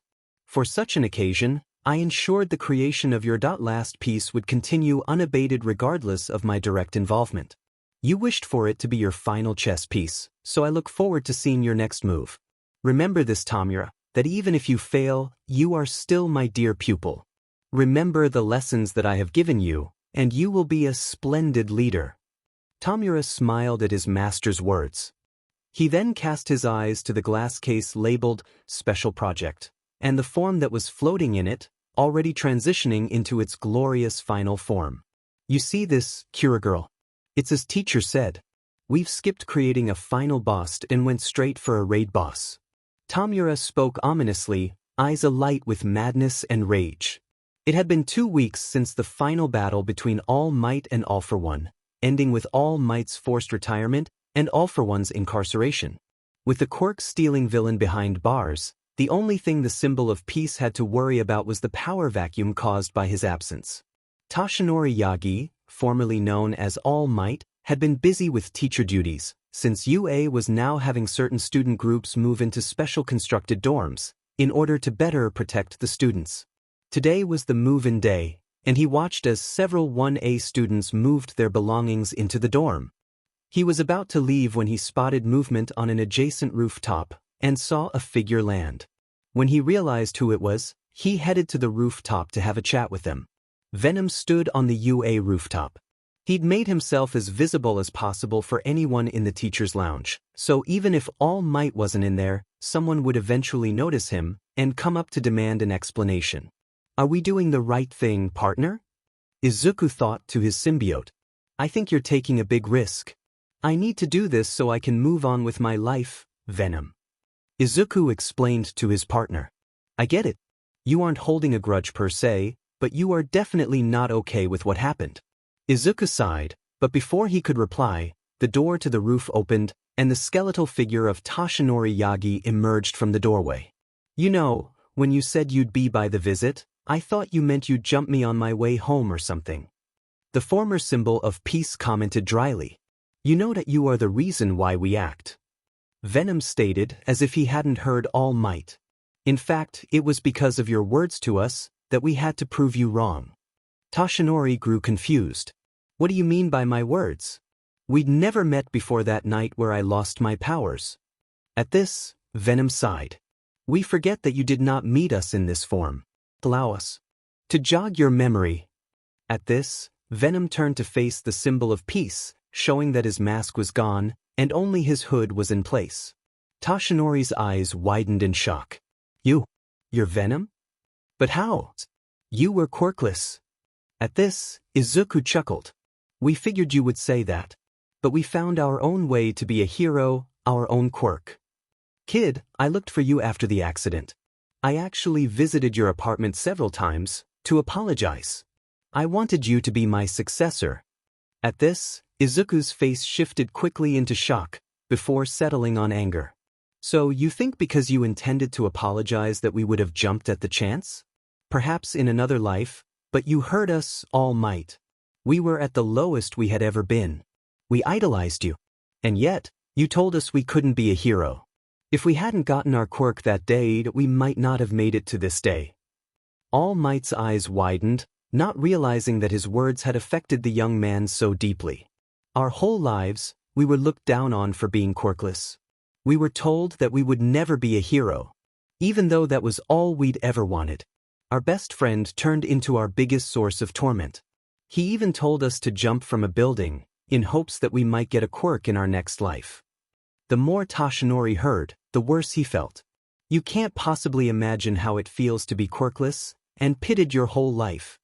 I'd know better than you think, kid." Toshinori locked eyes with Izuku, his statement confusing the fluffy-haired boy. "I was quirkless too, once upon a time." At Izuku's incredulous expression, he decided to elaborate. "My quirk was actually given to me. I can't say too much, but you of all people, not all quirks are individual. My teacher gave me one, as her teacher had done for her. She was impressed by my desire to bring peace to the world, despite being quirkless. So, yeah kid, I would know something about being quirkless." However, instead of calming the boy, they had the opposite effect. Izuku was said. "So that makes what you said all the more contemptible, All Might. Your words were hypocritical. If a quirkless boy was able to become the symbol of peace, then why couldn't we? We were no different than you were. And yet, you told us we could not. You spoke of your teacher. What would she have said to you if she'd heard what you said to me? If she had told what you told me? Toshinori's looked at the ground, knowing that Venom had a point. I wanted to make it right though dash. Out of pity, not belief. That does not show faith in us. If anything, it's an insult. Izuku paused a moment, as if considering what to say. We do not hate you, All Might. But we realize you are flawed as any human is. We found our own way, without you and without your quirk. Kid. I'm sorry. We are not sure if we can forgive you, at least not right now. Having said that, we are not your enemy, nor do we hate you. We never have. Through all our actions, we have tried to be like you. To show you that we too were capable of heroism. We trust that you will keep our secret, All Might. Just as we kept yours. I give you my word, kid. And for the record, I was never more wrong in my life than in that moment. Toshinori hesitated before continuing. Young man, you too can be a hero, no you already are. Venom nodded at this, but was unimpressed. We appreciate the sentiment, but it came 13 months too late. Despite that, it was difficult to hold back his emotions. And with that, Venom shot off the rooftop, before swinging away into the city. Toshinori sighed, but he didn't have the luxury of regrets now. His successor Mirio needed his guidance, to help him master one for all. Izuku landed in an alleyway, before he leaned against a wall. He tried to stop the tears, but they just kept falling. Kid, that was really brave of you. I know you haven't forgiven him just yet, but know this. Regardless of how you feel, you've become a wonderful hero. Peter would be proud, and kid? I am so glad that we became partners. Izuku's tears were in full force, and struck his feelings like a ton of bricks. He cried because despite what he'd said, all he'd ever wanted was for All Might to acknowledge him. But when he actually got that acknowledgement, it just left him feeling hollow. Chin up, kid. Besides, you still have to help Mina move in. And she said if you were late, she'd make you do it shirtless. Izuku rubbed his tears away. The thought of Mina was a great comfort in this moment. You're right, Venom. Let's go. Izuku stood shirtless, moving some of Mina's boxes. He was getting some looks that made him uncomfortable, but then Mina grabbed him and wrapped around, pressing herself against him for being so sweet to help her. His symbiote coughed something that sounded like marking her territory, but Izuku wasn't sure. He was too busy trying not to drop Mina's box of precious read, her box set of the Ridley Scott Aliens movies. He loved her and she loved him, but he was not sure she loved him more than her favorite movie. He walked into her dorm and set the box down, before wiping some sweat from his brow. He looked around her room a moment, before flushing a bit. This was the first time he'd been in a girl's room, he realized with blush. Mina? Can we turn on your air conditioner? It's super hot in here. Izuku called out to Mina, who was chatting in the hall with one of her friends, who seemed to be an invisible girl. Oh, it's definitely hot in there, Tiger, but I'm pretty sure it's because you're shirtless. Mina's teasing voice rang from the hallway. He then heard heated whispers, followed by two simultaneous squeals. Venom? I think I'm scared. Izuku thought to his partner worriedly. Kid, you just have to roll with the punches. You're afraid of your girlfriend, but you'll happily fight an army of Nomu? That I wouldn't say happily. Before the internal discussion could go further, Mina waltzed into the room, a sly grin on her. Izuku could only idly muse how that didn't bode well for him before she crashed into him, sending them both to the floor. Hi. She purred, in a rather cat-like manner, sending shivers up his spine. Her yellow eyes danced in amusement and excitement. Her face was super close to his, making him super nervous. Mina? You're really close to me right now. Izuku stammered out, and used to situations like this where Mina pounced on him. Oh, I know. I figured I'd have my wicked way with you a bit to thank you for helping me out. As Mina slammed her lips against his, Izuku could only hope no one stumbled in on their NTMT moment. A few hours of unpacking later, and the UA students of 1A had finished their setup. Izuku had spoken with a few of Mina's classmates, along with a few visiting students from their sister class. Izuku had to be honest. The duo of Eijiro Kirishima and Tetsu was not hard to differentiate. He had come across them having an argument over who was more manly, the Crimson Riot or Venom. Tetsu was in the Venom camp, stating that anyone who does what's right without a guaranteed payday was super manly. Kirishima argued that no one would ever match the manliness of Crimson Riot, and how he had not invited Tetsu over to argue. Izuku just observed a few minutes, before he extracted himself from the situation, and continued his search for his girlfriend and Shudo. You have a fan. Please do not do this right now. As he continued looking for Mina and Shudo, he'd passed a rather odd-shaped mummified boy in a full body cast. He was stuck face down outside the girls' restroom. Izuku raised a brow, but left the strange being alone. He was about to walk away, when he spotted a yellow sleeping bag in the middle of the hallway a few feet away. He became curious and moved to examine it closer. He was about to poke the bundle when it spoke to him. Hello, Venom. Or should I say Izuku Midoriya?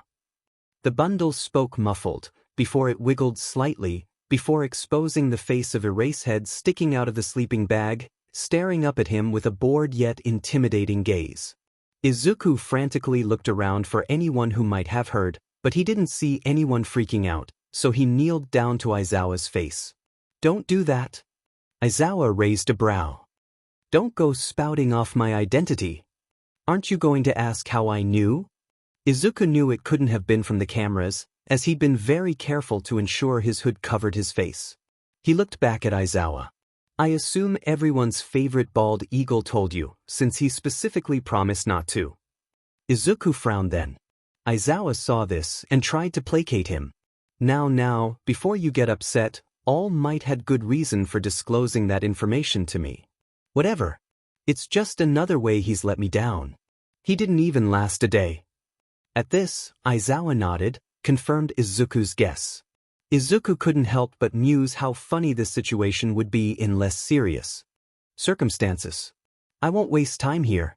I know about your investigation into our issues with leaking pipes around here. I won't interfere. All Might, myself, and the headmaster are aware of your actions as a vigilante. Other than your alleged assault on Bakugo, you haven't done anything besides operate without a license.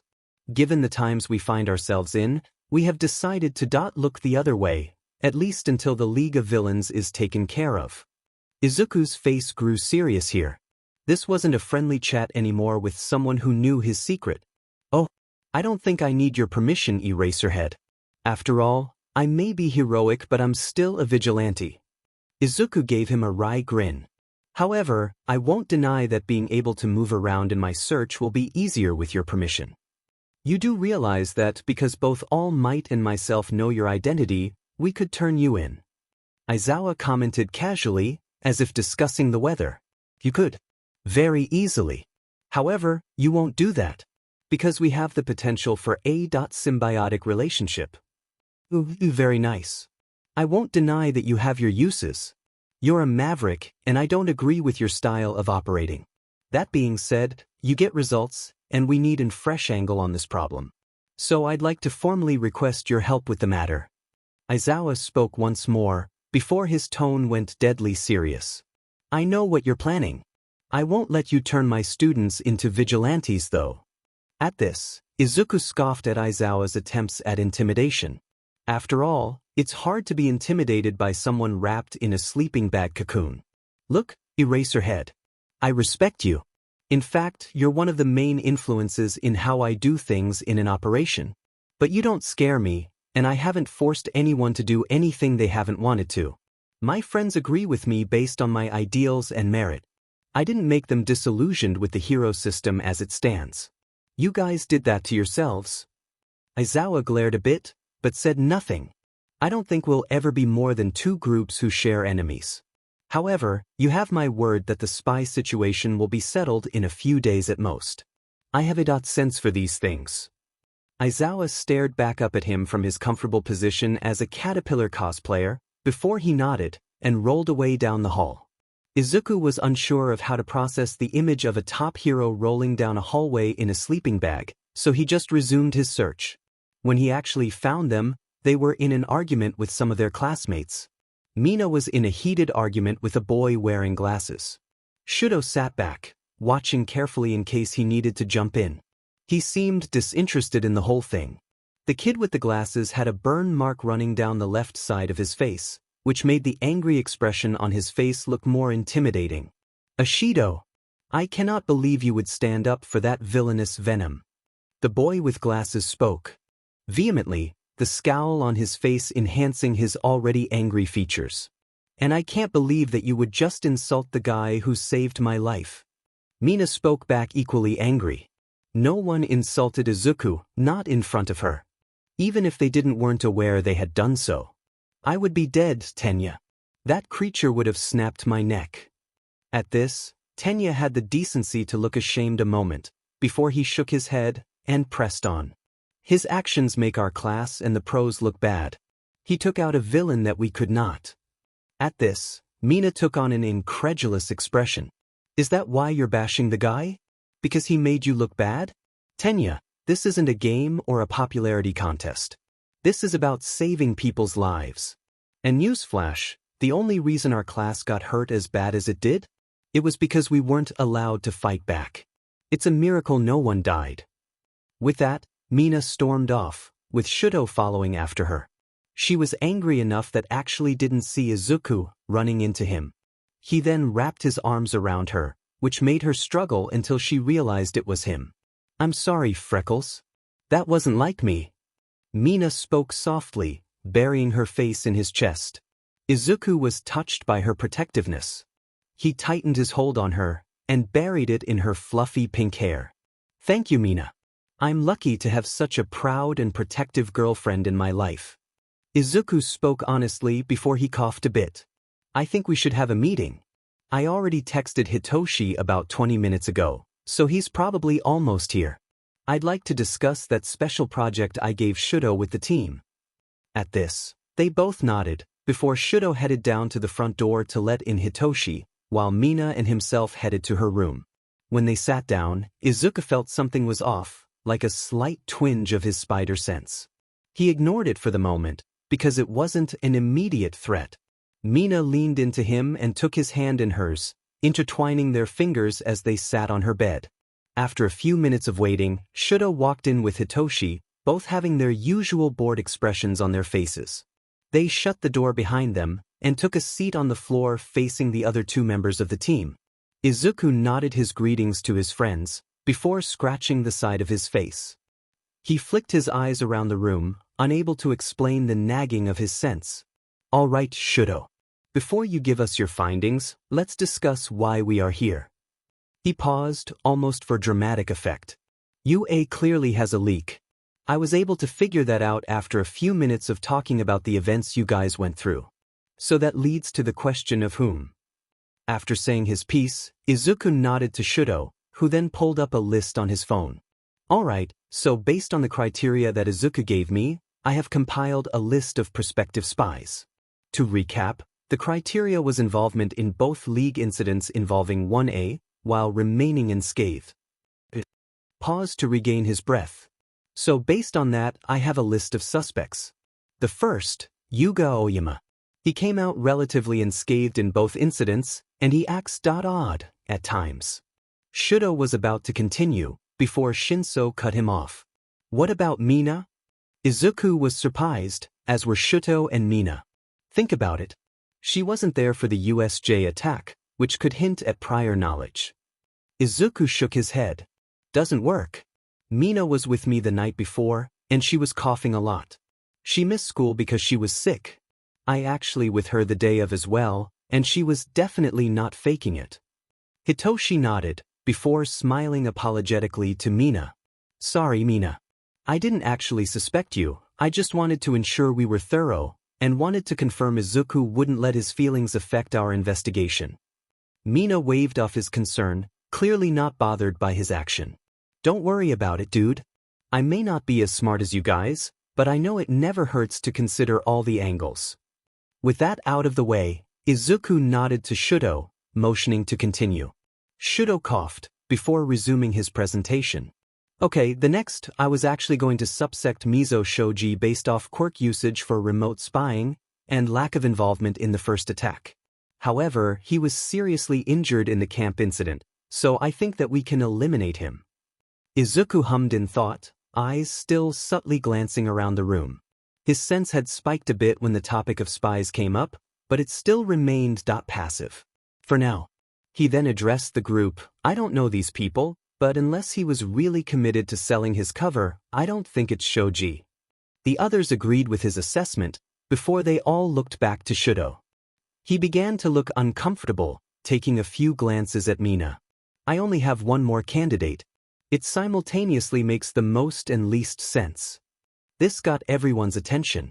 There was tension in the room, which was almost as prevalent as the anticipation of the name. Izuku shut his eyes and focused on his enhanced hearing. Toru Hagakure is the most likely candidate. Izuku counted 5 sharp inhales at that statement, and his spider sense spiked for a second, which confirmed his suspicions. Izuku then began to smirk, before adjusting his non-existent glasses. He stood up as if to stretch, before he rapidly shot his arm at the door, webbing it entirely and preventing anyone from getting out. It seems in our search for the mole that our mole found us SOW. Izuku spoke in a cool manner at least until Mina hit him in the shoulder. Why the hell did you get your goop on my new door? Mina was not happy with his decision. Hold on, babe, I'll explain, and so will Toru. Isn't that right? Izuku then looked at an empty space in the corner of the room, before a neep was heard, followed by awkward shuffling. Toru, Mina began, clearly upset by the revelation that her closest female friend was a spy. It's a mistake, right? Izuku just made a mistake for once. She wrapped her arms around herself and fell to her knees. As much as Izuku wanted to comfort Mina, he knew this wasn't the time. Just so you know, I can hear your breathing and your footsteps. In case you're thinking about escaping, you won't get far. Izuku spoke, his voice distorting at the end, before he continued. So here is how it's going to go down. I can either web you up and do my whole interrogation thing, or you can willing cooperate, and then we go from there. Your call. He heard a sigh from the invisible girl. If I'm not okay, I'll talk.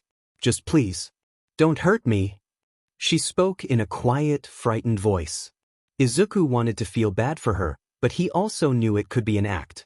Even if she wasn't the spy, she was still spying on them. How did you figure it out? It was actually Shuto who responded. There were inconsistencies in your whereabouts during the attacks. For instance, you said you were near Bakugo during the USJ incident, but I only remember you being there for a few minutes, before you had disappeared. I didn't think much of it at the time, but when I watched your exam with Ojiro, that struck me as odd. You knew how he fought, even though he was in a completely different area of the USJ staging area. You also sustained no injuries in either incident. I became convinced when I asked around about your specific whereabouts during the camp incident. Some of our classmates said you were with them, but there were large PRDs of time when you were missing throughout the whole trip actually. Izuku nodded at Shuto's analytical work, clearly impressed with his deduction. He'd been expecting refutations by the invisible girl or even hostility, yet she hadn't done either. She just sat there, sullenly, he assumed. Izuku decided it was time to cut to the chase. Since you haven't denied anything, is it safe to assume we're correct? If so, then tell us, Tor. Why did you become a traitor? Why did you deliberately feed the League of Villains information? You'd better tell the truth, Toru. You got several of your classmates, including your best friend, seriously injured. And you got a little boy killed. So start talking. Now. Izuku was trying to remain calm, but the fact this girl could be a willing agent of evil grated at him. I'm sorry, she wailed, now in tears. I never meant for any of this to happen. The group shared a look, save Mina, who was staring numbly at her friend with a numb expression on her face. I just wanted to be seen. To be normal. She sobbed. Wet spots appeared on the floor below Toru. Do you have any idea what it's like to go through life without ever being seen? To not know whether you look good enough to impress the boy you like? To not be able to smile with your friends when you have a good time? To not even remember what you look like? Because all you see is a blank space where you're supposed to be. She sniffled, venting out her years of self-loathing. It's so easy to be ignored when no one can see you. So yes, When I was told I could have my quirk removed so I could be visible again, I jumped at the chance. Who wouldn't? At this though, her voice became sullen. I didn't know what my actions would cause though. She paused again, trying to find the words. All they said was they wanted me to give some information here and there. They never said anything about hurting people. Otherwise, I'd have never agreed. But I was so desperate to be rid of my quirk, so I could finally be Toru Hagakure the teenage girl, instead of Toru Hagakure the invisible girl. I never thought you guys would care about me like you did. Would treat me like I'm normal. But by the time I wanted out, they refused to let me go. They threatened my family. What was I supposed to do? Izuku was torn. Toru was just another victim of the League of Villains. She had been used, and in the process of her actions, had hurt the people she'd come to care about so deeply. Her actions had indirectly scarred several of them and had killed a child. She would have to live with that guilt for the rest of her life. He looked to his friends for guidance. Mina had scooted over to Toru and embraced the girl, the two sobbing together. Hitoshi looked deep in thought, examining her words for any sign of deception. Shudo looked uncomfortable, clearly not sure how to deal with a crying girl. As he scratched the back of his head, he could only muse over what a mess this had turned out to be. In the end, they had decided not to turn Toru in. The girl was just as much of a victim as the other members of her class. As such, they let Toru go, on the condition if she kept spying, she had at least to be transparent with the information she gave. As for her friendship with Mina, Izuku wasn't sure if Mina would ever trust Toru fully again, but he had encouraged her to remain friends with the invisible girl. They had gone off to talk somewhere, to try to clear the air between themselves. Izuku shook his head. He needed to focus on the task at hand. Shudo? We need to discuss a code name for you. You can't immediately out yourself as a vigilante. We need that revelation for a later. Izuku stated candidly, to which Shuto nodded. I really don't even want a name, but clearly it's necessary. Shudo stated dryly, not especially happy he had to finally think up a name for himself. How about Dry Ice? Hitoshi suggested casually. It did fit to a degree, but Izuku shook his head. It only really incorporates half his quirk. Admittedly, he only uses half of it most of the time, but still. We need a name that will eventually incorporate his fire quirk. Izuku tapped his chin as he thought, when he suddenly became aware of how hot it was in the room. Hey guys? Is it just me, or is it really hot in here? This prompted Hitoshi to check the temp on his phone. It says it's about 30 degrees Celsius outside right now. Izuku's train of thought. What did you just say? Izuku asked Hitoshi, which confused the boy. What do you mean? I said it was 30 degrees Celsius. As if a chorus of angels had now begun singing in his head, his answer had fallen into his lap. I know what to call you Shudo. A statement which caused the teen in question to arch an eyebrow. Your code name is Celsius, the vigilante who control both boiling heat and absolute zero. It had been a few days since the move in spy confrontation. Mina was less gloomy than before, which Izuku was glad for. He was mildly annoyed that his repertoire of skills couldn't help his girlfriend solve her issues with her friend, but he made sure she knew he was there for her. She had hugged him for that, and expressed that she loved him. Now the outsiders found themselves in LeBlanc, waiting for Mei to show up. Shudo was sitting closely beside Momo, and Izuku was pretty sure they were holding hands under the table, given their arms' proximity to one another. Mina sat beside him, currently wrapped around his right arm and resting her head on his shoulder. She was lightly snoring, which was cute. He was about to ask Shudo to take a picture of them when the cafe's door chimed, and in walked Hitoshi and Mei, who was walking rather close to his side. They pulled up 2 chairs to the table, with Hitoshi pulling out Mei's for her in a gentlemanly gesture that went completely over her head, as usual. So, Mei began with a grin. I've had your costumes for a while, but I hear you guys have been busy. Momo coughed a bit. Yes, I am curious to see what my funds helped you create, Mei. I want my friends to be safe during their activities. The concern she felt for her friends was evident, showing that despite being filthy rich, she was a kind girl who would do anything for those she cared about. Mei looked at her curiously, before remembering how she was able to splurge on high-end materials. Oh yeah, thanks again, Momo. The others chimed in with thanks as well, causing the living printer to blush at the attention. It was no trouble. I merely wished to help in my own way. Anyways, so yeah. For Todoroki, I have this thing that will rearrange your face so no one will recognize you or that nasty scar. Shudo's jaw dropped, unsure of whether to thank or strangle the girl. I was hoping for something like a helmet that monitors my body temperature. Shudo stated through grit teeth, trying to remain polite. Oh, I made helmet for you in case you decided to be lame with my babies. She handed him a blue helmet that had a gold full-face visor. He tried it on, and it immediately gave him tactical data, angles for sliding to maximize speed, and a rough estimate of his body temperature. All in all, Shudo was pleased. Thank you, Mei. No problem. And here's that body suit that you asked for. It'll help maintain your body heat when using your ice quirk, while also being fireproof. She handed him a black bodysuit, which had yellow accent marks on it. These marks will change to red if your internal temperature is reaching danger levels. The helmet links up to the suit, and by using the voice command, reset, it'll use an internal cooling and heating system to force your body back to its normal temp. She then looked to Mina. So for Mina, I have the bodysuit as requested, which has built-in magnetics which essentially nullify ballistic damage. I didn't test it for sustained punishment though, so be careful with testing it. She handed Mina a skin-tight bodysuit, which had circles around the torso area.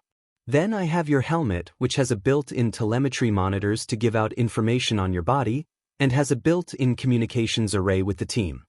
Mei then handed the pink girl a science fiction-looking helmet, which resembled a ballistic face mask with two big glowing yellow eyes and two antennae on the top. Finally, I made you a gauntlet and an acid gun.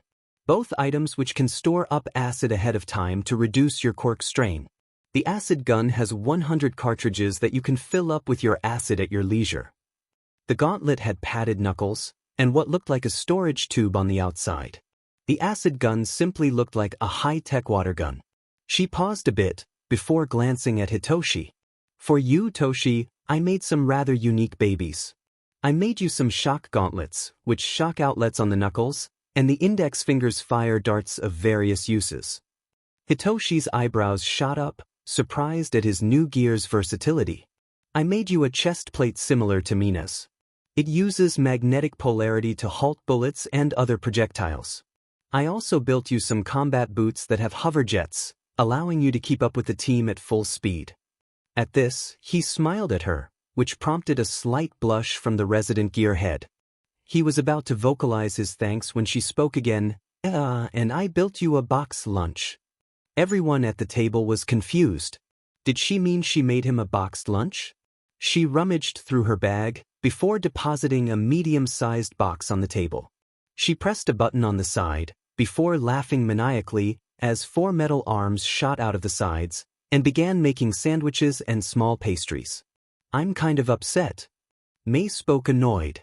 I was trying to build a machine that made bread spontaneously. But all I could do was build one that made sandwiches. Everyone at the table gaped at the girl. She built a machine that created food from nothing. She had accidentally solved a huge world issue without even meaning to. Hitoshi was speechless, though, and definitely blushing, touched by her thought. Thanks, Mei. Said girl blushed, and scratched her cheek bashfully. Anytime, Toshi. Izuku coughed to get everyone's attention. As they all looked to him, he thought about what he now had to say. Okay guys. Listen. You guys saw how much you need training during the camp incident. Well, I figure since you have the provisional license exams coming up, then that means you need to train. At this he paused, gauging their responses. They all had determined looks in their eyes, which made him smile. This was his team. By the time our week of training is up, you guys will be fully fledged heroes. We will accomplish this via some mild memory sharing via my suit, and a grueling training regimen for the week itself. Mei, Momo, you are both welcome to come along. If nothing else, you can observe your contributions in action. Izuku checked his watch before realizing how late it was. He looked back at the group to address them once more. Our training starts in 2 days on Monday morning. I expect you to meet me outside the dorms at 7 a.m., with your gear packed and ready to transport. He received nods from everyone. Oh, they have no idea what they're in for. No, they do not. Izuku thought excitedly. He planned to be harsh and thorough, because he didn't want his friends to die because he was a lax instructor. I mean, if they happened to die in the process, well, Venom. Mina had decided that, because their training was going to be so intense, Izuku and his mom should come over for dinner the day before they started. So it was with much nervousness that Izuku and his mother found themselves outside Mina's house. He noted it was rather nice. Nothing extravagant, but it clearly showed they were well off. He shuffled nervously. His mother was sniffling and mumbling something about how her baby was growing up too fast. He shook his head before ringing the doorbell. A few moments passed before a rather tall pink man opened the door. He had circular tube ears, and much like Mina, his eyes were black and yellow. He had an antenna-looking thing on the top of his hairless head, and he wore giant, thick-rimmed glasses. He was dressed in a blue button-down shirt with a weird-looking tie. His pants had suspenders. His eyes lit up when he realized who was at the door. Greetings, Midoriya units. We are delighted you could join us for dinner. My family unit is in the kitchen preparing the tools, meal. I forget you, us humans enjoy meals in non-liquid form. The more the man spoke in his odd, alien-like voice, the more Izuku was worried Mina might actually be an alien. He was about to ask if the man was feeling all right when a beautiful, non-alien-looking woman walked up behind him and bonked him on the head with her fist. She had no discernible alien features, so that sort of eliminated Mina's potential heritage as a full alien. The woman had a kind face, with her eyes taking the appearance of being perpetually closed. Her hair was pink and flowed in wavy tresses down to her shoulders. She was, however, radiating a rather scary aura. Now, Majida, what did I say about acting like an alien to scare guests? The woman had a smile, but it had a rather sinister aura about it. But wife unit the smile became more murderous, if possible. Sighed. You're no fun, Nia. I have to get my kicks somehow. He then picked up a pen from his pocket, before he looked at it, and after a pink glow, it was suddenly a stick of licorice. Of course, dear. That's why you torment your employees with your antics and demands for candy. Maji seemed to brighten at this, and his eyes glazed over a moment as if remembering something pleasant. A timid-looking office worker sat before Maji, who was sitting in his office, which was large.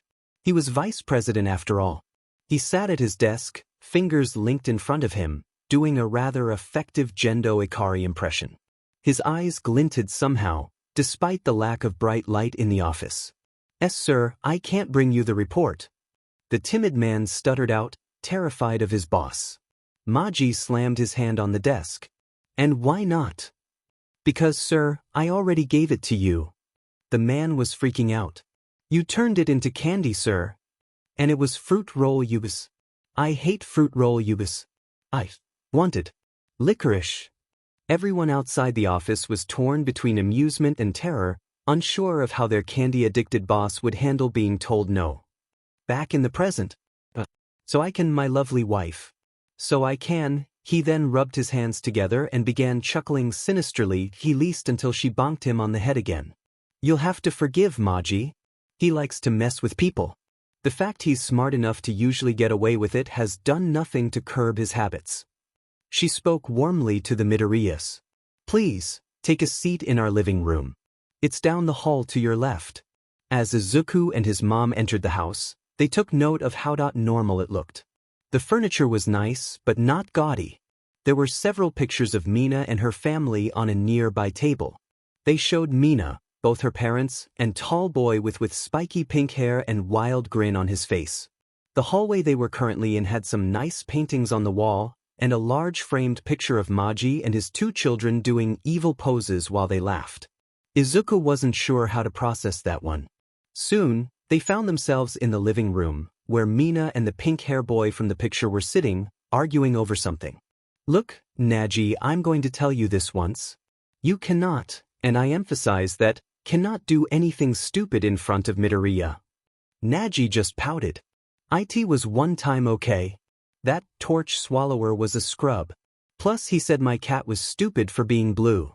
Also, what's up with that? Mina just gave him an unamused look. Naji, I tolerate you. Your girlfriend somehow loves you. But I need you to not be an idiot. Or I'll tell Lucy you were rough your fur child. At this, Naji's face paled. You wouldn't.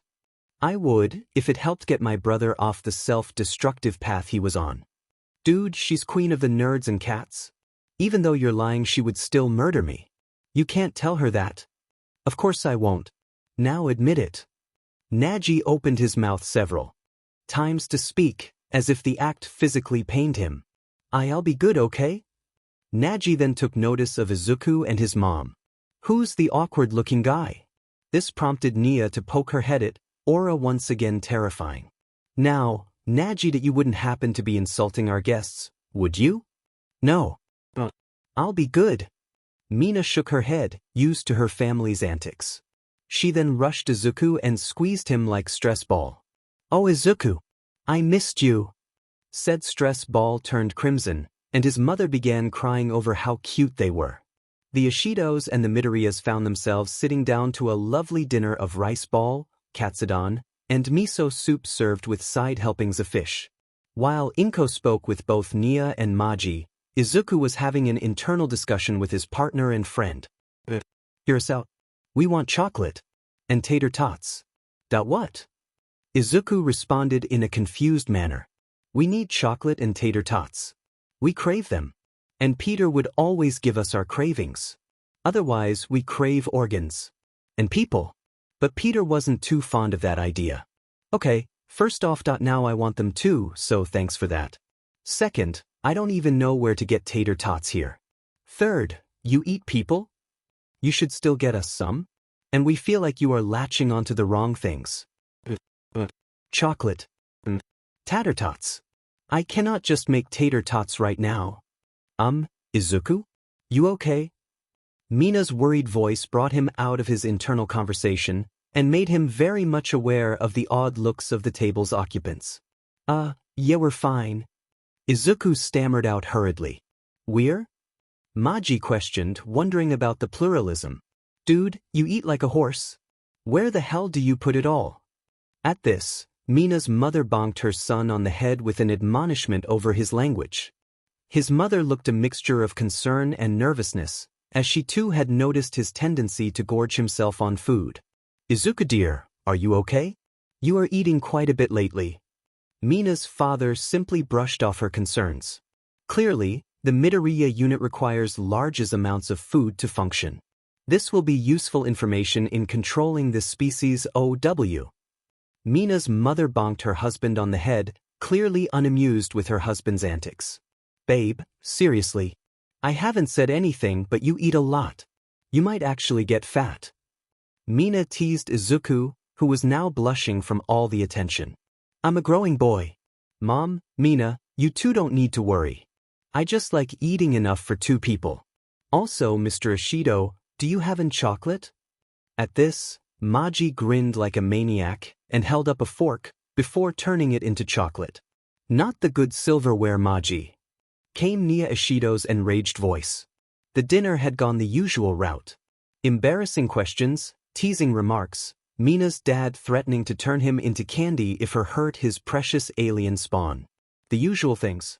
Though the highlight was Mina's mom showcasing her quirk. She apparently had a quirk called Komodo, which allows her to spit acid. It also gave her a lizard tongue. They realized how late it was and bid their farewells. Izuku quietly reminded Mina to meet up outside UA for the training tomorrow, because he knew she might have forgotten. Judging from her sheepish expression, she had. Elsewhere, a sinister and unusually skinny fellow worked over a notebook, chuckling, before speaking in an intelligent and evil British accent. Soon I will unleash my evil genius upon the city. Mwahaha. His form then shifted into a gigantic muscular monstrosity, its face rather stupid and blank. Growly. 6 days later. The training had gone swimmingly. The outsiders had worked their butts off to show Izuku they were ready. Between the memory melding, strategy tapes, and drills that Izuku put them through, they were more than prepared to make their debut. However, they had decided to end practice early and go out to have some fun. Hitoshi, Shudo, and Mina all had their costumes in their bags, since they didn't want to make a trip back to the dorms. Izuku was carrying Mina's bag for her, like a gentleman. Mina suddenly stopped. Before her eyes lit up with mischief. "Hey, Hitoshi, Shudo?" Said boys turned to look at her, unsure of what to make of her sudden address. "Why don't you guys invite Momo and Mei? If we're taking the rest of the day off as a team, why don't we bring them too? They're still involved with the team, after all." Both boys looked at each other and shrugged, not able to think of a reason not to call their other friends. Despite their calm demeanor, you could spot the faintest of blushes on their cheeks. We now find our favorite vigilante team in a movie theater, watching a documentary on heroism. Mina was snuggled into Izuku. Mei was leaning onto a sweating Hitoshi, their hands locked together by some sort of high-tech HNDCFFS. Momo had placed her head on Shudo's shoulder and placed a hand on his chest, feeling his heartbeat. Yes, love was clearly in the air, despite Valentine's Day being over 8 months away. This blatant display of the author's ships continued for the remainder of the movie, before they calmly made their way out of the theater. Mina then sequestered Momo and Mei, and they were speaking in excited whispers. Each of the girls were giving each other high fives and looking over at the guys conspiratorially. Both Shudo and Hitoshi looked at Izuku expectantly. "What? Is there something on my face?" Izuku asked in a confused manner. "No, but is your danger sense not going off?" "Yeah, the girls are looking at us like they have evil plans for us." "Well, now that you mention it, there is a slight tingling dash." Izuku was cut off by an explosion a few blocks away. Did the girls somehow cause that? I'm at least 0.60% sure Mei didn't cause that explosion. Despite that percentage, the group all turned to look at Mei. "What are you guys looking at me for? I don't blow things up intentionally." "Well, kid, you heard her. She's not to blame this time. Guess that means villain attack. I think you should use this as the first test of the team." "I agree." Izuku thought back before refocusing on the team. "Guys, this is it. It's time for the outsiders to debut. Keep what I've taught you in mind, and you'll be fine." Izuku said before addressing Momo and Mei, "You two need to find someplace safe to hide. We can handle this." Both girls nodded. Before they left, they hugged Shudo and Hitoshi before running off. "Let's gear up in the alley over there, then head out." A skeletal figure stood laughing maniacally as he exited the bank he'd just robbed. "As expected, my master plan worked perfectly. And given my calculations, no heroes will respond in time to stop my abrupt exit." His showboating and bragging was halted by the arrival of 4 figures. One was that infernal Venom. He didn't recognize the others. He didn't realize he would be the first to fight the vigilante team known as the Outsiders. "Who the devil are you?" His British accent spoke in irritation. "You weren't supposed to be here." Venom tilted his head to the side, feigning confusion. "You see, we are a traveling group of magicians. We are currently looking people to showcase our talent for the mysterious. How'd you like to be the volunteer for our act? It involves making you vanish and reappear behind bars." Venom spoke in an amused tone of voice, grating at the skeletal figure. "You know, you remind me of someone. Have we met? And saying we're not supposed to be here? That's a pretty odd statement coming from a guy who just robbed a bank." His bored drawl grated at the villain's nerves. They did not realize they were in the presence of the great Dr. Smalley. "How dare you? I am the most evil scientist ever. Dr. Smalley." The fact the guy had a British accent confused the group, as the guy was clearly Japanese. Venom was the first to voice this observation. "Why are you talking with a British accent? We're in the dead center of Japan. Which you clearly are from. And are you really a doctor? Or are you like that TV hack from a few centuries ago in that you just claim to be one? Don't you know Venom? Every evil genius villain is British. It's practically a trope. Also, I'm very smart." The egomaniacal skeleton blathered on, clearly not caring who heard his explanation. For you see, I am both master and henchman. Thanks to my quirk, knowledge is power, I can both scheme and execute.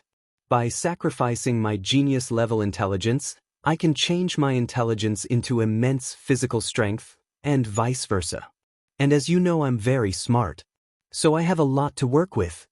At this, the villain's form began to ripple and change. Before you die, however, I would like your names. You know, so I can laugh about it later. The group sighed in annoyance before speaking. We are Venom. Alien Queen. Was the enthusiastic response from the female of the group. Hive mind. Came the bored voice from the guy wearing a bandit mask. Celsius. The figure in black and blue spoke simply. At this, Venom threw his arms out dramatically. And we are the outsiders. Momo and Mei looked at the news report on the television in a nearby window. They were watching the live broadcast of the new vigilante team called the Outsiders. Obviously they were aware that it was really their friends, but they weren't about to shout, "Aye, that's our friend group." The broadcaster was losing his mind, clearly unsure of how to take the debut of a new vigilante team. Folks, I don't believe what I am seeing. It seems Venom has recruited allies for his unsanctioned yet altruistic crusade.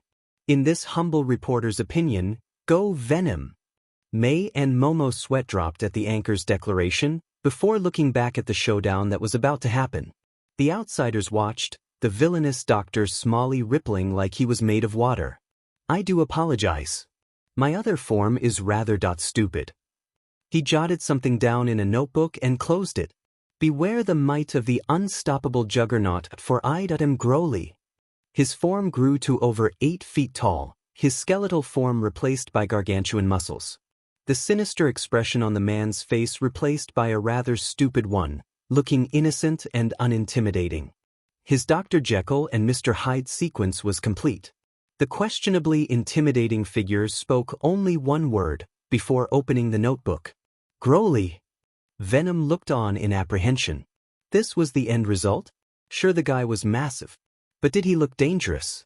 My notebook says smash you and must steal money from banking a stab, Espelside dash. His face shrunk a bit, implying he'd reverted a bit, before yelling, establishment. You'd think with how smart I am that I would remember not to use big words. He said, before his face resumed its vacant expression. Growly. The hulking form had suddenly appeared in front of Venom, causing his spider sense to go crazy.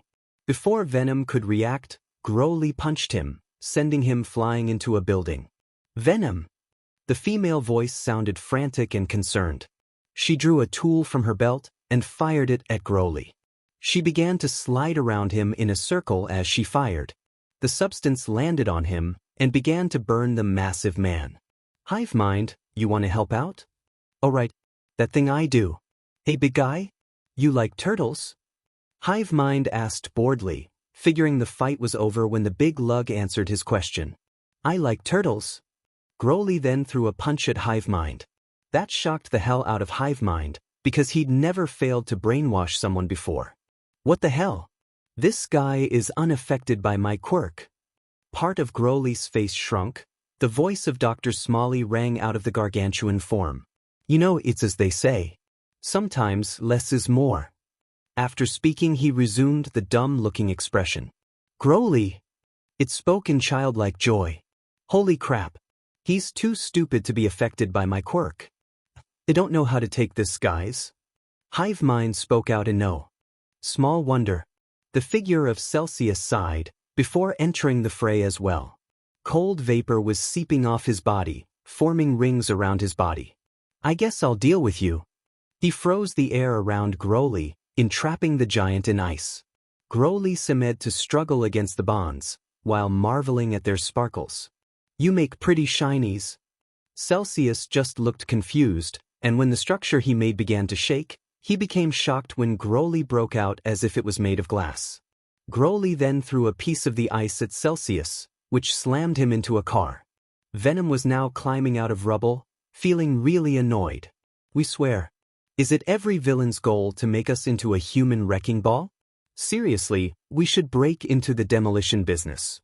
He dropped down onto the street. Okay, you know what? Screw it. We're gonna see just how hard we can hit this idiot. He rushed at Broly before swinging his fist into the large dummy, sending him flying. The group looked at him in awe.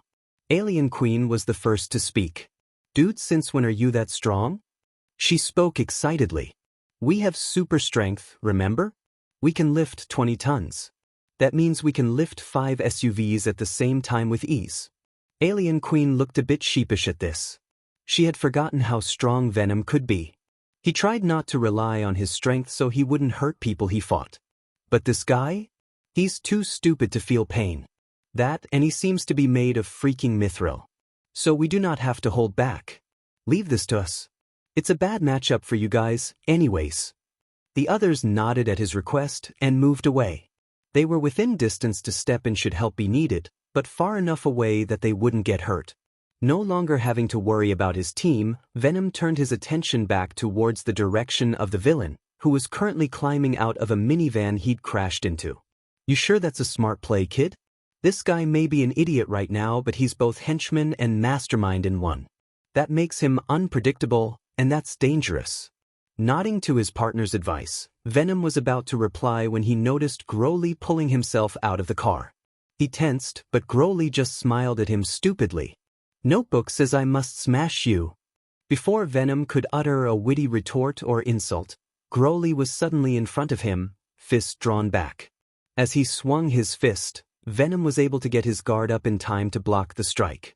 However, Broly began pushing forward, with Venom stuck on his fist due to the sheer velocity of the hit. They moved several feet away before Venom planted his feet in the ground firmly, and used both his body and Broly's own momentum to force the crazy giant into tumbling over the vigilante, rolling across the ground before coming to a halt. Venom glanced at his surroundings to ensure no civilians were in harm's way before he looked at his arm. It was rippling, which made Izuku frown under the mask. Venom, what's going on? Sort of forgot about one of our abilities. Just hold your arm out in front towards the lughead, and think of a bat for a second. Even more confused than before, Izuku did as his partner asked. His arm morphed into a blunt surface before shooting towards and slamming into Broly, sending the not-so-gentle giant into storefront. What the hell, Venom? Since when can we do that? Oh, since 19 always. Then why didn't you say something sooner? We assumed you knew. We said that we had limited shapeshifting. An offhand comment is not an instruction. Well, sorry. Are you actively aware that you can't shapeshift? So excuse us for forgetting about it. Not like you'd use it often anyway. Venom was interrupted from further internal argument when a countertop flew out of the store and directly towards his face. He caught it, using his form to disperse the inertia from Broly's throw. As Broly walked out of the now destroyed store window, he began to crack his knuckles. Venom set the countertop down, before addressing the villain. Lenny, I could get you a rabbit if you stop fighting now. Broly looked as thoughtful as guy with a walnut-sized brain could be for a moment, before shaking his head. Smiley said I could have 10 bunnies if I beat you up and take the bagsies away. Venom just sort of twitched a minute. If only more minions were motivated by rabbits instead of money. Before he could make a counteroffer, Broly picked up a nearby car and threw it at him. Venom quickly dodged and shot a web to catch the vehicle before it did real damage. Before he could refocus on Broly, the villain grabbed him by the neck and began slamming him into the ground. The other members of the Outsiders looked on in worry as Broly kept slamming their leader into the ground over and over again. Mina looked especially terrified. However, before they could jump in, they were caught off guard by a new arrival. The metallic form of Tetsu landed in front of them before he struck a gallant pose. So you guys are Venom's team, right? Well, watch me help save the day. Before anyone could stop him, he rushed over to the quarreling duo. Venom was not happy. He was pretty sure he had a concussion and possibly a fractured skull at this point. He was about to blast the giant villain off of himself with his tendrils, when an obnoxious yet manly voice rang out over the noise of the fighting. Venom, I'm here to help, man. Venom looked at the unfamiliar guy made of steel, clearly not sure of who he was. What do you need me to do? Venom was about to make a sarcastic remark, buns of steel, when a thought occurred. Say, new guy, you think you can make this guy laugh into SBMson? It wasn't a serious request by any stretch of the imagination. But Venom figured it would make an opening at the very least. He would not let the newcomer get harmed, but if he happened to be useful, then why complain? Tetsu took on a thinking expression. Before he looked at the villain, clearly taking the request from his idol seriously. Hey you big lug. Are you familiar with the hero Bofades? Broly took on a stupid expression, trying to use his limited thought capabilities to ponder the question. Bofades? Tetsu inhaled deeply a moment, before yelling triumphantly, Bofades nuts. Got him. Silence reigned. Everyone watching was utterly speechless. No one knew quite what the hell to say. It was the dumbest thing ever, and yet the giant was shaking. Venom was starting to sweat. Oh shit, we might have just made him angry. However, before the fatalistic thoughts could continue, laughter began to erupt from the giant villain. Great peals of stupid and juvenile laughter. He started laughing so hard that he actually began to shrink, losing his inhuman strength enough for Venom to break free. Venom jumped back, about to figure out a plan of action when he noticed the villain was now an average-sized man who looked extremely confused. Where am I? What was I doing? Venom's sweat dropped, clearly not expecting a third personality out of the same individual today. Regardless, Venom knocked the guy out just to be safe. As he signaled for the cops to cuff the guy, Venom couldn't help but think how glad he was that today was over. Izuku was currently annoyed. First, his girlfriend and Shudo were now taking their provisional license exams, meaning he had no source of hugs. Next, he along with Hitoshi had been forced to deal with the shiny metal fanboy, who was currently following them around begging to join the team. At first, they'd made him do a bunch of silly things using Hitoshi's quirk, but they started to feel bad after they made him shout his undying love for waffles in a crowded intersection. They had at least had the foresight to make him wear a mask to hide his dignity. They were really just trying to make him go away, so he wouldn't get hurt. Currently, they found themselves sitting on a roof, hanging out and eating some hamburgers they'd bought from a local fast food place. Dude, I think he might actually be serious about joining us. Circumstances of his contribution aside, he was helpful. Hitoshi drawled in his usual manner, decked in his gear. He had his balaclava partially drawn up so he could eat one of the burgers he and Izuku had just purchased. Between the two of them, they had purchased about 14 between them. I know. It's sort of inspiring. Although, he probably doesn't remember the fact we just made him dance like a pop star on the roof for 20 minutes, wonder how he'd take that. Izuku asked, his own mask retracted so he could also indulge in the burgers. Hitoshi shrugged, but before he could speak, Tetsu climbed up to the roof they were on. So assuming we let you join, what's your quirk? I get hard. Tetsu blurted out excitedly. Excuse me? I mean I harden my skin into steel. Oh, that makes more sense. Before Izuku could ask for specifics, Tetsu bowed in an exaggerated manner, prostrating himself in front of them. Please. You have to let me join. At the lack of response from either vigilante, Tetsu pressed on. I look up to you. Even more than the Crimson Riot. You do what's right regardless of whether it's legal or not. At his genuine words, Izuku was suddenly reminded of the way he used to look at All Might. His hero worship aside, he had looked up to All Might for many of the same reasons that Tetsu had listed, and to hear them spoken back to himself was not a very warm experience. The idea that anyone could look up to him, despite all he'd done as a vigilante, was a surreal experience. Kid, that's just your lingering insecurity speaking. You're not the same helpless kid you were before.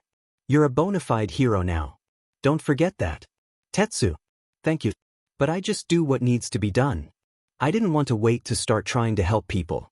Half the time my body just moves on its own. So when you rushed out to help us just because you were on the news? That impressed the hell out of me, Tetsu. I mean, Dio, you think I can be a great hero too? Tetsu asked, his usual bravado missing. In its place was a teenager who didn't have a super flashy quirk, who doubted himself. Izuku saw this, and clapped a hand on Tetsu's shoulder. Yes, buddy. I do think you can be a hero.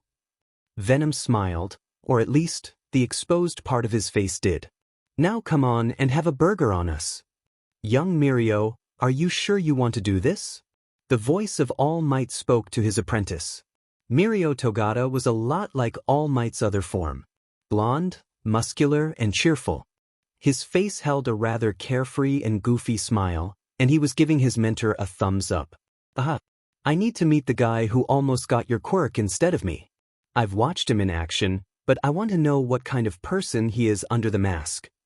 Mirio responded casually, his eyes lit with determination. Very well. Let's go. The two vigilantes and their sidekick were now sitting in a circle in an alleyway. Izuku had Hitoshi take some action shots with his phone, which Izuku would then use to get some cash from the local news outlets.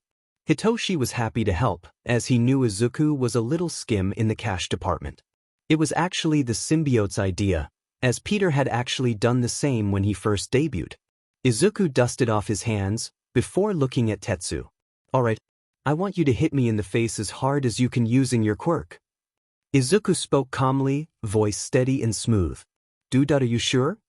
Tetsu spoke hesitantly, unsure of how to handle his idol asking to get hit in the face. Izuku just looked at him funny. Tetsu, I get slammed through enough buildings and vehicles that insurance companies are considering adding a Venom clause to natural disaster insurance. Just give me your best swing. Tetsu shrugged, and then encased his arm in steel, before he swung and caught him in the jaw, knocking him back a bit. Izuku looked at him appreciatively. Not bad, rookie. Not bad at all. Izuku was about to throw away the wrapped of their last hamburger when he noticed a face staring at him from the wall. Hi. Holy shit. Izuku backflipped away, before settling on a wall opposite of the mysterious face in the wall. Hitoshi and Tetsu looked at him like he was crazy, until they saw the cheerful smiling face sticking out of the wall. You have a danger sense that is all-knowing. Why are you still such a spaz? Less Izuku criticizing, more dealing with the demon face in the wall. Izuku screamed mentally. Are you a Nurikabe? Izuku asked hesitantly. And, Nurikabe are demon walls in Japanese folklore. They are also annoying as F to kill in Nioh.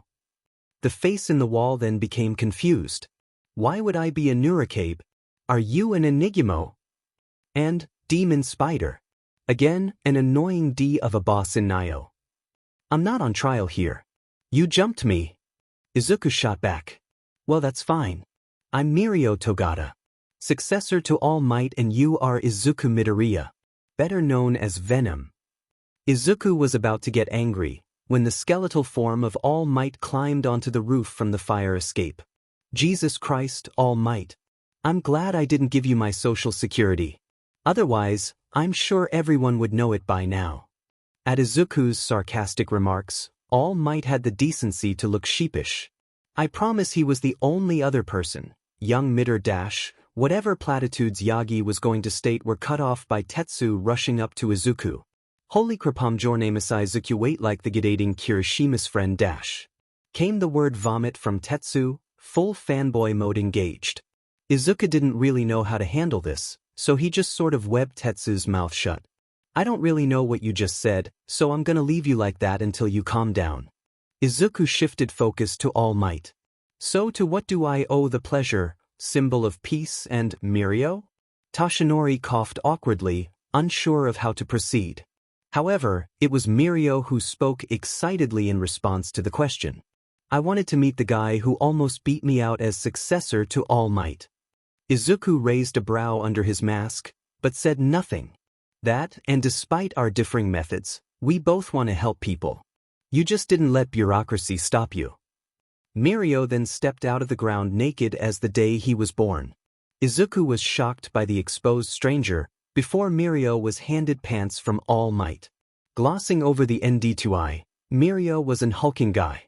He was very muscular and tall, around 6 feet tall. He had friendly but odd-looking eyes, and his hair was up in a pompadour. Thanks that I think. Izuku was unsure of how to interact with Mirio. He was everything All Might seemed to be. Odd question. You ever play Fallout? Why? No reason. Izuku turned to Shinso, hive mind, take our friends somewhere else. I need to speak to them alone. Hitoshi nodded, before leading Tetsu down the fire escape to give them some privacy. Izuku stood observing Mirio and All Might, who were whispering to each other, while waiting for the other party to speak. Now that Hitoshi and Tetsu were gone, they could speak freely. Alright, All Might. I thought I made it clear I didn't really want to see you around last time we met. So I'm assuming you have a good reason beyond wanting to remind me of every negative interaction we've had. Izuku spoke nonchalantly, although there was definitely a hint of bitterness in his voice. He was still unsure of how to take the offhand comment of, "You were almost All Might's successor." Toshinori sighed, rubbing his head sheepishly as he thought of the words he wanted to say. Mirio wanted to meet you. I didn't really want to come, but he was insistent that I did as a mediator. He didn't believe me when I said you didn't exactly like me. Hey, I just thought it'd be easier if I had a familiar face to introduce us. Mirio interjected, not happy with his mentor's explanation. Look, Tintin, I don't know what he told you, but he and I are not friends. He hurt me in a big way, so kindly tell me what you want so I can leave. Izuku was full-on annoyed at this point. The suit was making him a little less reserved in displaying that, and he definitely hadn't worked all his issues with All Might out of his system. Mirio seemed to get disheartened at that, but he pressed on. I wanted to suggest an alliance. It'll help you get legitimacy as a hero sooner, and allow us to team up. In case you didn't notice, I already have a team. And that's arrogant of you to assume that I want or need your help. What's important is that I help people. Whether society accepts or rejects, that isn't my problem. Don't misunderstand, I have nothing against you. I'm just a little irritated right now. Izuku glanced at All Might briefly before cutting his gaze back to Mirio. I'm not opposed to helping you out if the situation demands, but neither is that something I just want to openly commit to. Mirio seemed saddened, but he ultimately nodded his head. That's fine, I guess. For now. Izuku shrugged, before turning to All Might. So the UA students get back tomorrow, right? Toshinori nodded in confirmation. He'd been hearing bits and pieces about what was happening at the provisional license exams. The students that Izuku had trained were outshining the others by a wide margin, which led to faculty concerns about them being flight risks. That's correct. In case you're curious, it seems every student you trained is on course to pass. But I'm sure you assumed as much. Izuku said nothing, but his Venom outfit shifting into full form. As fun as this is, I don't really feel like being around you guys any longer. You got what you wanted, so now I'm going to go be a hero. Enjoy the retirement, All Might. With a subtle barb thrown All Might's way, Venom shot up into the sky, before using his earpiece to dial Hive Mind. As the phone rang, Venom had moved several city blocks, and observed the hustle and bustle of city life in its natural flow. On the sixth ring, Hive Mind answered. Yo, Izuku. Came Hitoshi's usual bored drawl, with a few sirens going off in the background. Where are you? And what the hell is that racket in the background? Oh, that? Some bald hero fought a crab monster. Beat the thing in one punch, and now he's screaming to himself and smacking the ground. It's pretty weird. I'd see, how's Tetsu? Izuku wasn't sure how to react to that, so he just pressed on with his point. Hitoshi sighed, but answered nonetheless. He's got a good heart, and he's not stupid. Just super inexperienced. I'd say you'd need to give him a training camp experience before letting him tag along. He did, however, shield a couple from harm when that pro was fighting the creature. He jumped without prodding, shielding them with his quirk from some collateral debris chunks that were flying around. I say we keep him around. Agreed. We'll talk more tomorrow. I'm tired and I'm about to crash on my feet. We'll meet up at UA to greet the others tomorrow morning, yeah? Sounds good to me. Later, Izuku. Elsewhere, Tamura Shiguraki was sipping on a soda can as he watched the news. His fingers twitched every time someone mentioned Venom, and he was getting more irritated the longer the news spoke about the vigilante. He began mumbling incoherently, only to be interrupted by Kurojiri walking over to him suddenly. Master Tamura, we have a problem. The containment unit has failed. Your experimental raid boss is about to get out. The Black Mist villain spoke calmly, before using the nearby remote to flick the channel to a security camera feed. The feed was unstable and flickering. However, a large silhouette was visible in the smoke. It was hulkingly massive, both muscular and tall, sitting around 7 feet tall. Its hair appeared spiky through smoke, and its left arm writhing as it has a mind of its own. The face wasn't visible, but a beak-like projection jutted out from the creature's face. No Kurogiri. Don't you see? This is perfect. Get whoever is around ready. We're about to initiate our raid. The boss is now in place, right? So let's go, Venom. It's your turn. Roll for initiative. As they looked back at the camera feed, the figure raised its hand at the camera, explosions resonating on its right hand. The camera feed cut, but the audio was working long enough to pick up one single word. Kill. Izuku woke up with a dull tug at his spider sense. He groaned before looking at his clock, which read 8:30 in the morning.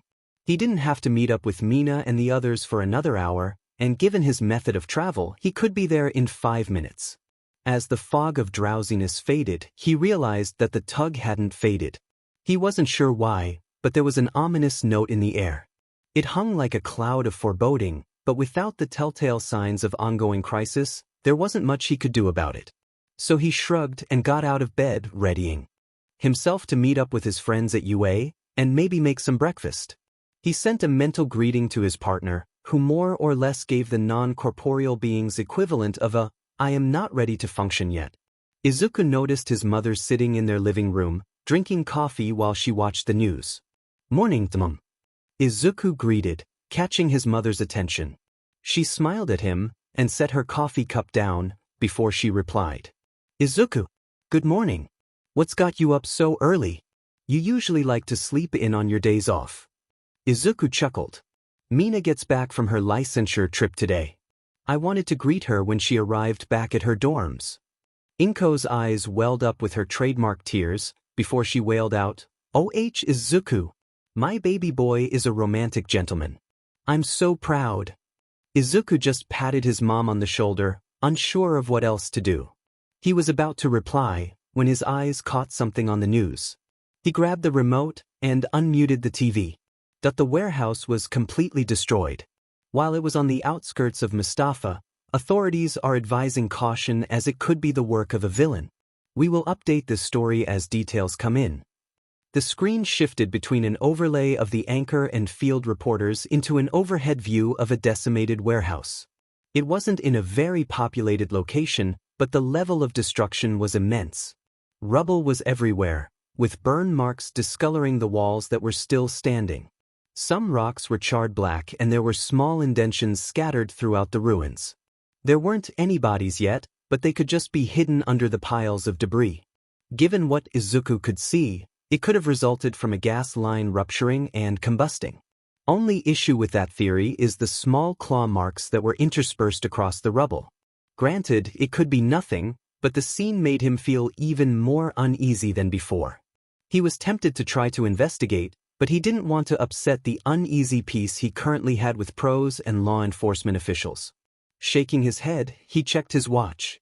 He still had about 10 minutes before he needed to leave. "Izuku!" His mother's voice jarred him from his thoughts. He looked at her, noticing the look of worry on her face. "Yes, Mom? What's wrong?" He replied evenly, not wanting to upset her or cause more tears this early in the morning.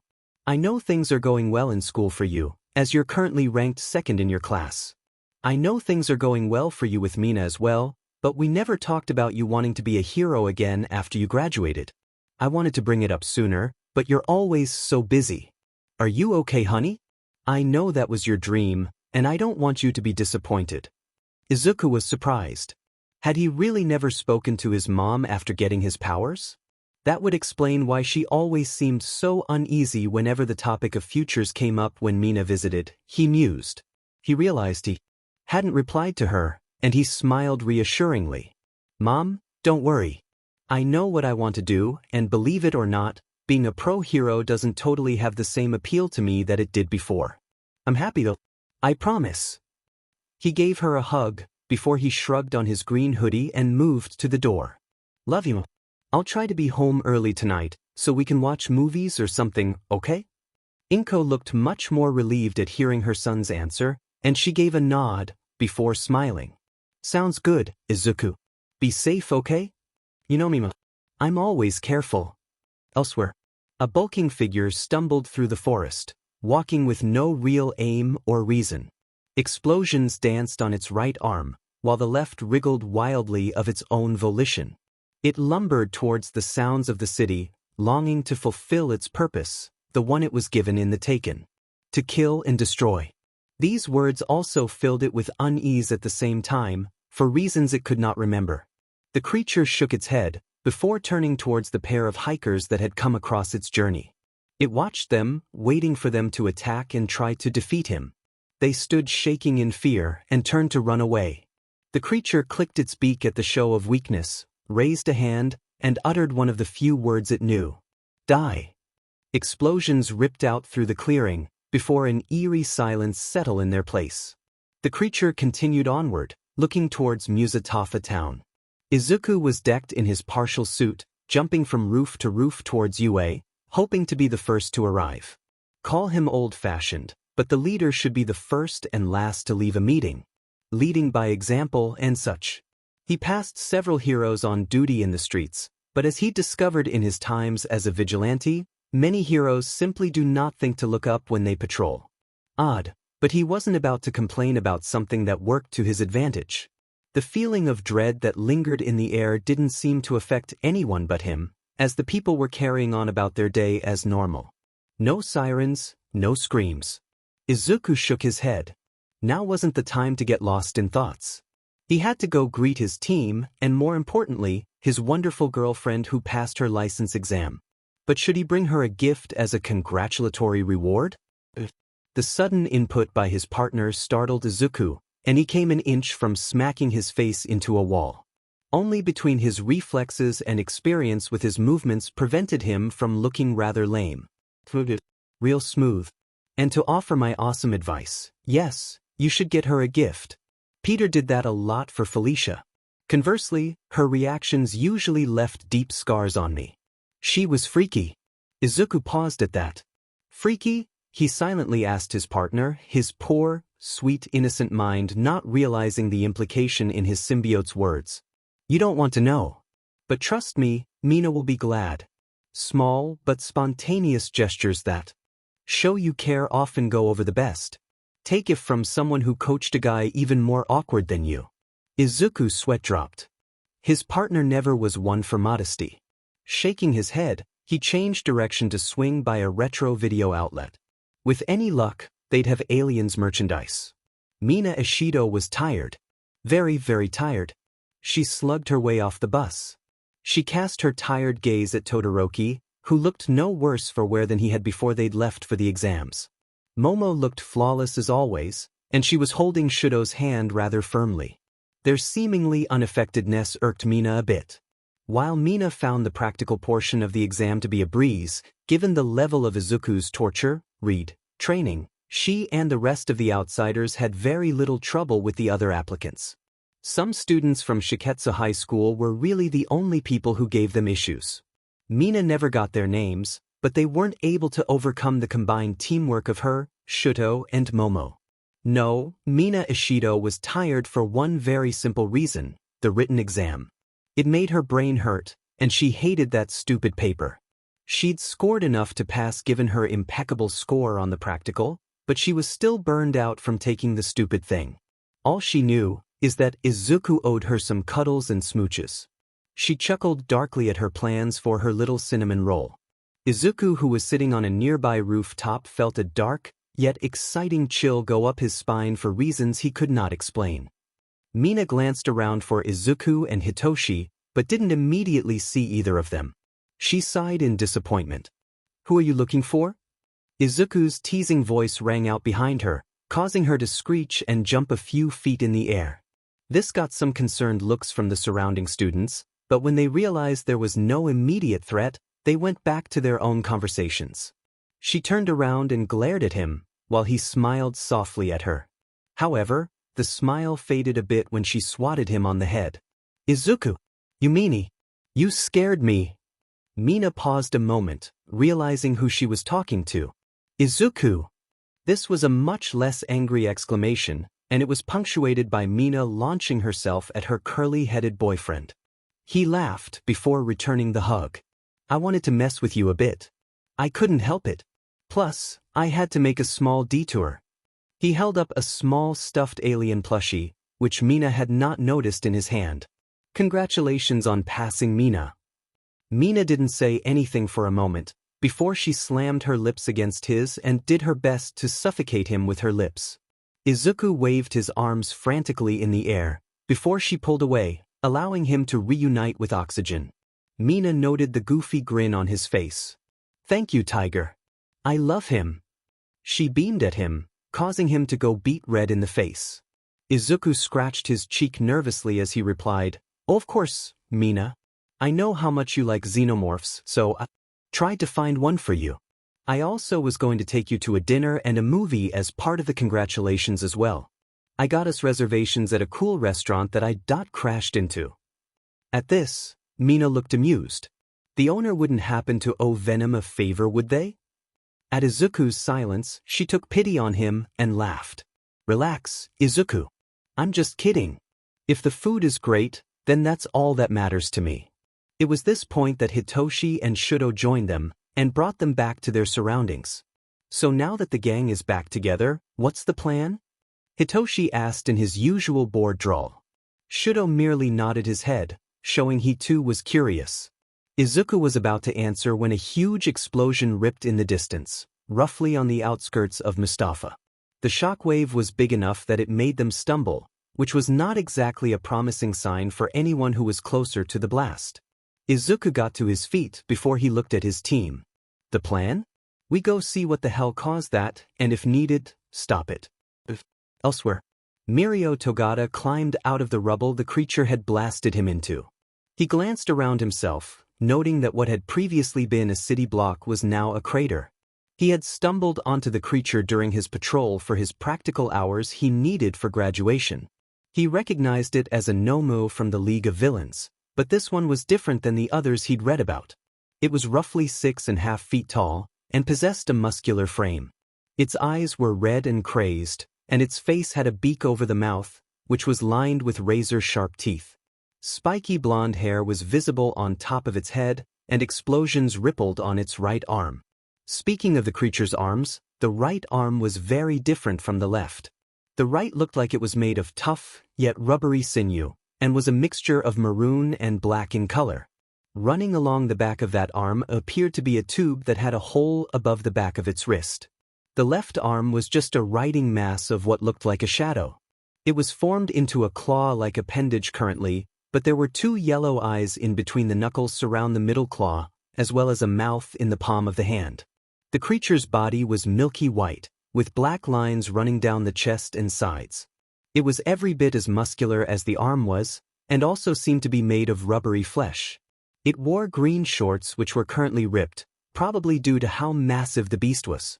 Its legs were no different, and were proportional to the rest of its body. All in all, it was a monster, and Mirio wasn't sure that even with his progress into 50% of One for All would be enough to stop it. But he also knew that there was only 1 or 2 other heroes he felt could fight this thing to the degree he could. The other pros weren't equipped to handle a creature like this. Mirio shook his head. He couldn't think in such fatalistic terms. He was Lemillion, successor to All Might. He would stop this beast and prove he was worthy. He was about to make his move when psychotic laughter rang out through the now quiet area. Oh man, Kurogiri. This thing is even more deadly than I thought. Izuku stood on the roof overlooking the scene in his Venom suit. He examined and analyzed the scene below him. There was some sort of creature, probably a Nomu, that Mirio guy, and a group of people that were probably villains. At the helm of the villains was a guy with shaggy light blue hair, who wore a bunch of glove-looking things on his body. The guy was clearly the leader of the villains, if his posture and psychotic laughter was any indication. All around the crater, there were bystanders and a news chopper circled overhead. This was it. After this, they would either be true heroes or outlaws. Venom turned his head enough to glance back at his team. They nodded, and Shudo removed his helmet. They all moved to the ledge. They had to make an entrance. After all, everyone loves shock and awe. The silence was oppressive, and the tension was thick in the air. Lemillion was starting to get worried. He was sure he could handle the group of villains and the creature individually, but together? The odds weren't so great. However, before he could do anything, a huge fireball shot through the sky, and several figures landed between him and the villains. As the dust cleared, the slim figure of Venom rose up and looked to the bystanders and the news chopper. In his dark, distorted voice, one sentence rang out for everyone to hear. "Fear not, citizens, for we are here." And with that, Venom raised an arm and a thumbs up to those around him. Cheers broke out among the crowd, and Venom turned his gaze to the League. "We don't know your name, but give your data tired, you're clearly the crazy but leader. We will give you one chance to end this peacefully, villain." It was then that Venom felt the ground next to him shift, before the muscular figure of Mirio rose up beside him, a heroic grin on his face and his arms crossed. "Indeed, villain, for how could you stand against the might of Venom and Lemillion, let alone the outsiders as well?" The TV displayed a frantic news anchor, who was in the process of losing his mind over the entrance of Venom and the outsiders. Despite the optimism of the reporter, All Might watched the TV with worry. This was it. He couldn't save the day anymore. This time, he was the powerless observer.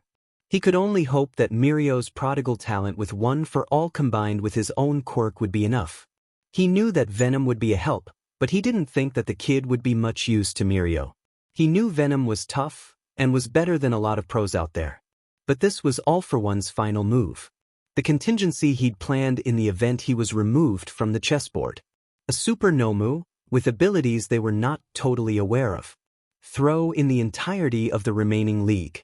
Of villains members, and this was a fight on par with his own with All for One. Toshinori bit his lip with worry. The other big-name pros were busy handling other supervillains in the city. The League's movement brought both big and small-time independent villains out of the woodwork, so it was an all-hands-on-deck situation.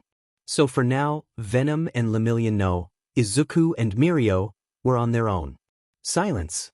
The villains stared at them, before his shoulders began to shake, subtle at first with chuckles soft until it grew into full peals of psychotic cackling. "I don't think you have a grasp of the situation at all. I have as much control over this thing as you do. It vaguely recognizes me as someone not to kill. That's about it. Other than that, everything is a target to that hulking monstrosity. It's wonderful, right?" The villain smiled widely in a manic fashion, peals of crazed laughter escaping him, all while spreading his arms out in that grandiose way villains typically do. This made both Venom and Lemillion share a glance and frown.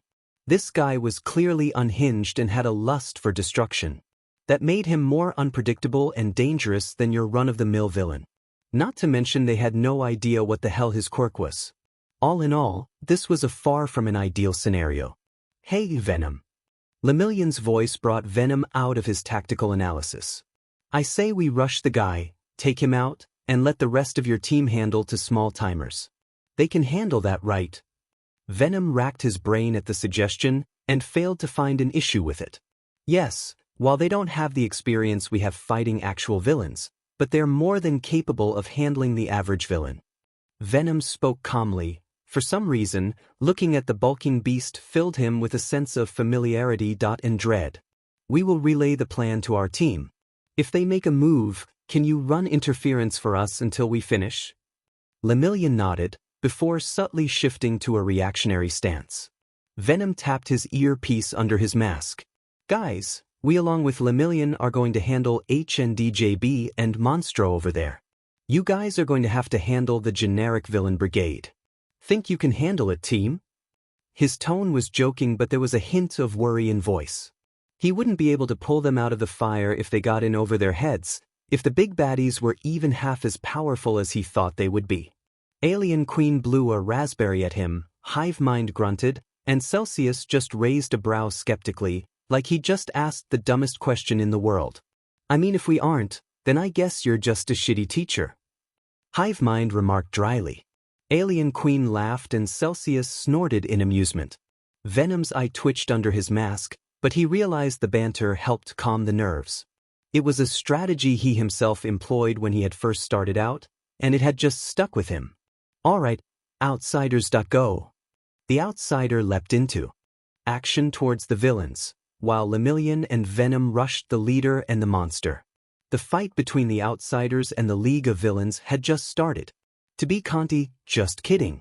HitoMei stood with Alien Queen and Celsius at his side, staring at the villains with a bored expression. So, out of curiosity, how many of you actually like working for HNDJB? At this, about a third of them voiced some complaints. HitoMei grinned like a kid in a candy store when they did. Alright, go beat the sheet out of the rest. At the command, the horde of villains were now split 3 ways. The brainwashed and conditioned, the ones fighting the brainswashed, and the ones that would be fighting the outsiders. All in all, this left about 20 villains they would have to between the 3 of them. Celsius looked at the remaining 20 analytically, the gears in his head spinning rapidly. He nodded to himself, plan in mind. I say we fight in tandem. HitoMei needs to maintain concentration, so he won't be able to fight too much. HitoMei nodded, and Alien Queen pouted, clearly wanting to show off how much she'd grown to the world at large. That means you handle 2 of them, Hive, while Queen and I can handle the remaining 18 villains. Both nodded their agreement before they activated their HUDs in their helmets. Celsius tapped a few buttons on the side of his helmet, which tapped them into the broadcast frequency the news chopper that was nearby was utilizing, and he began to address both the nation and the villains. Attention, citizens of Japan and the villains before us. My name is Celsius, and I'm a member of the hero group known as the Outsiders. However, you may know me better as the son of the #1 hero Endeavor. As such, I would recommend you surrender, given that a third of you are currently under our control and fighting another third. We are heroes and we are here to help. We may not be licensed, but we will fight tooth and nail to defend you. The chief of police stood watching the broadcast with both the mayor of Mustafa and Principal Nizu of UA. He looked at his fellow onlookers, before sighing. We cannot ignore this any longer. We must either formally arrest Venom and his accomplices. He ceased speaking when he caught the visage of one of the vigilantes speaking on the TV. My name is Celsius, and I'm a member of the hero group known as the Outsiders. However, you may know me better as the son of the #1 hero Endeavor. All 3 men sentient beings jumped to their feet at this information. The winner of the school festival and son of the new #1 hero was a vigilante. This completely derailed any thoughts of arrest. There would be riots if they moved to arrest people who rose to action in a crisis, particularly when one was the child of a prolific hero like Endeavor, while the other was a man of the people like Venom was. And that's without taking into consideration that they are currently fighting off one of the largest organized villain attacks in recent history. No, this took arresting them off the table, leaving only one option that didn't lead to people losing faith in authority figures' sense of justice. As the chief looked at both the mayor and Nizu, it appeared they too had come to the same conclusion. Nizu was the next to speak. So here is what we must do. Lemillion was rocketed backwards by an explosion, while Venom leaped to the side and clung to a pile of rubble. Hansi seemed to be less interested in a fight he viewed as futile, so he was more focused on the fight between the other members of the Outsiders and his forces. He laughed derisively as he saw them begin fighting among themselves. Man, you guys have some interesting members. It's a shame I couldn't get my hands on them before you. Come on, tall, pale and crazy. You don't really think they'd join your creepy-looking self, do you? Seriously, Dio Colt. He wants his obnoxious Sunday outfit back. You talk a lot. I don't like that very much. So I'm going to shut you up now. At this, the guy rushed Venom, grabbing the rubble Venom was sticking to. What the hell is he doing? As if answering his question, in typical villain style, the blue-haired creep made the fatal flaw of any credible villain, explaining his powers. Impressive, huh? I break down anything I touch with all 5 fingers on a cellular level. So that leads us to the obvious question. Did you find this out when you tried to choke the chicken for the first time? We bet that was a rude surprise. This led to another angry swipe and attempt at grabbing Venom's throat, which was easily dodged.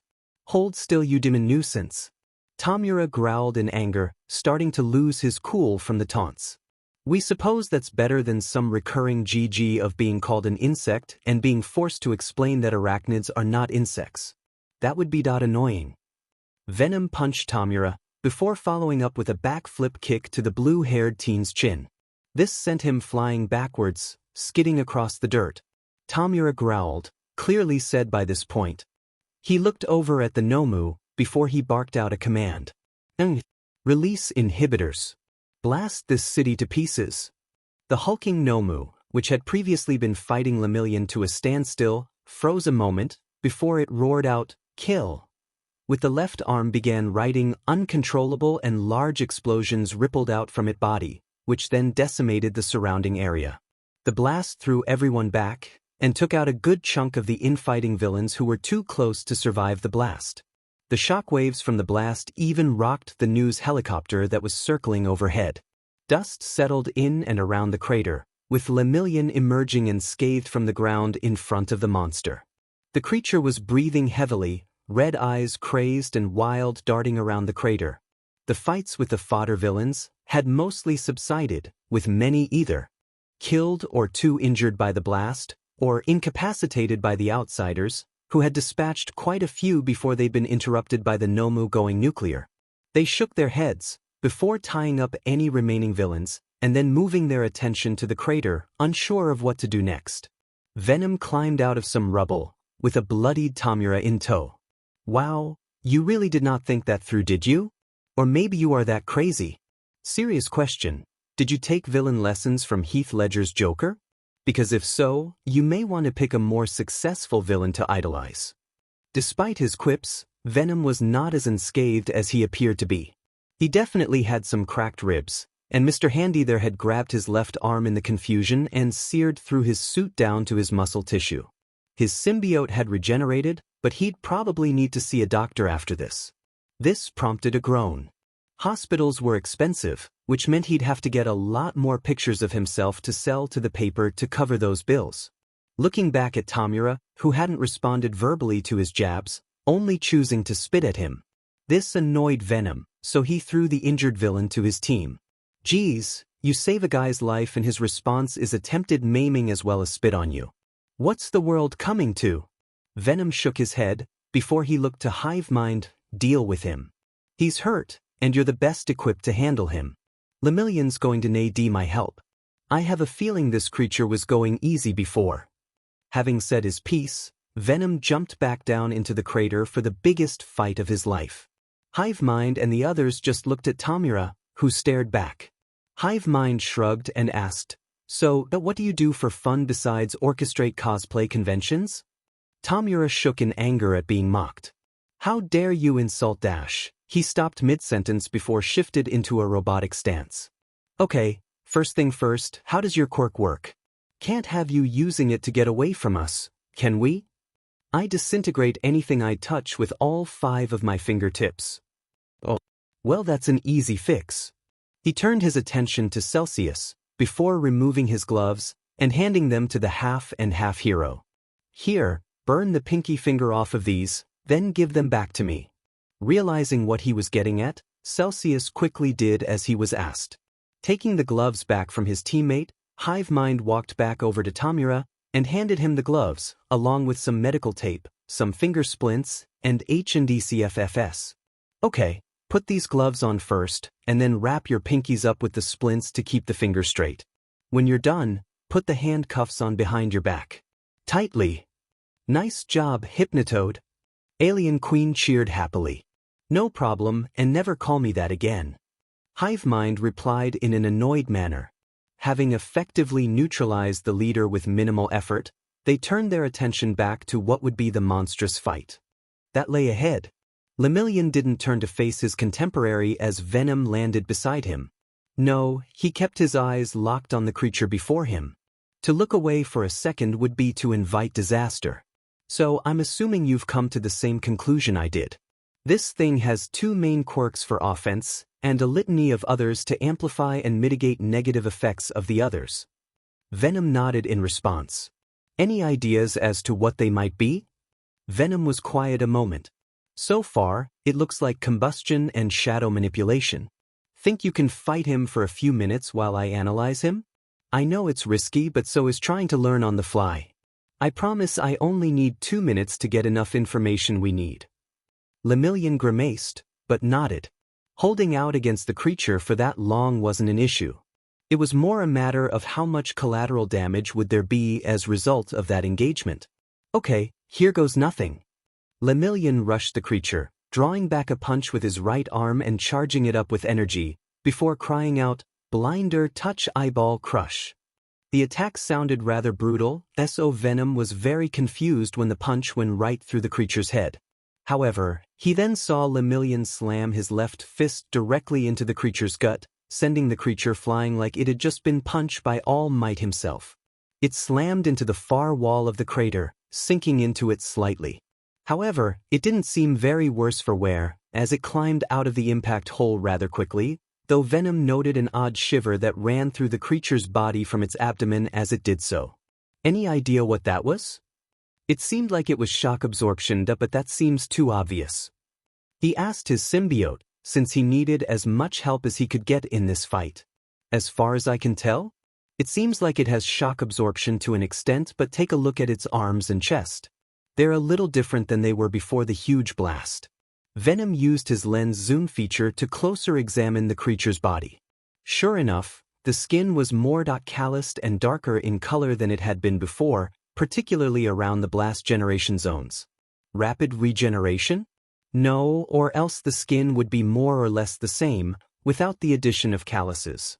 Izuku stopped cold. A chilling thought, one he prayed was wrong, ran through his head. Shaking his head, he then zoomed in on the creature's hands, specifically on its palm on the. I hope I'm wrong, but. Zooming in, he saw that the right hand was the most calloused in its palm, which was the epicenter of the bigger blasts. Before Venom could stop himself, 2 words slipped out of his mouth. Kaken? Bakugo? Mitsuki Bakugo had not been having a good year. She was volatile at the best of times, and the disappearance of her son had only exacerbated that to the point her marriage was falling apart around her. She had tuned into the news broadcast when she'd heard that the self-proclaimed League of Villains, the ones who had taken her son, were enacting a grand finale. She had rushed home to watch the TV broadcast, hoping for some hint of her son's fate, where he was now a villain, or dead, or just anything that would help her finally start the process of moving on. So when the broadcast picked up Venom's words, she came to 2 very world-shattering realizations, which caused the normally fiery woman into tears. She doubted the first word would mean much to most people, but to her it was Dming. The first conclusion? Her son's childhood friend was the country's #1 vigilante. But that wasn't why she was sobbing. No, the reason she was sobbing was because it meant her son was now a monster. Those words rang out through the crater. The creature, which had been readying to launch itself at Lemillion, stopped and pet its head to the side.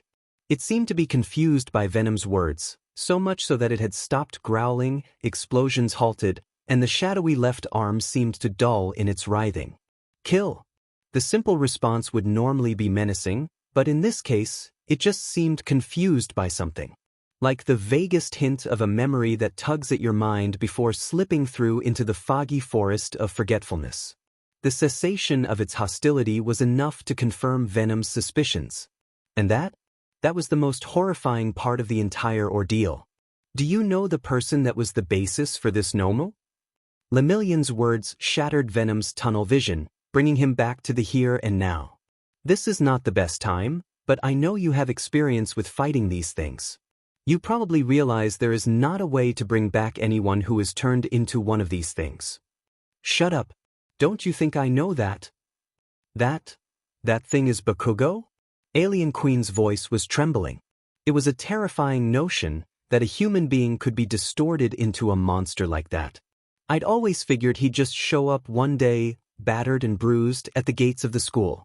Just to say, I escaped. No thanks to you losers. Does that mean that Tokoyami was made into one of those things too? Celsius kept looking at the creature, specifically its left arm. He shook his head. No, I don't think so. Look at its left arm. That thing is clearly Dark Shadow. This tells us 3 important things. 1. Tokoyami is most likely dead. 2. They used his quirk to make Bakugo a new arm before they made him into this creature. Lastly, it means its arm has the same weaknesses as Tokoyami's quirk did. Namely, bright lights. Hive Mind nodded at this, taking Celsius at his word. He wasn't familiar with either of the students that had gone missing, but he knew that Venom would need this information. He quickly typed up a message that would show up on Venom's suit lenses, informing him of the left arm's weaknesses. Alright, so Celsius, at some point, you need make the biggest and brightest fire you possible can. Break time is over. That thing is ready to attack again. You can mourn your friend later. Right now, you have to stop that thing. That thing was my friend, Venom. And there's no way to save him. You don't know that for sure. I don't, but Mirio does. He has access to files pertaining to All for One and his creations, since he is the successor to All Might. We don't. If he says Bakugo can't be saved, then he can't be saved. Venom shook his head. Now wasn't the time to argue with both sides of himself. He had to stop this creature. His eyes caught a text sent by Hive Mind. Left arm is a shadow manipulation quirk, weak to bright lights, stronger in dark. Have something planned to stop that quirk, just need time. He looked to Lemillion, who was shaking his fist out after the punch. We're pretty sure we have figured out what we need to know to stop this creature. The left arm is a shadow manipulation quirk, stronger in darkness and weaker in bright light. Lemillion frowned a bit. There was a student with a quirk like that in the freshman year, but he went missing. Be that as it may, that's not important right now. We have to stop this thing before it hurts anyone else. Lemillion sighed, but nodded. Alright, while it wasn't a 2-minute fight like I expected, we did get some information. What have you got? Adaptive resistance combined with shock absorption. The absorption was the reason it shook after the punch. We are sure it has adaptive resistance because the skin on the body where explosions occur is calloused up to prevent self-damage. The explosions are bigger than what Bakugo could generate on his own, so we think they added a passive ability to control oxygen levels in the vicinity of his body. Then you have the shape-shifting shadow control of the left arm that seems autonomous. FING hell. You said adaptive resistance? That's arguably the most problematic. Meaning the longer we drag this out, the less likely we are to win. We know. We must fight together. What are you skills, Lemillion? Lemillion sighed, but nodded. You know All Might basically made me his successor. That basically means he gave me his quirk in conjunction with my own. My quirk was originally just permeation, which I had mastered to the point of being able to become intangible at will. Now I can use the abilities of All Might along with my own. It's a rather symbiotic partnership. Venom twitched at the word symbiotic, but said nothing. I'm not at All Might's level. I can't go into specifics, but basically, I'm only able to use 60% of his quirk right now. He says I have a rather prodigious grasp for it, but that's not the point. Okay, intangible and All Might power. Okay, I can work with that. I'm sure you know enough about me to know I'm essentially the second coming of Spider-Man. So you know what I can do. So I'm thinking I do hit and runs, while you catch him with devastating blows. Sound good? Lemillion nodded. Alright, let's go. They leapt into action. Well, Venom did. Lemillion just sank into the ground. Using the various pipes that were sticking out of the ground in the crater, Venom swung around Bakunamu, propelling himself forward at rapid pace. As he swung around the creature, he shot webbing at its body in order to render it immobile. The malleability of the shadow arm made that difficult to do, as it was able to circumvent the webbing without much effort. Even still, left the other 75% of its body immobile long enough for Lemillion to shoot out of the ground beneath it. Phantom. Menace. He shouted as planted a massive fist into Bakunamu's face, sending it skyward. Venom, however, wasn't one to rest on his laurels, so he leaped towards Lemillion. Lemillion! Up! Venom cried, causing Lemillion to grip his fists and charge them before grasping them together. Venom then placed his foot on the clasped hands and jumped just as Lemillion shot his fists up to the sky, sending Venom flying rapidly towards Bakunamu. Alright, this is so overused, big guy, but you know what they say. Venom shot as much webbing as he could before he began to swing Bakunamu around and around in the air, before flinging him back to Lemillion, who was spinning with an arm drew back, energy crackling around the bit of his forearm. Back to you, Lemillion. Phase shift. Lariat. Lemillion's form phased through the creature, before his right forearm caught Bakunamu in the neck, and then transferred the momentum into creature's body, and slammed it into ground. It twitched for a few seconds before it stopped moving altogether. Venom landed on the ground in front of a crowd, unintentionally. They rushed for him, and Lemillion soon joined him, having checked the creature and found no pulse. Regrettable but necessary, Lemillion thought to himself. He glanced at Venom, who was kneeling down to talk to a kid. Whoa, Mr. Venom, you and that blonde guy made such a cool team. Venom and Lemillion chuckled, but didn't say anything. Dude-a-dio, you think I can be a hero someday too? My mom worries because my quirk isn't anything super special. This caused Venom and Lemillion to glance at each other. They both kneeled down to look the child in the eyes, and each put a hand on his shoulder. You may find this difficult to believe, kid, but can you keep a secret for us? The child nodded rapidly. This caused Venom to chuckle again, before he leaned in conspiratorially and whispered, "We are actually quirkless." Or we were. This made the child's eyes grow large. Lemillion nodded as well.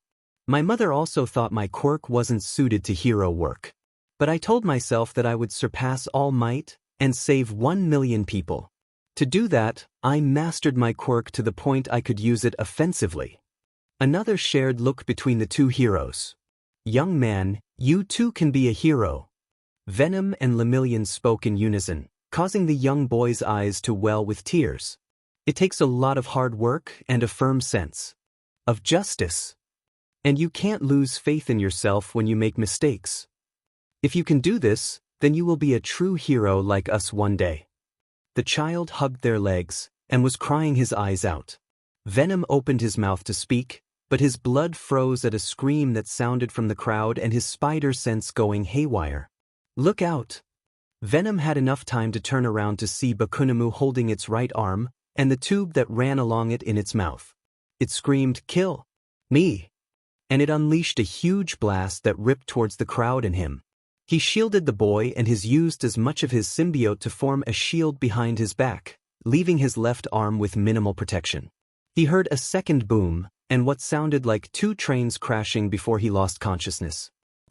As you can see, the creature was not yet defeated by the two brightest rising stars of the hero world. However, they were able to quickly react, though we do not have a picture of where they are now. Currently, the other members of the vigilante group of the Outsiders is engaged with the creature and are working to contain it while the civilians are evacuated. The TV that Momo and Mei were watching spoke calmly. How the hell the reporter was speaking so calmly while talking about the death of potential heroes was horrifying. The image showed Venom forming a shield of sorts with his suit to protect the boy, while Lemillion had slammed his fist into the ground to cause a plate of earth to lurch in front of the blast. It didn't completely stop it, but it probably saved the civilians from being killed. This is crazy that I need to make more babies to help them. Mei's wording was funny, but her demeanor was not. She was speaking hysterically. Momo did the only thing she could, and hugged her friend. Venom groaned as he returned to the realm of consciousness. He got up to move, but was forced to stop when a sharp pain shot through his left arm. He couldn't move it, and there was a piece of metal sticking out of his bicep. So he was down to one arm, which was rather ironic. Your shoulder is dislocated, and I don't really know what else to do to stop this creature. Lemillion's voice sounded beside him. Venom shook his head, before climbing to his feet. Go help them. They're not experienced enough to fight this thing yet. I'll think of something. We just need time. Venom spoke through gritted teeth, the pain really messing with his head. Lemillion just nodded, and leapt back into the fray. Kid, I don't know how you're going to stop it. I can only really think of one way. You're going to have to cannibalize its internal organs. How can you even suggest that? That is not something a hero would do. That is not what Peter would do. Izuku growled through his teeth, before he shot back a retort to his partner. I don't know why you keep failing to notice this, but I am not Peter Parker. I am Izuku Midoriya, and I am Venom. Not Peter. His partner went quiet. I don't like it. Any more than you do, but my arm is completely disabled right now. We have civilians that are injured. We don't have time to deliberate, partner. I need you on my side. These people need you on my side. Will you do it? Its adaptive resistance and shock absorption have taken out all other options for the time frame we have. Please, Venom. Fine. But know this is something I will never do again. And I expect lots of chocolate for my troubles. Izuku grinned a bit and chuckled, before the pain in his side reminded him of his broken ribs. You got it, partner. Let's go save the city, shall we? Hivemind was having mixed success using his quirk on the creature. For some reason, he was able to affect it enough to make it docile every few seconds. Kill me. The creature would say this every time it was under his control. It was concerning to say the least. He glanced at the others. Most of Celsius' suit was shredded and burnt. Alien Queen was at her limit for acid production. Lemillion's left eye was swollen shut and he had a cut over it that bled profusely. All in all, they could use a miracle. Lemillion. Venom called as if on K. We need you to pry its mouth open. Quickly. They all turned to see Izuku without the majority of his outfit on.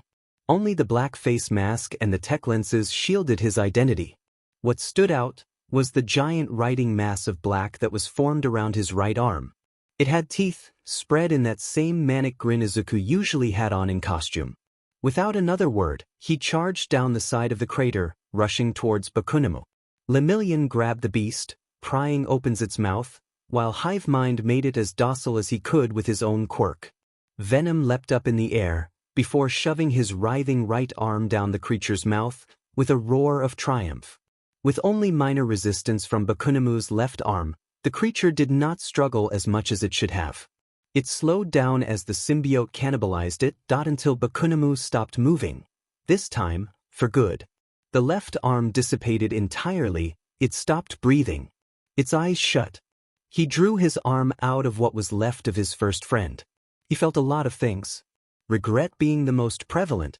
However, he stumbled back a bit, and almost fell, but Lemillion caught him.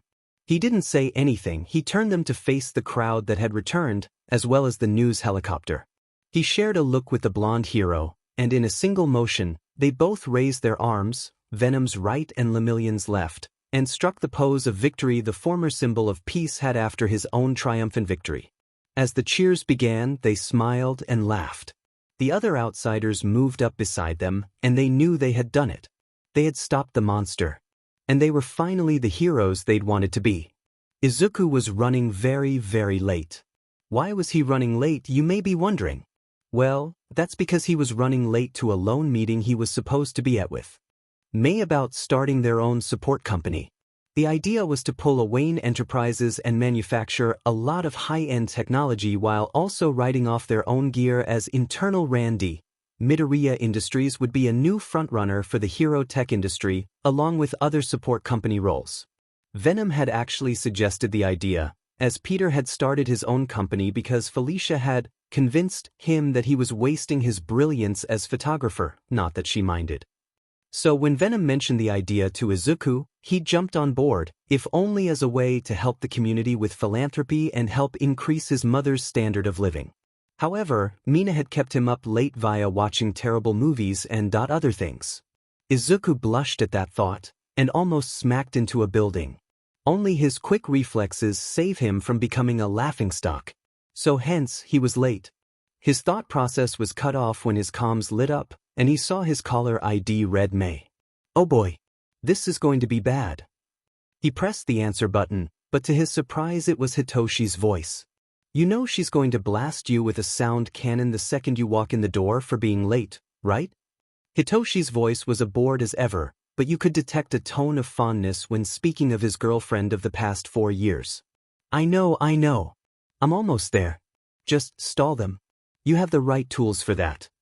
Hitoshi sighed at this, but as the phone line went dead, he began to speak. So if I said Mass Effect 3 had a good ending dash, followed by roars of outrage.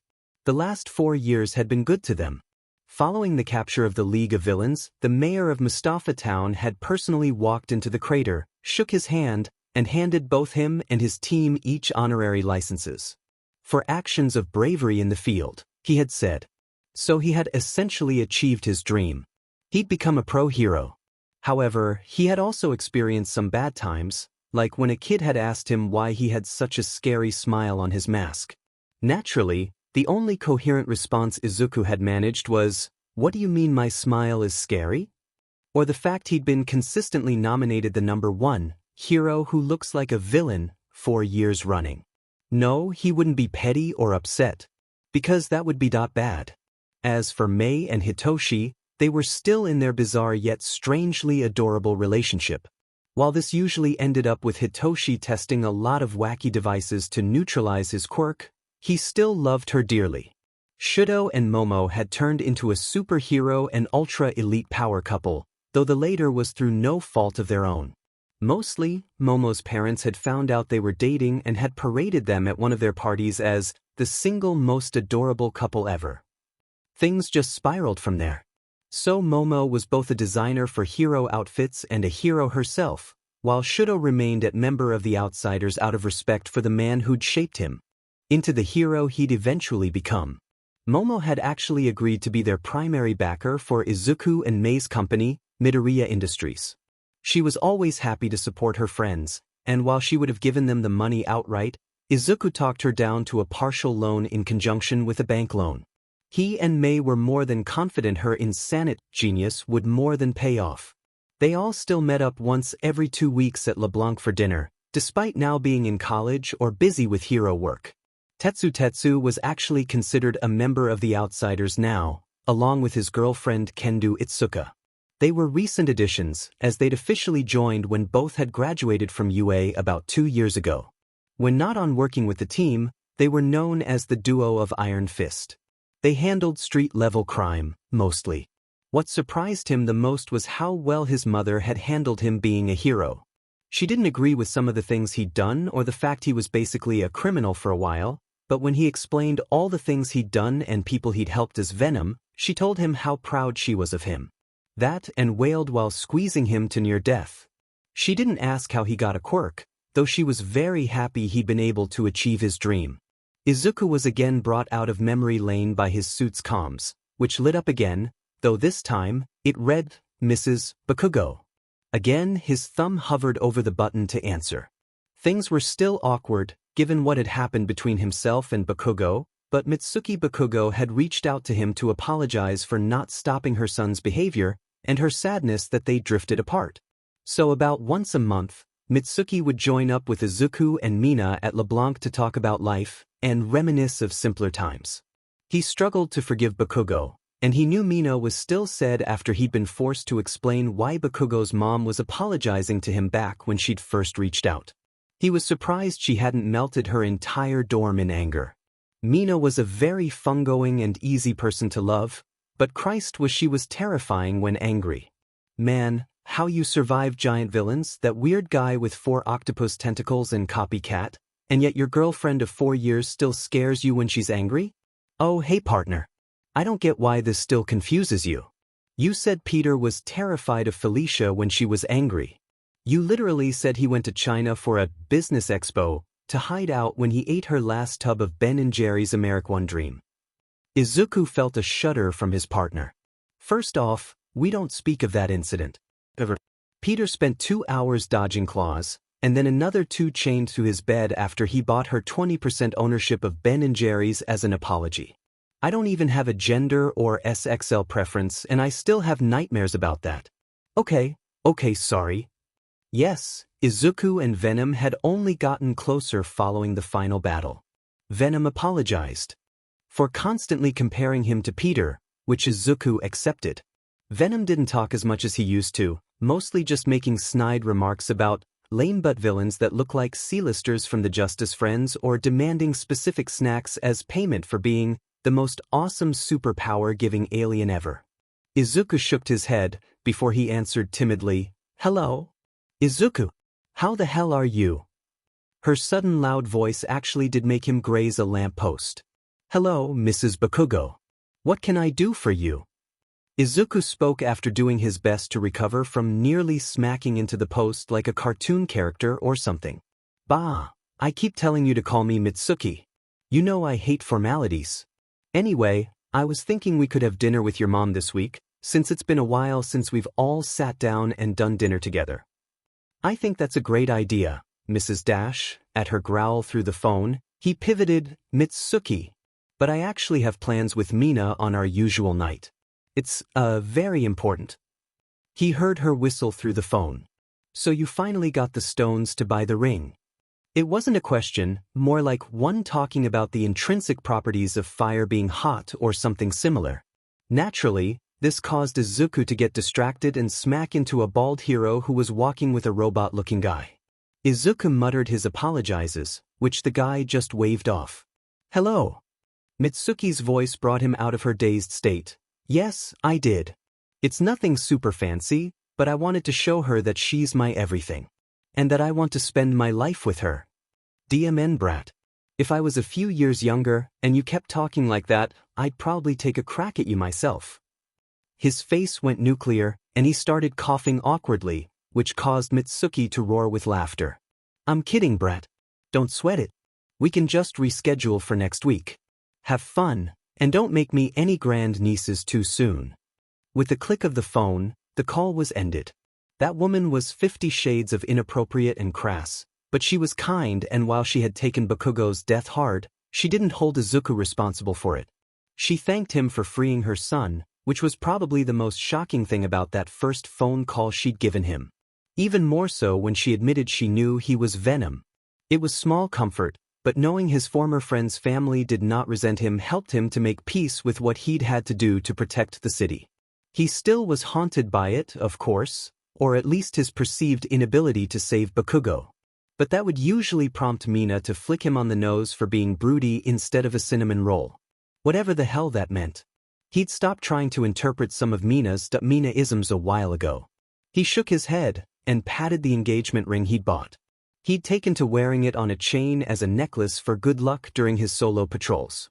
Tomorrow was the big night. Tomorrow, Izuku Midoriya would propose to Mina Ishido. The next day. So let me get this straight. Yeah. You made Hitoshi brainwash Mei and you're lone board. Correct. Just because you were running late. Yep. And you were late because? There was a cat in a tree. Mina Ishido burst into laughter in the crowded restaurant. They weren't eating at LeBlanc for once, and instead were at a place Sojiro himself had suggested if you could call graphic threats a suggestion. Flashback. You are not proposing in my restaurant. What? Why not? Because, moron, you're going to take her to this place. And you going to. Collaborative whispering intensifies. Got it? Flashback over. And so, Izuku had gotten a table at one of the nicer places in Mustafa. He knew Mina wasn't super into high-end places, but he'd told her it was important that honor Sojiro's recommendations so he wouldn't break Izuku's legs. And since Mina happened to find the whole situation hilarious, she naturally agreed. The restaurant itself was reasonably lit, but just dim enough to appear mysterious and ostentatious. Mina was looking stunning. She'd worn a sleek black dress, which Venom had suggested, after forming a mouth while Izuku slept, and her hair was now down to her shoulders, tied to one side in a ponytail that was draped listlessly over her left shoulder. She wore some dark blue lipstick, and she had some golden earring in. All in all, she made Izuku stutter more than he had when they first met. When she had noticed this, she'd given him a teasing grin and remarked, "Careful, tiger. Keep staring and I may get some funny ideas." Anyways, our favorite couple were here, at a restaurant, enjoying dinner. They'd just finished their entrees and paid the bill. Now, Izuku had taken them to a very familiar place. A rooftop overlooking the city lights. He'd had to partially use his power to get them there, and while she'd teased him about using it as an excuse to press her against him, they were now cuddled up on a picnic blanket he'd placed ahead of time and watched the stars. So do you recognize this place, Mina? She pretended to think a moment. Well, this is either where you beat the crap out of some scumbag mugger. Izuku's head fell a bit, which made her laugh and kiss his cheek, or it's where we first kissed after you saved my life. His eyes shot up to meet hers, though they briefly paused on the warm and caring smile on her face. That's right, Mina. This was where you became my queen. It's funny how things turned out. You ended up with a stuttering, awkward guy who doesn't talk much. Why me? He asked curiously. She laughed a bit and flicked his nose. I think the question you should be asking is, why wouldn't it be you? At his confused expression she continued, Izuku, you saved my life. If that isn't some cheesy Hollywood moment to kiss the girl, then I don't know what is. Even if you take that out of consideration, your kind and your sense of justice motivates me every day. You say I'm your inspiration these days, but I could say the same thing about you. Even if you are a CEO snob now. Izuku face-bombed at her sweet speech that turned teasing. Of course she'd rip him about successfully getting his business loan approved. But I gotta ask Izuku, why'd you bring me up here? I know you're kind of sappy, but your gestures are usual small and everyday ways of showing you love me. Why this? At this, Izuku pulled away a bit and reached into his pocket, before he shifted onto one knee and took her hand. Mina Ishido, I could go on another speech about how you complete me, and how you're my partner in pretty much everything. But I think I'll skip right to the question, will you marry me? Her expression was stunned, before her cheeks turned lilac, before delicately taking the ring and putting on her finger.